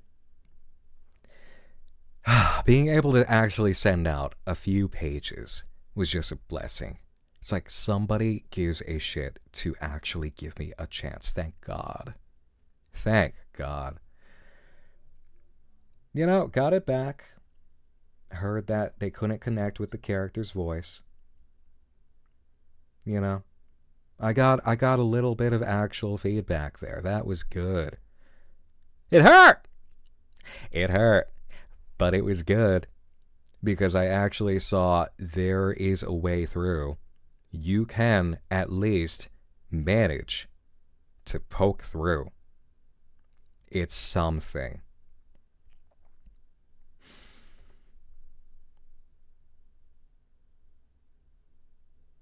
"17, I tried the third one. I could not pull it together. It was too heavy. It was a mess. By that point, I was sad as can be. It was awful. I crashed so hard. I left that thing. I didn't want to touch it. I didn't want to think about it. That one was just a wreck. I think by that point I was far too spun up trying to make something work, because I managed to get a taste of you can get something to work, but you need it to be potent. You need it to be strong. It needs a voice, right? Couldn't do it. Not that one. That one was too painful to try. So I had to pick myself up, except that I was failing school, turn course around so that I could actually graduate. I worked on other things in school that actually were extremely impressive to other students, teachers. I started to see the light again. 12th grade, I accepted. I know nothing. Because if I got that close, just close enough to gain some interest to give me a chance, it's like, okay, then fuck what I think, stop being headstrong, throw it all out the window, go on a research journey. This time, I was spending my time skipping school to spend all day reading books about how to actually write a novel, from editors, agents, writers, all sorts of things. I got a bunch of things from the library. I got magazine articles. I did an entire self-propelled research journey to pull this thing off and learn what the hell I was doing and how to do it. It taught me more that I have taught all of you through these years than any of the attempts that I had gone through in writing before I did that. Because I finally shut up and listened to people who had the experience, and I put it all together, and my entire world opened up. I knew so much. I finally understood what I was doing wrong in so many avenues. I actually accepted that. And then the rest of it I've talked about in the video There Is No Gate on Night Minds. Because that's when I found out the state of the industry. That suddenly it really didn't matter how good you were, because you could be good enough, which means decent. And if you have a platform, if you already have a bit of a following, then your chances are automatically higher than somebody who is a killer at what they do. And I was rip shit mad. I was so fucking angry. I tried a few different things after that, based on what I saw was working online in order to get people traction, to create platform. And all the while I was seething in anger, thinking, I'm going to use anything I get my hands on that does work to build a platform for everyone who feels this way, who understands this is wrong, that it cannot be like this. It must be better than this, because fuck your platform, fuck your stupid credentials if you're actually brilliant. I hate your numbers, fuck your numbers. What about art? What about quality? That was the mission. I made a website plan. I made a binder. I went to a startup accelerator meeting. I remember that. It was a cold winter.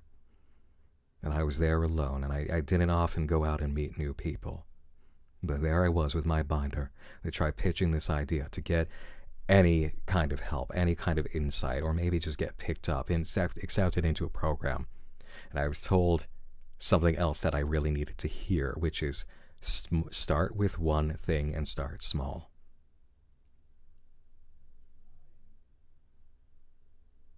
Because that fell in line with so much of what I had learned that set me on the right path all that time, which is stop trying to lift up the goddamn world. Stop trying to make it happen right now.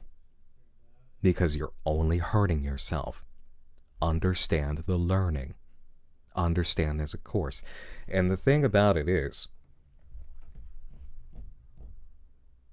I could have spent the time when I found out that as a writer you needed a platform. I could have gone about the harder work of making the short stories and doing the online writing and trying to build a name in the circuit just to make connections. I was too angry for that. I was too impatient and angry for that. I was a little pressure cooker is what I was. And so I could not accept anything except, fuck that, I'm making it happen now. So when I hit dead end after dead end after dead end and ended up defeated and depressed at the end of 2014 into the first couple months of 2015, just watching the world go on, having no inspiration, having no idea. I was 21 too. I was 21.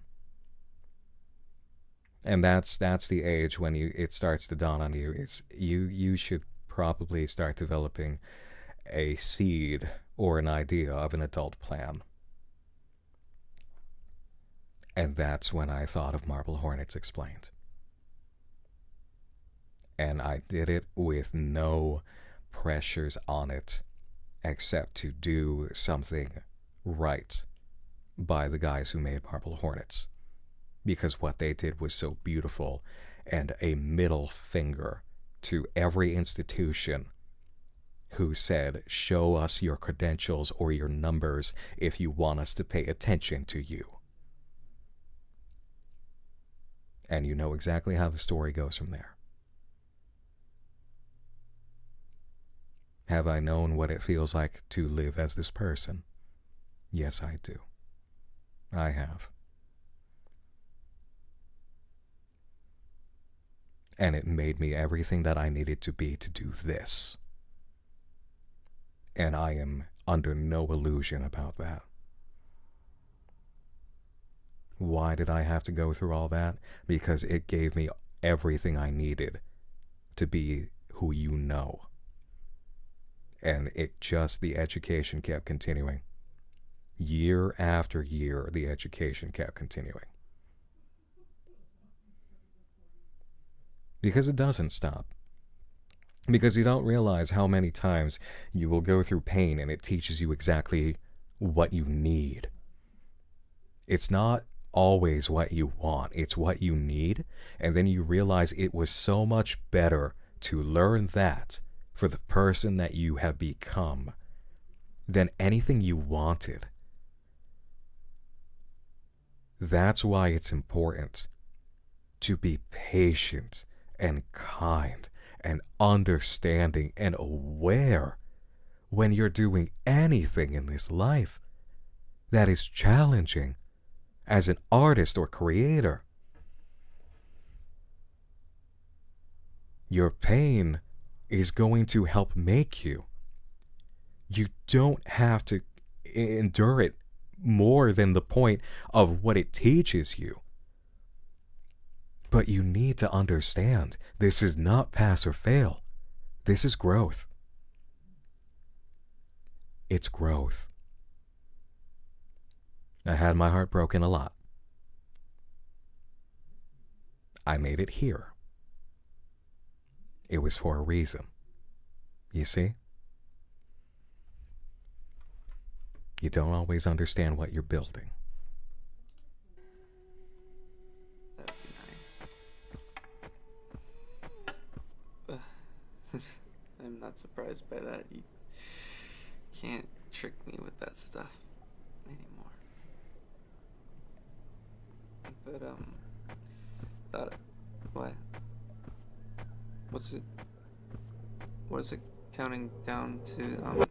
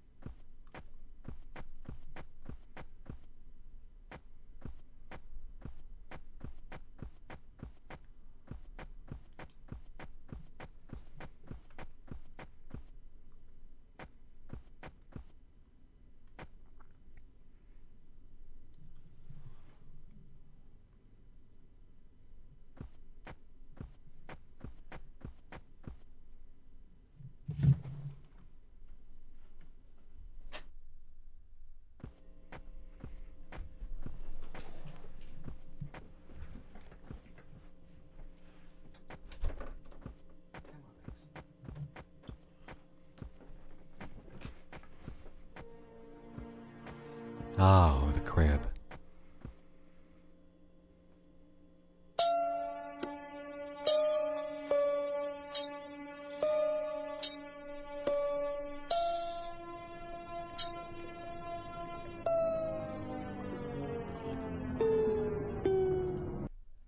Are we at the end? No. There's still one more.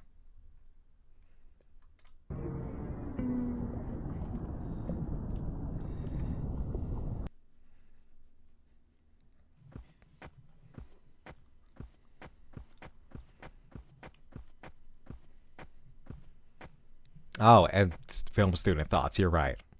Thank you.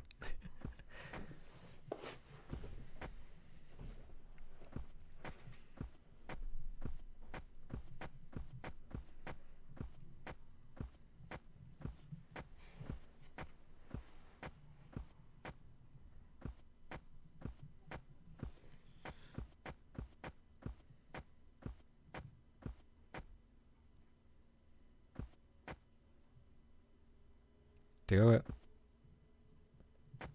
Do it. Do it. Take the seat, feel the feelings. You will not move forward until you do.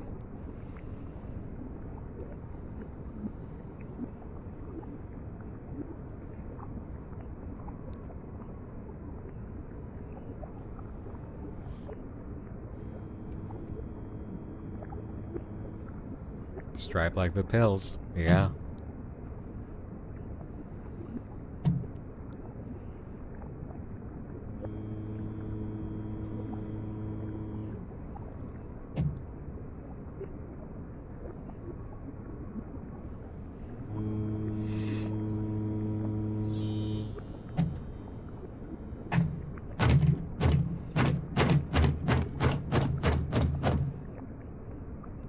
Yep.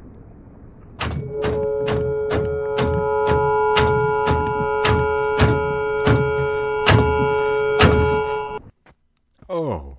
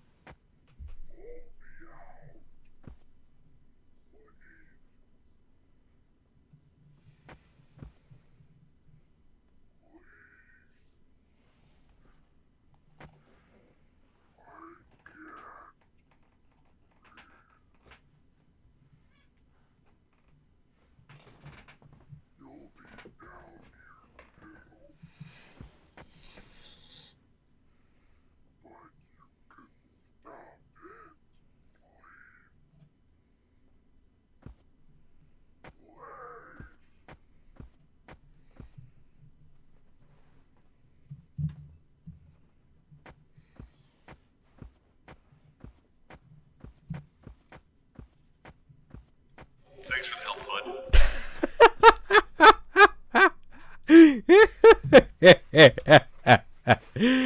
That was a good one. I'm gonna give you that one.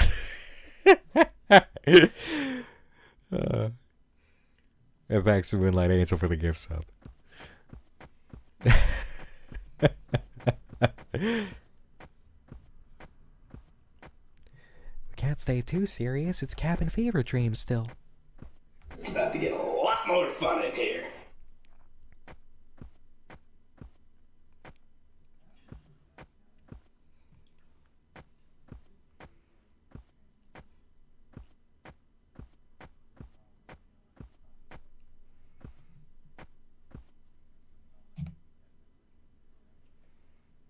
Hey. It's me.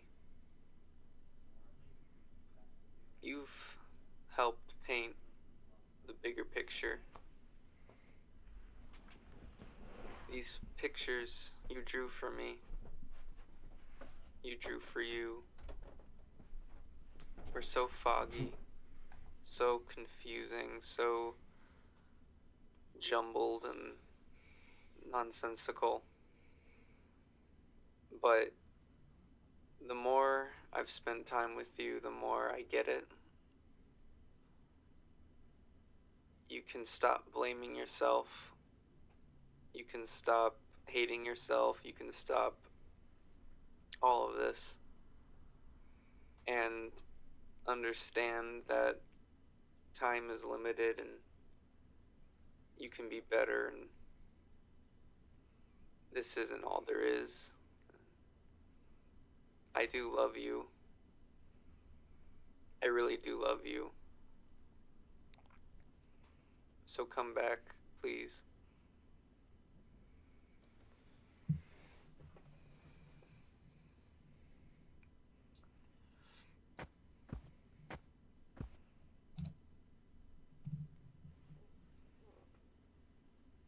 It was scary when you found out what happened to him. The idea that there was no life in him anymore. You were scared, you were devastated, horrified that you'll never speak to him again. But you can't let that be all there is. You can't become that face that he had. You can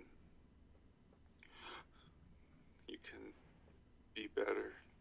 You can keep working, find new things to appreciate in life. Don't let the nightmares you get define you. Don't give up, please.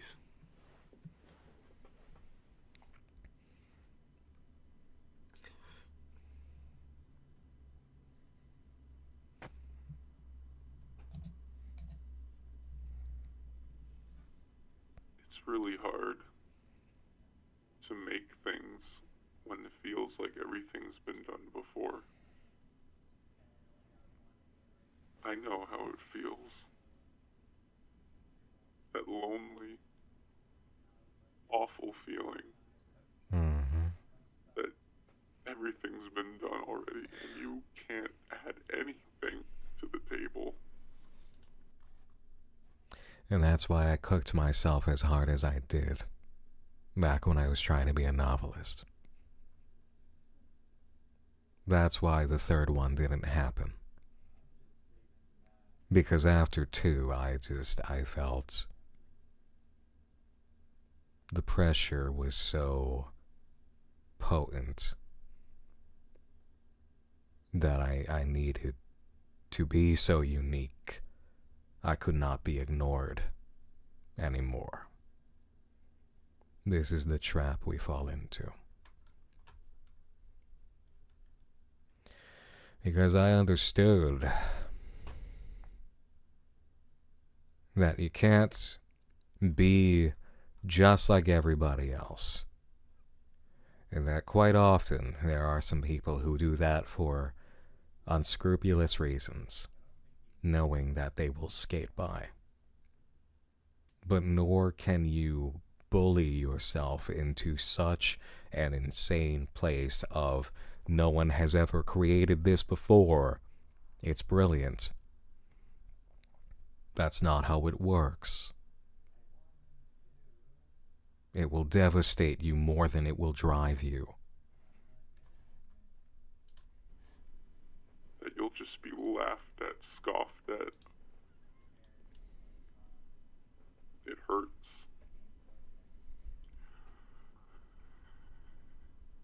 Leaves scars in you. I wish I could be original. I wish I had something to say about anything. But I don't. It aches me. It fucking hurts.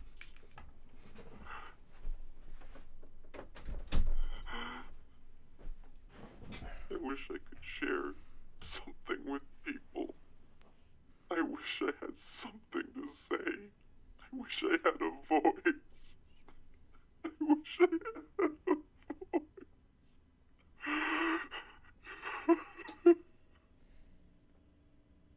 I wish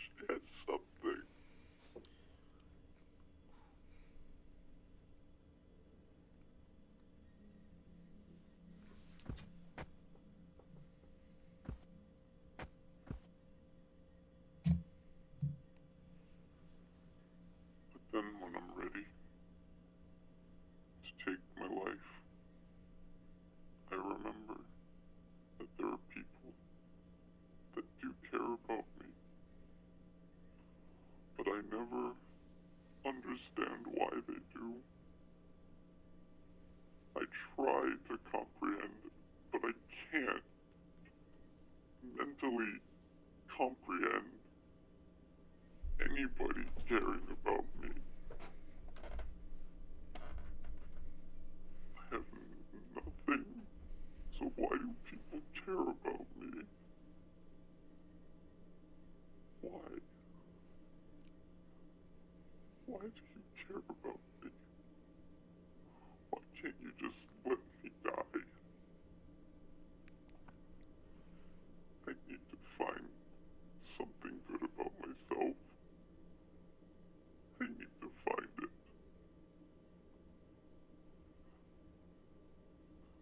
I love you all. I really do. I love you all.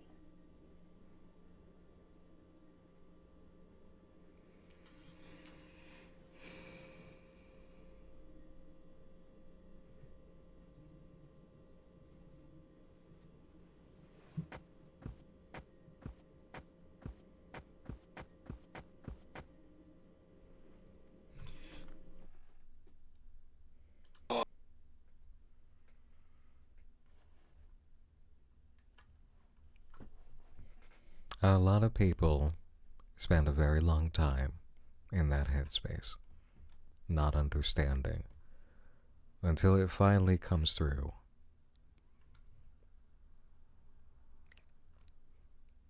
Care does not need a reason. It does not need logic. It just is. It just does. And the sooner that somebody can accept that, the sooner that they will heal.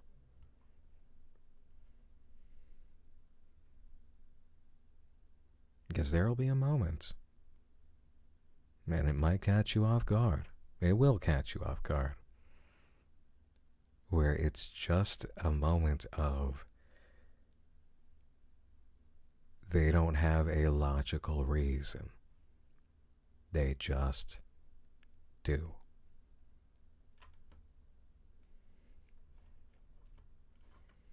And it's true. Nicholas! Nicholas! Ignore me! Look at me! I hate you. I hate every ounce of you. Every inch of you. You're nothing without me.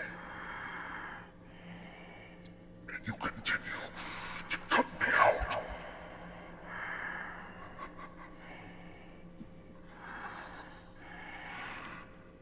You don't know what's coming, Nicholas. I have so much planned for you. And everyone's gonna watch you suffer. Because you give nothing. You're nothing. I hate you. I hate you. Your dad hated you. Everyone hates you. Everyone fucking hates you. Everyone fucking hates you. Fuck you! Fuck you! Fuck you for everything! You don't give a fuck about me! You just take and just fucking steal everything from me! You've done nothing but take from me! Who the fuck are you? Who the fuck are you?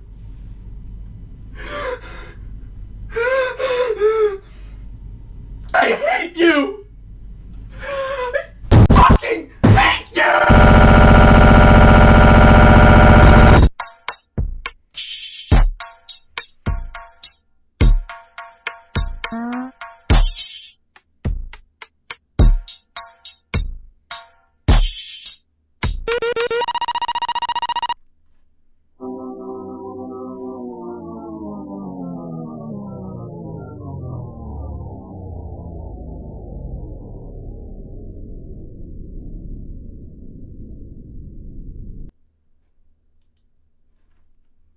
It was the self-critical I,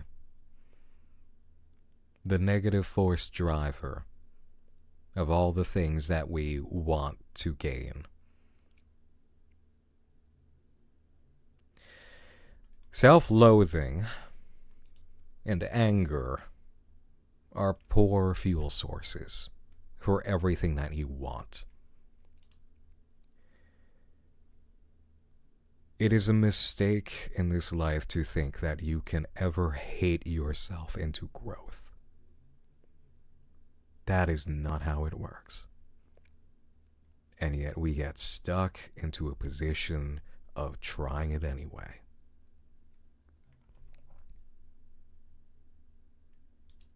You can't hate yourself better. Yeah, Lazare.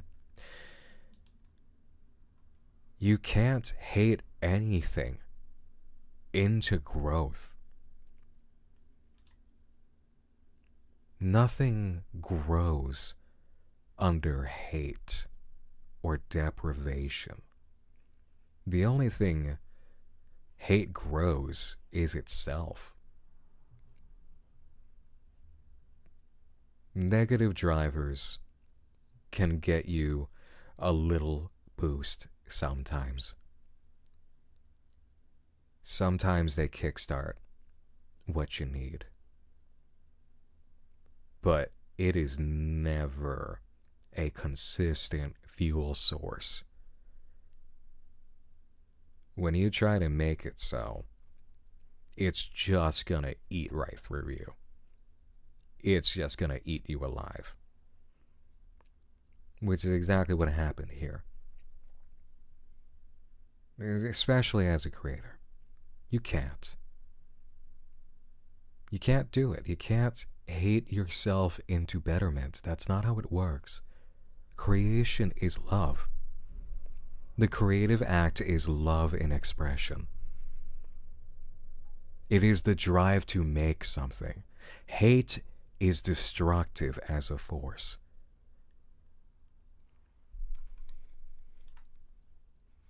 Boonies for you. Thank you for the 100 bits. As rough/toxic as that was, he wouldn't have emotionally or mentally processed any of that if he wasn't blocked from talking to keep the thoughts away.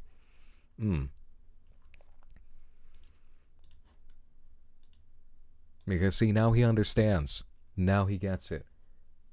Is that Mr. I does not make anything.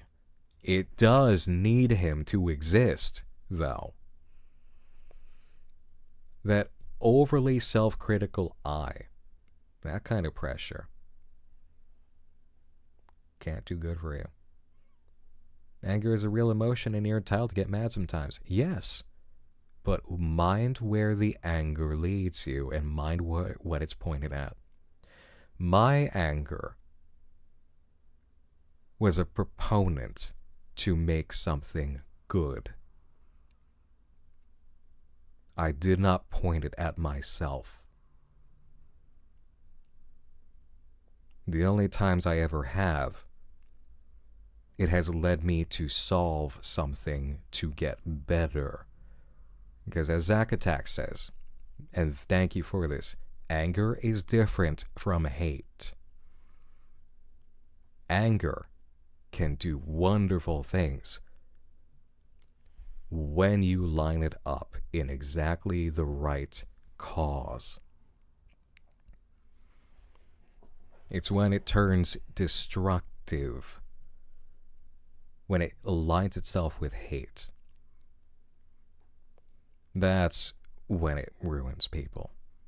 That's when nothing good is made. That's why we have the term righteous anger. That is good fire. Because anger is fire. You can use it to make a lot of things. But if you're not careful, everybody gets hurt. And then things end up as ashes.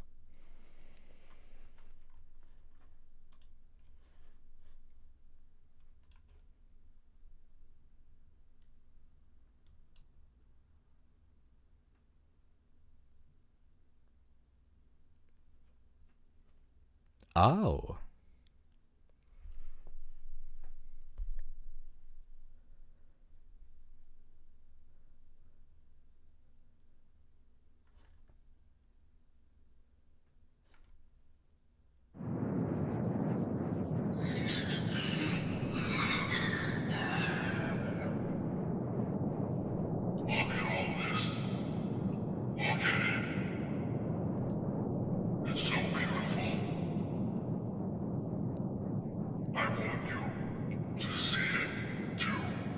Dumplings? Your mind. Oh. You can roam free here. Everything you want. Everything you think. Everything you see. Everything is here. I want you. I need you. I need you. Open your mind. Control Island. Don't bring any friends.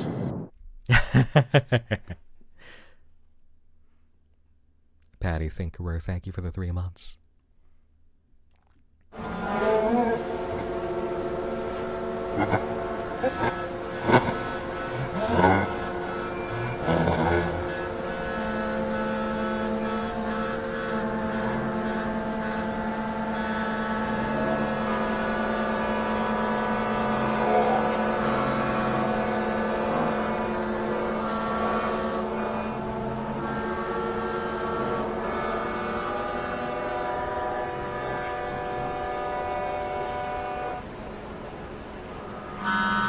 This sucks.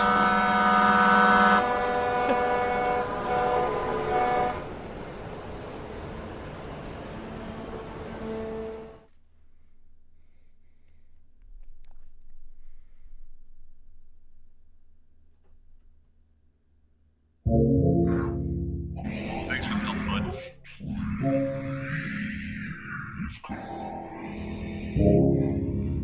Spawn.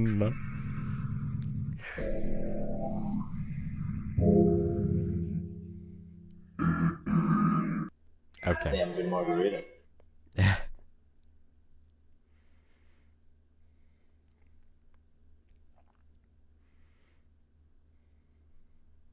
That's the most.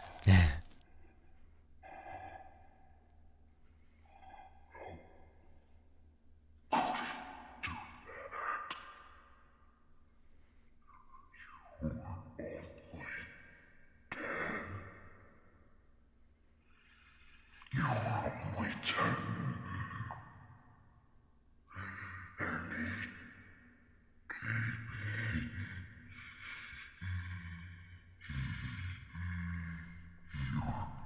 You're only 10 years old.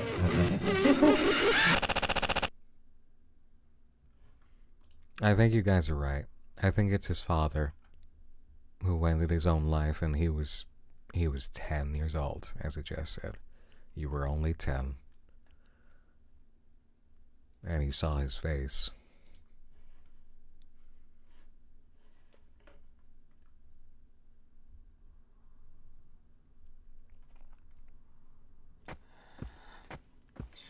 I'm just sick of letting him have control, you know?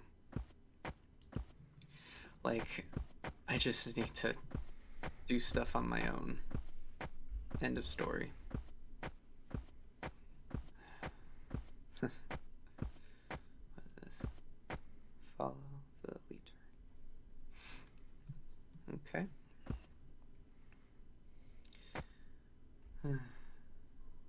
What? Here's something. What? Oh. What the fuck? Jesus Christ. Fuck. Oh my god. Fuck. Oh shit. Okay.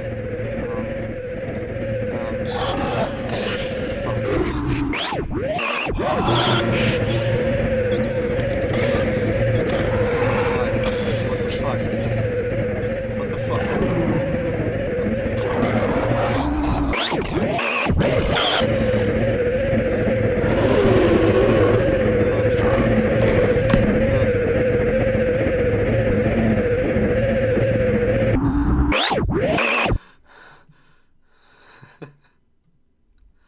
Holy shit.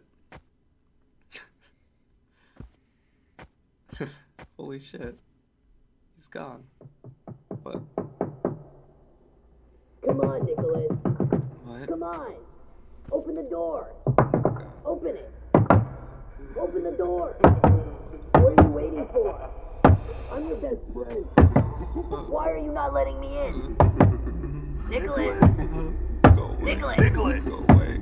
Go away. Go Open away. the door. Open the door. Go away. Open the door. Open the door. Open the door. Open the door. Open the door.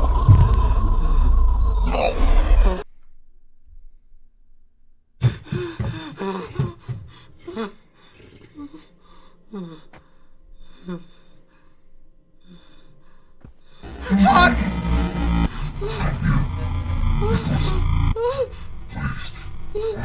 Stop! Stop it!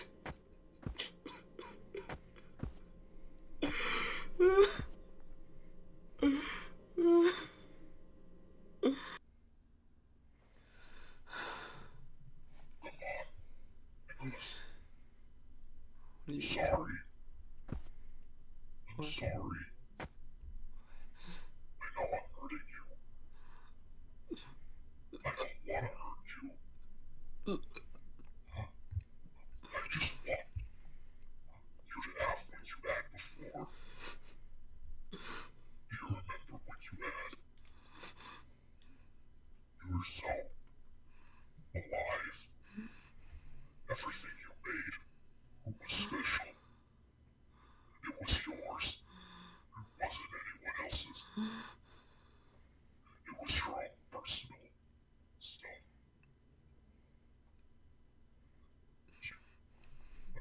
He doesn't need this to be that. Oh.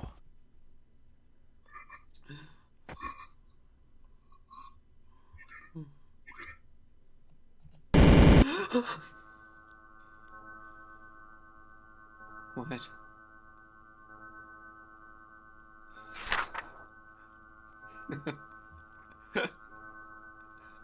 Oh my god.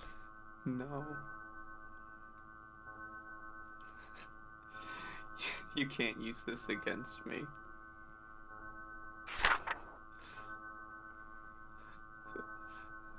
This is nothing. Waiting for Mom to come home. This is nothing. Oh.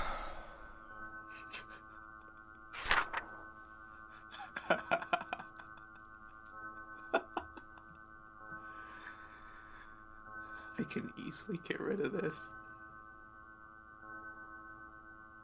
This means nothing.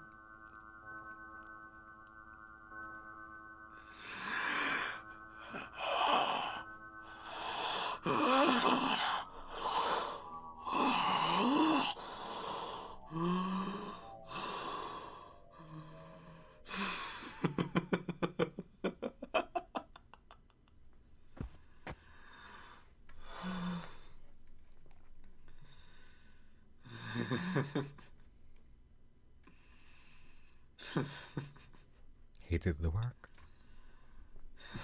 I think he's gone. I think he's gone. I think he's gone.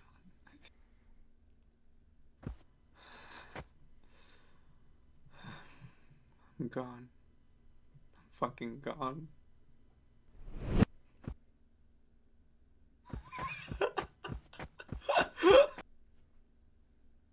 He did it.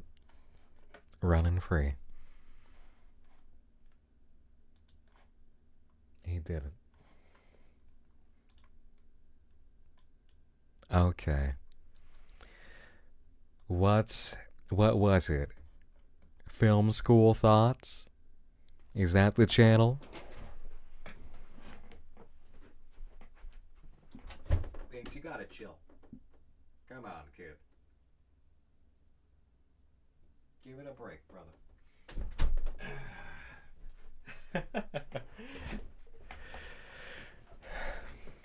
Film student thoughts. Okay. Hey, Necro, good night. Sleep tight. Film student thoughts. One moment.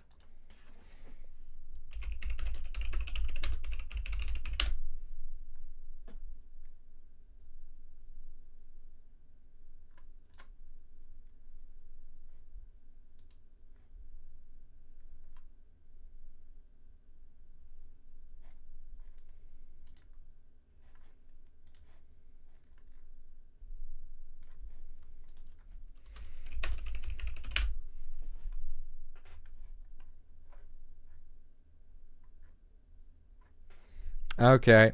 Well, this is Can you give me the actual title of the video, because this is going to be annoying to try finding. And I'm not making links available.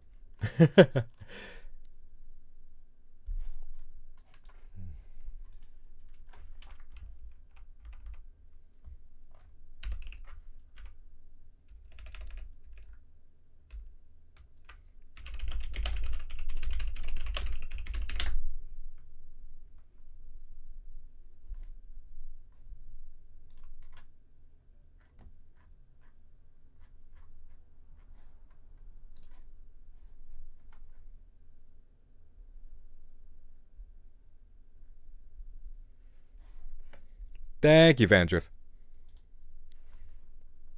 Do you love movies?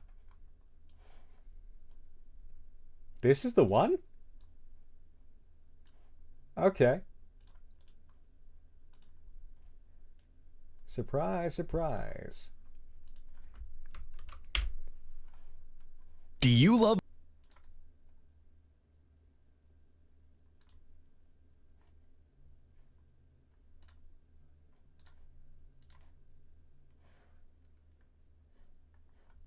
All right. Apparently this is it. The Elephant Man is my second favorite film after Cloverfield.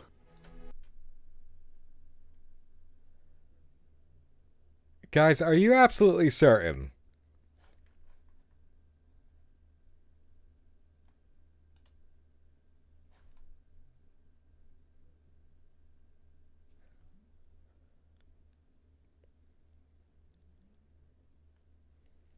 Just watch them. Okay, okay.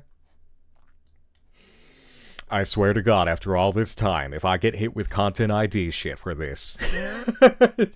After all this time!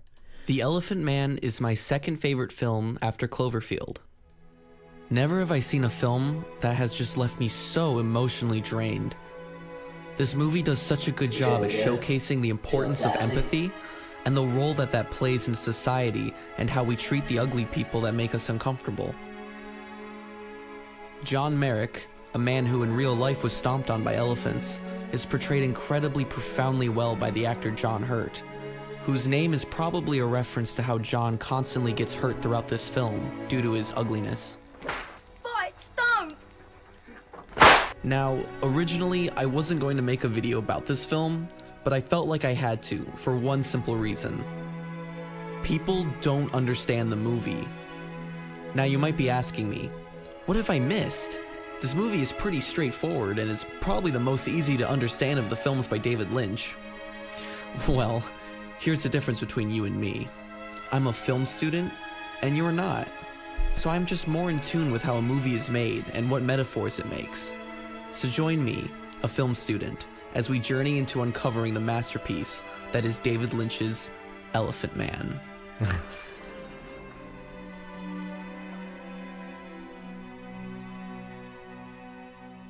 To begin our journey, we must start at the beginning of the film.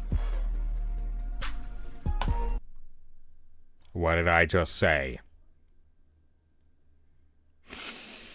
Okay, well, it's gonna be VOD edited anyway. You guys, we have to cut out so much fucking audio from Summon House.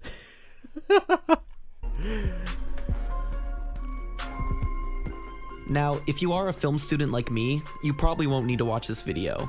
But if you are a simple film watcher instead of a filmmaker, then I recommend you hit subscribe so that you can learn all about your favorite art house films, such as Cloverfield and the film we're talking about today, The Elephant Man.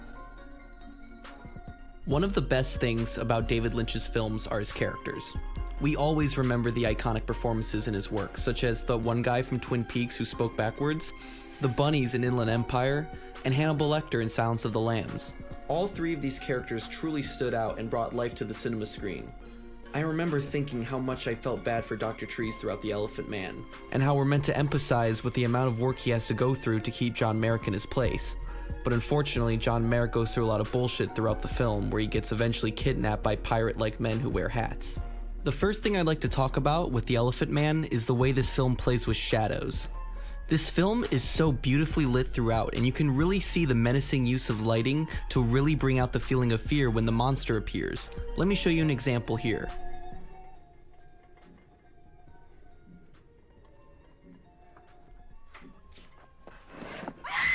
Truly terrifying. This is why I consider The Elephant Man to be one of my favorite horror films next to Cloverfield.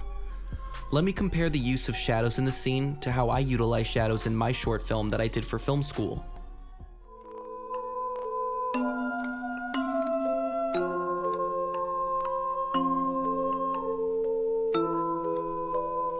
Okay, so we're officially back to cabin fever dreams.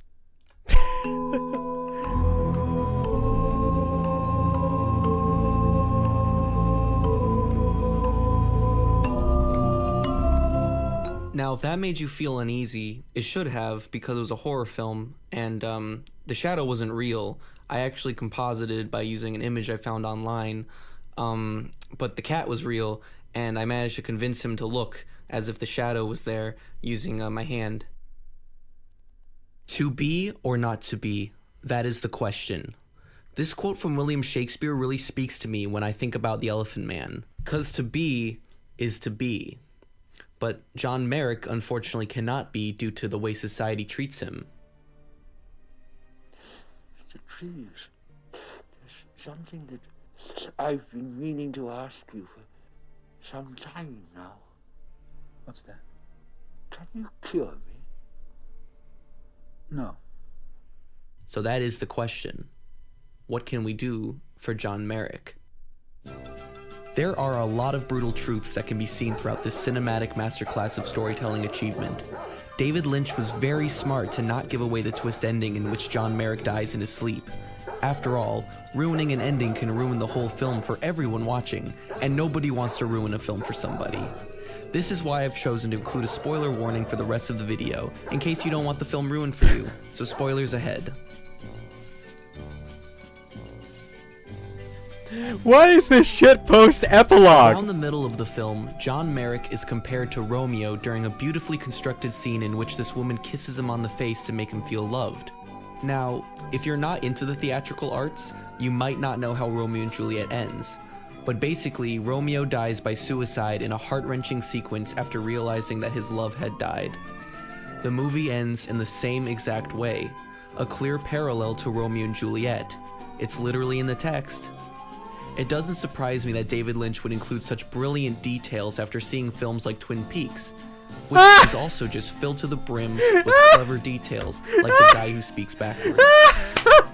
The last scene that I would love to discuss is the final shot in the film, in which we see John Merrick's dream, in which his mother, who got him ran over by elephants, tells him this final line as he passes away. Never, oh never, nothing will die. The stream flows, the wind blows, the cloud faints, the heart beats.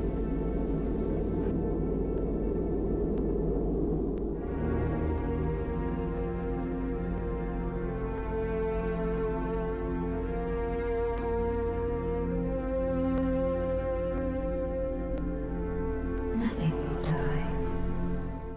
I think that sums up the entire movie. Thank you for watching.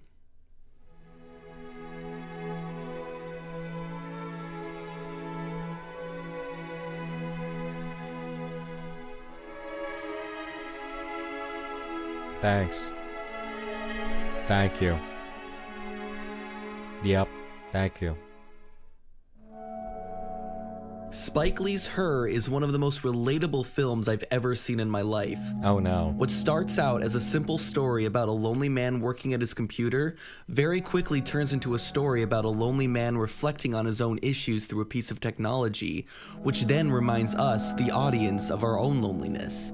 Samantha is basically a projection of all women in society, and Theodore is the male community, desperately trying to cling on. I haven't even seen this movie, and I'm not sure that that's correct.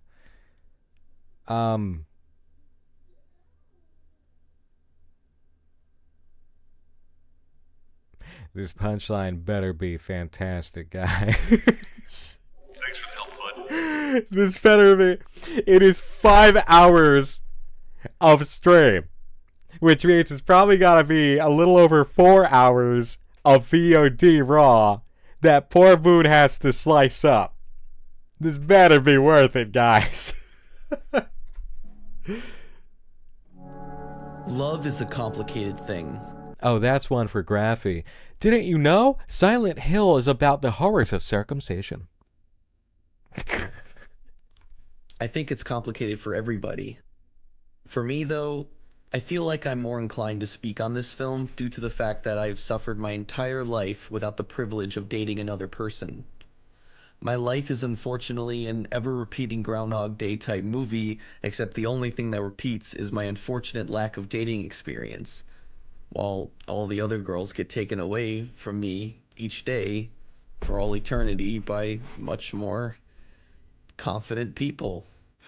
And this is why I think I relate to this movie so much. I try so hard to communicate with others, but I always feel so distant from them. And that I'm always just back on my computer, even when in public. Nobody at my campus really notices me, and I try so hard to make them notice me. I even make little short films where I play as fictional versions of them to show how much I notice them. Sometimes I just feel like a shadow, ready to fade away at any moment if I don't improve on my personality or general looks. It's not fun. The way that Theodore speaks to Samantha throughout the film is No. No. You're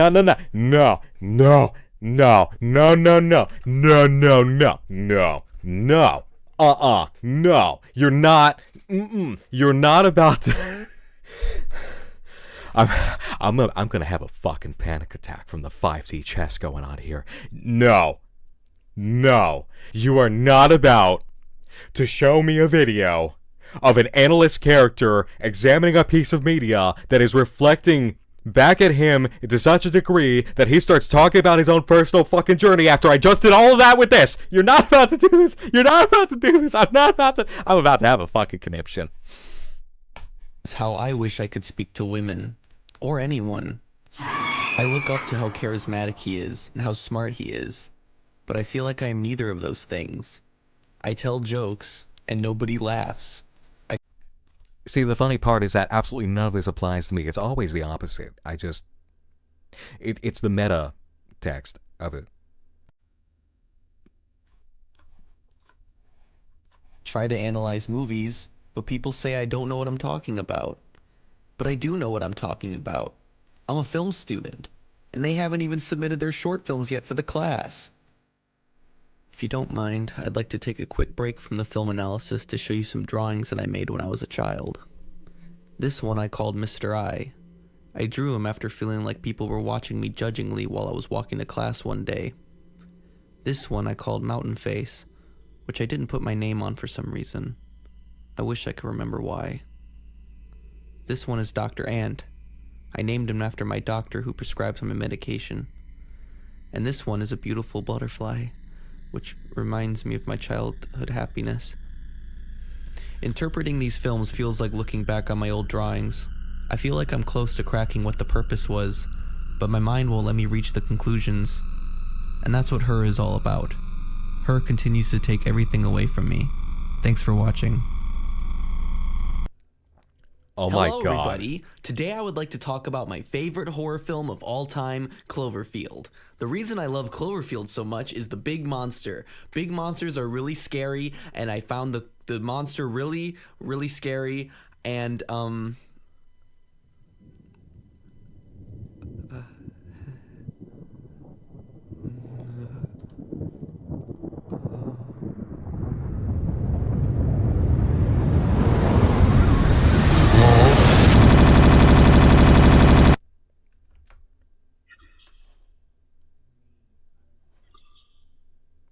What?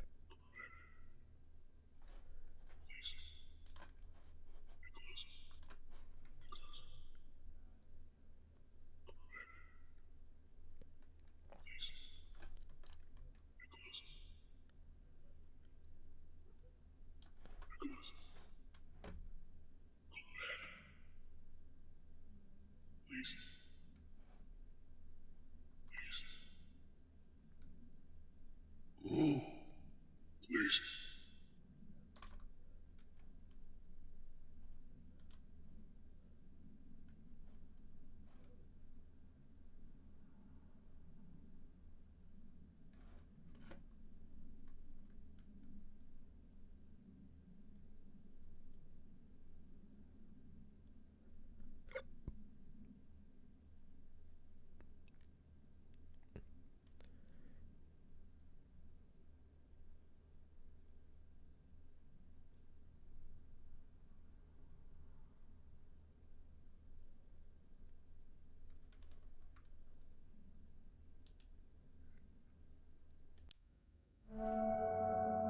Spite someone in public.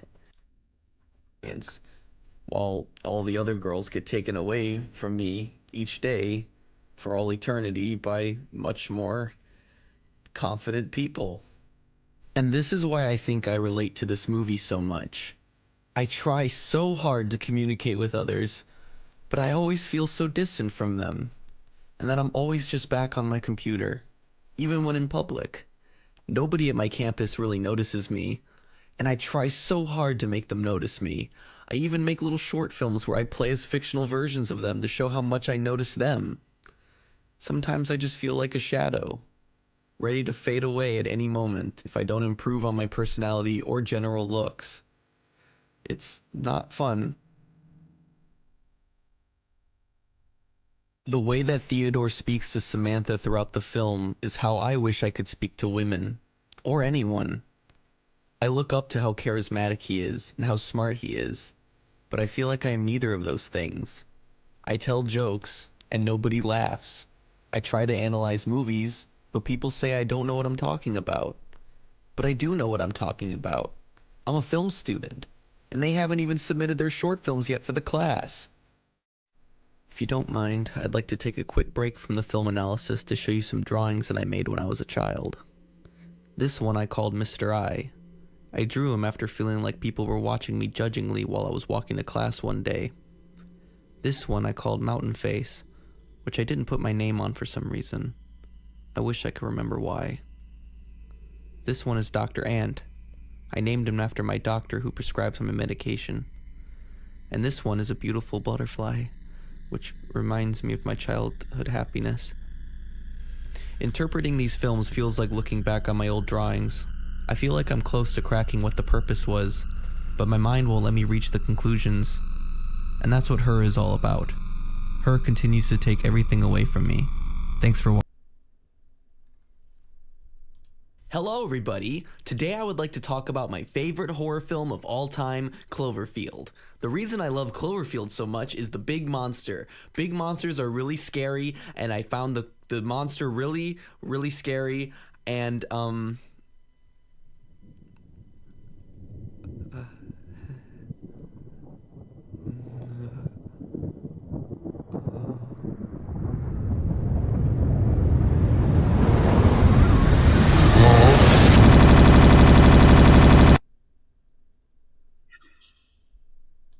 There's a Reddit too with more stuff on it.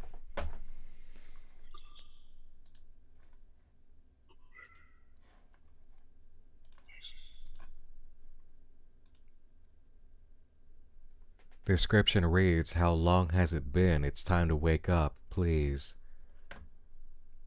2021.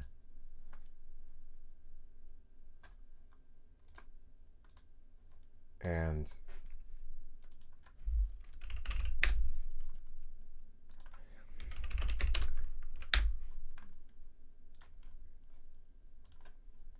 last episode of AI Builds was 2020.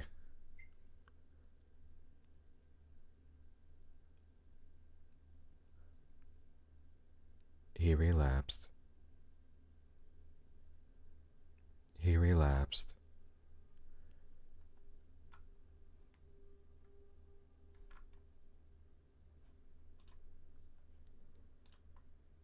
Oh my god, it's the same message at Follow the Leader's description. How long has it been? Why Cloverfield's my favorite film. How long has it been? Film student thoughts. Reddit. A Reddit, huh?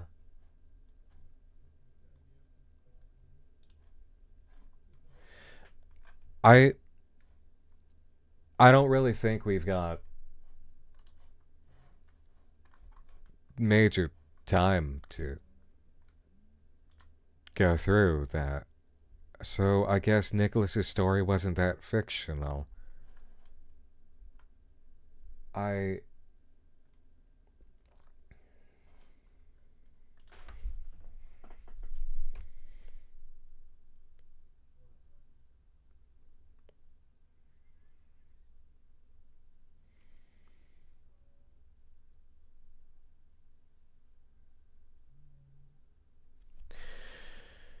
You get the Reddit username? I'll take a look quick if I can.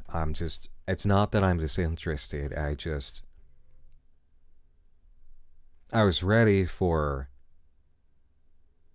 an epilogue scene, not an epilogue punch in the face.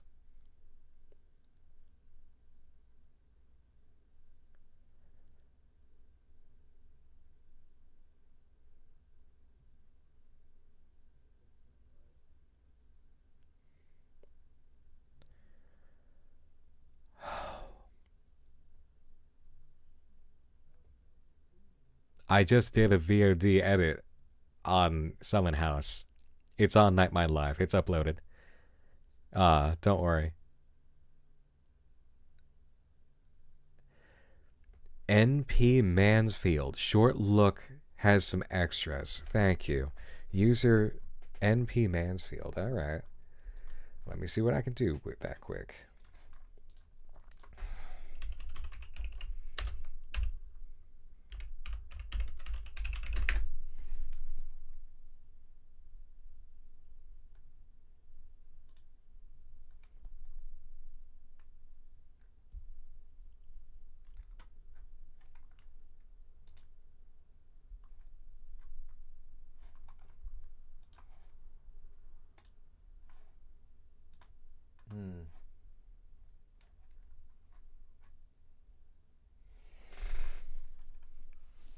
Hold on.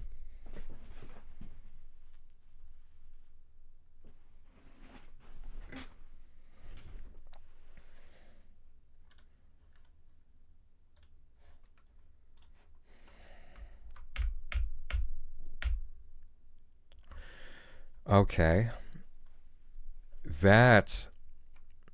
Well, there you go. Petscop.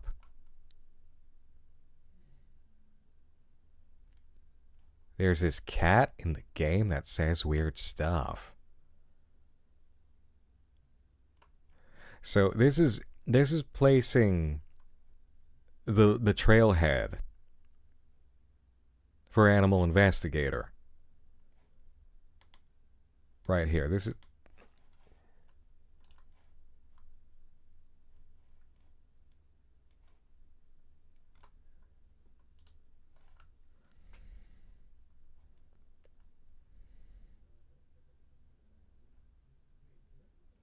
That's Animal Police. So that would be...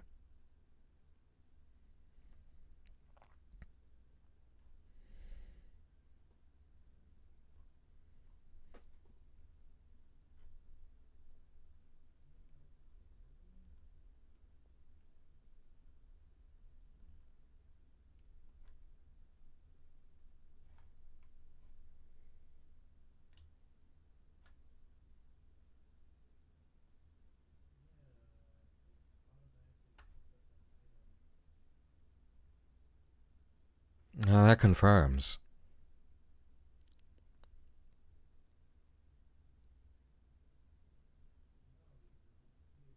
That confirms.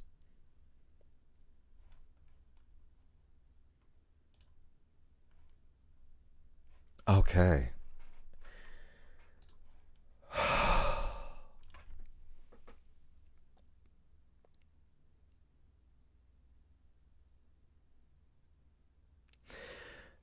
The journey we went on and its value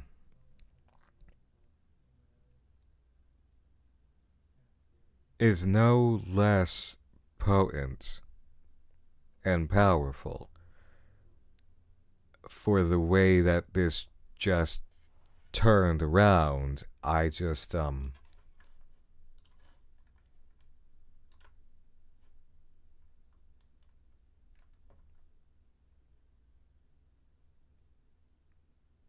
yeah, I'm tired. I'm tired and it's 1 a.m. I wanted to lift. No. I am going.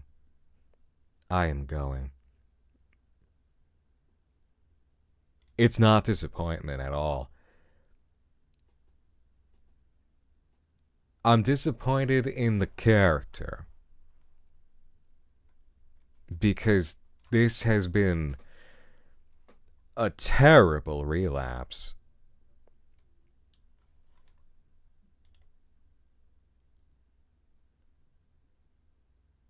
But the journey has its moments of learning the lesson again. It really does. That I cannot deny.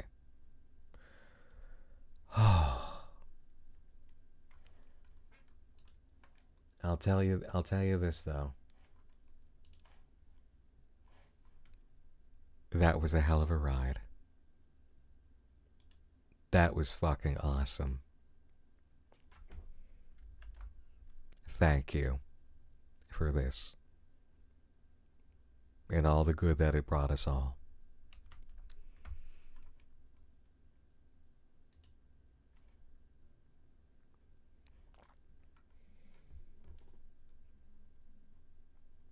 Let's go back to Office Main.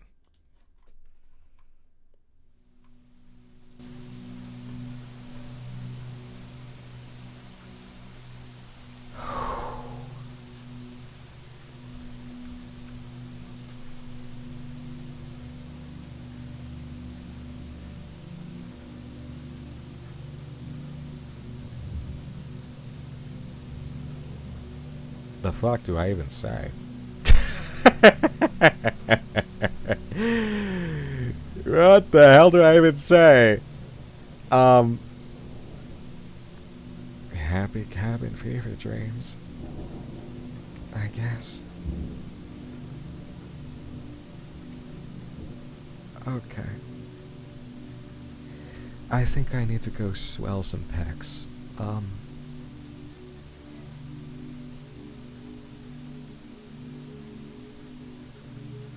No, I mean it when I say that Pen Dog is the Nightmine main video that ends Cabin Fever Dreams this season. This VOD will end the live, NM Live, Cabin Fever Dreams season.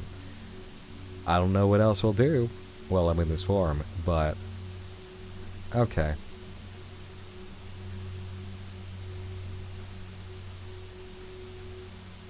Well,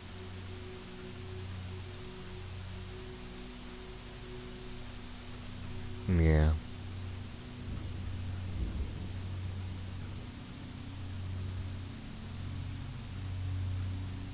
I don't know. I guess it kind of serves as a reminder.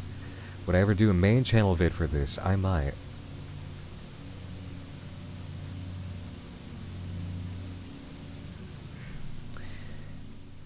There is something to be said for film student thoughts. He catches himself again so fast. And there's hope there. There is hope there. That's some progress. I am not sending out a raid on this.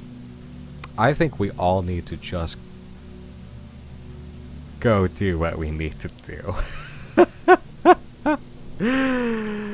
Alright. Thank you, everybody.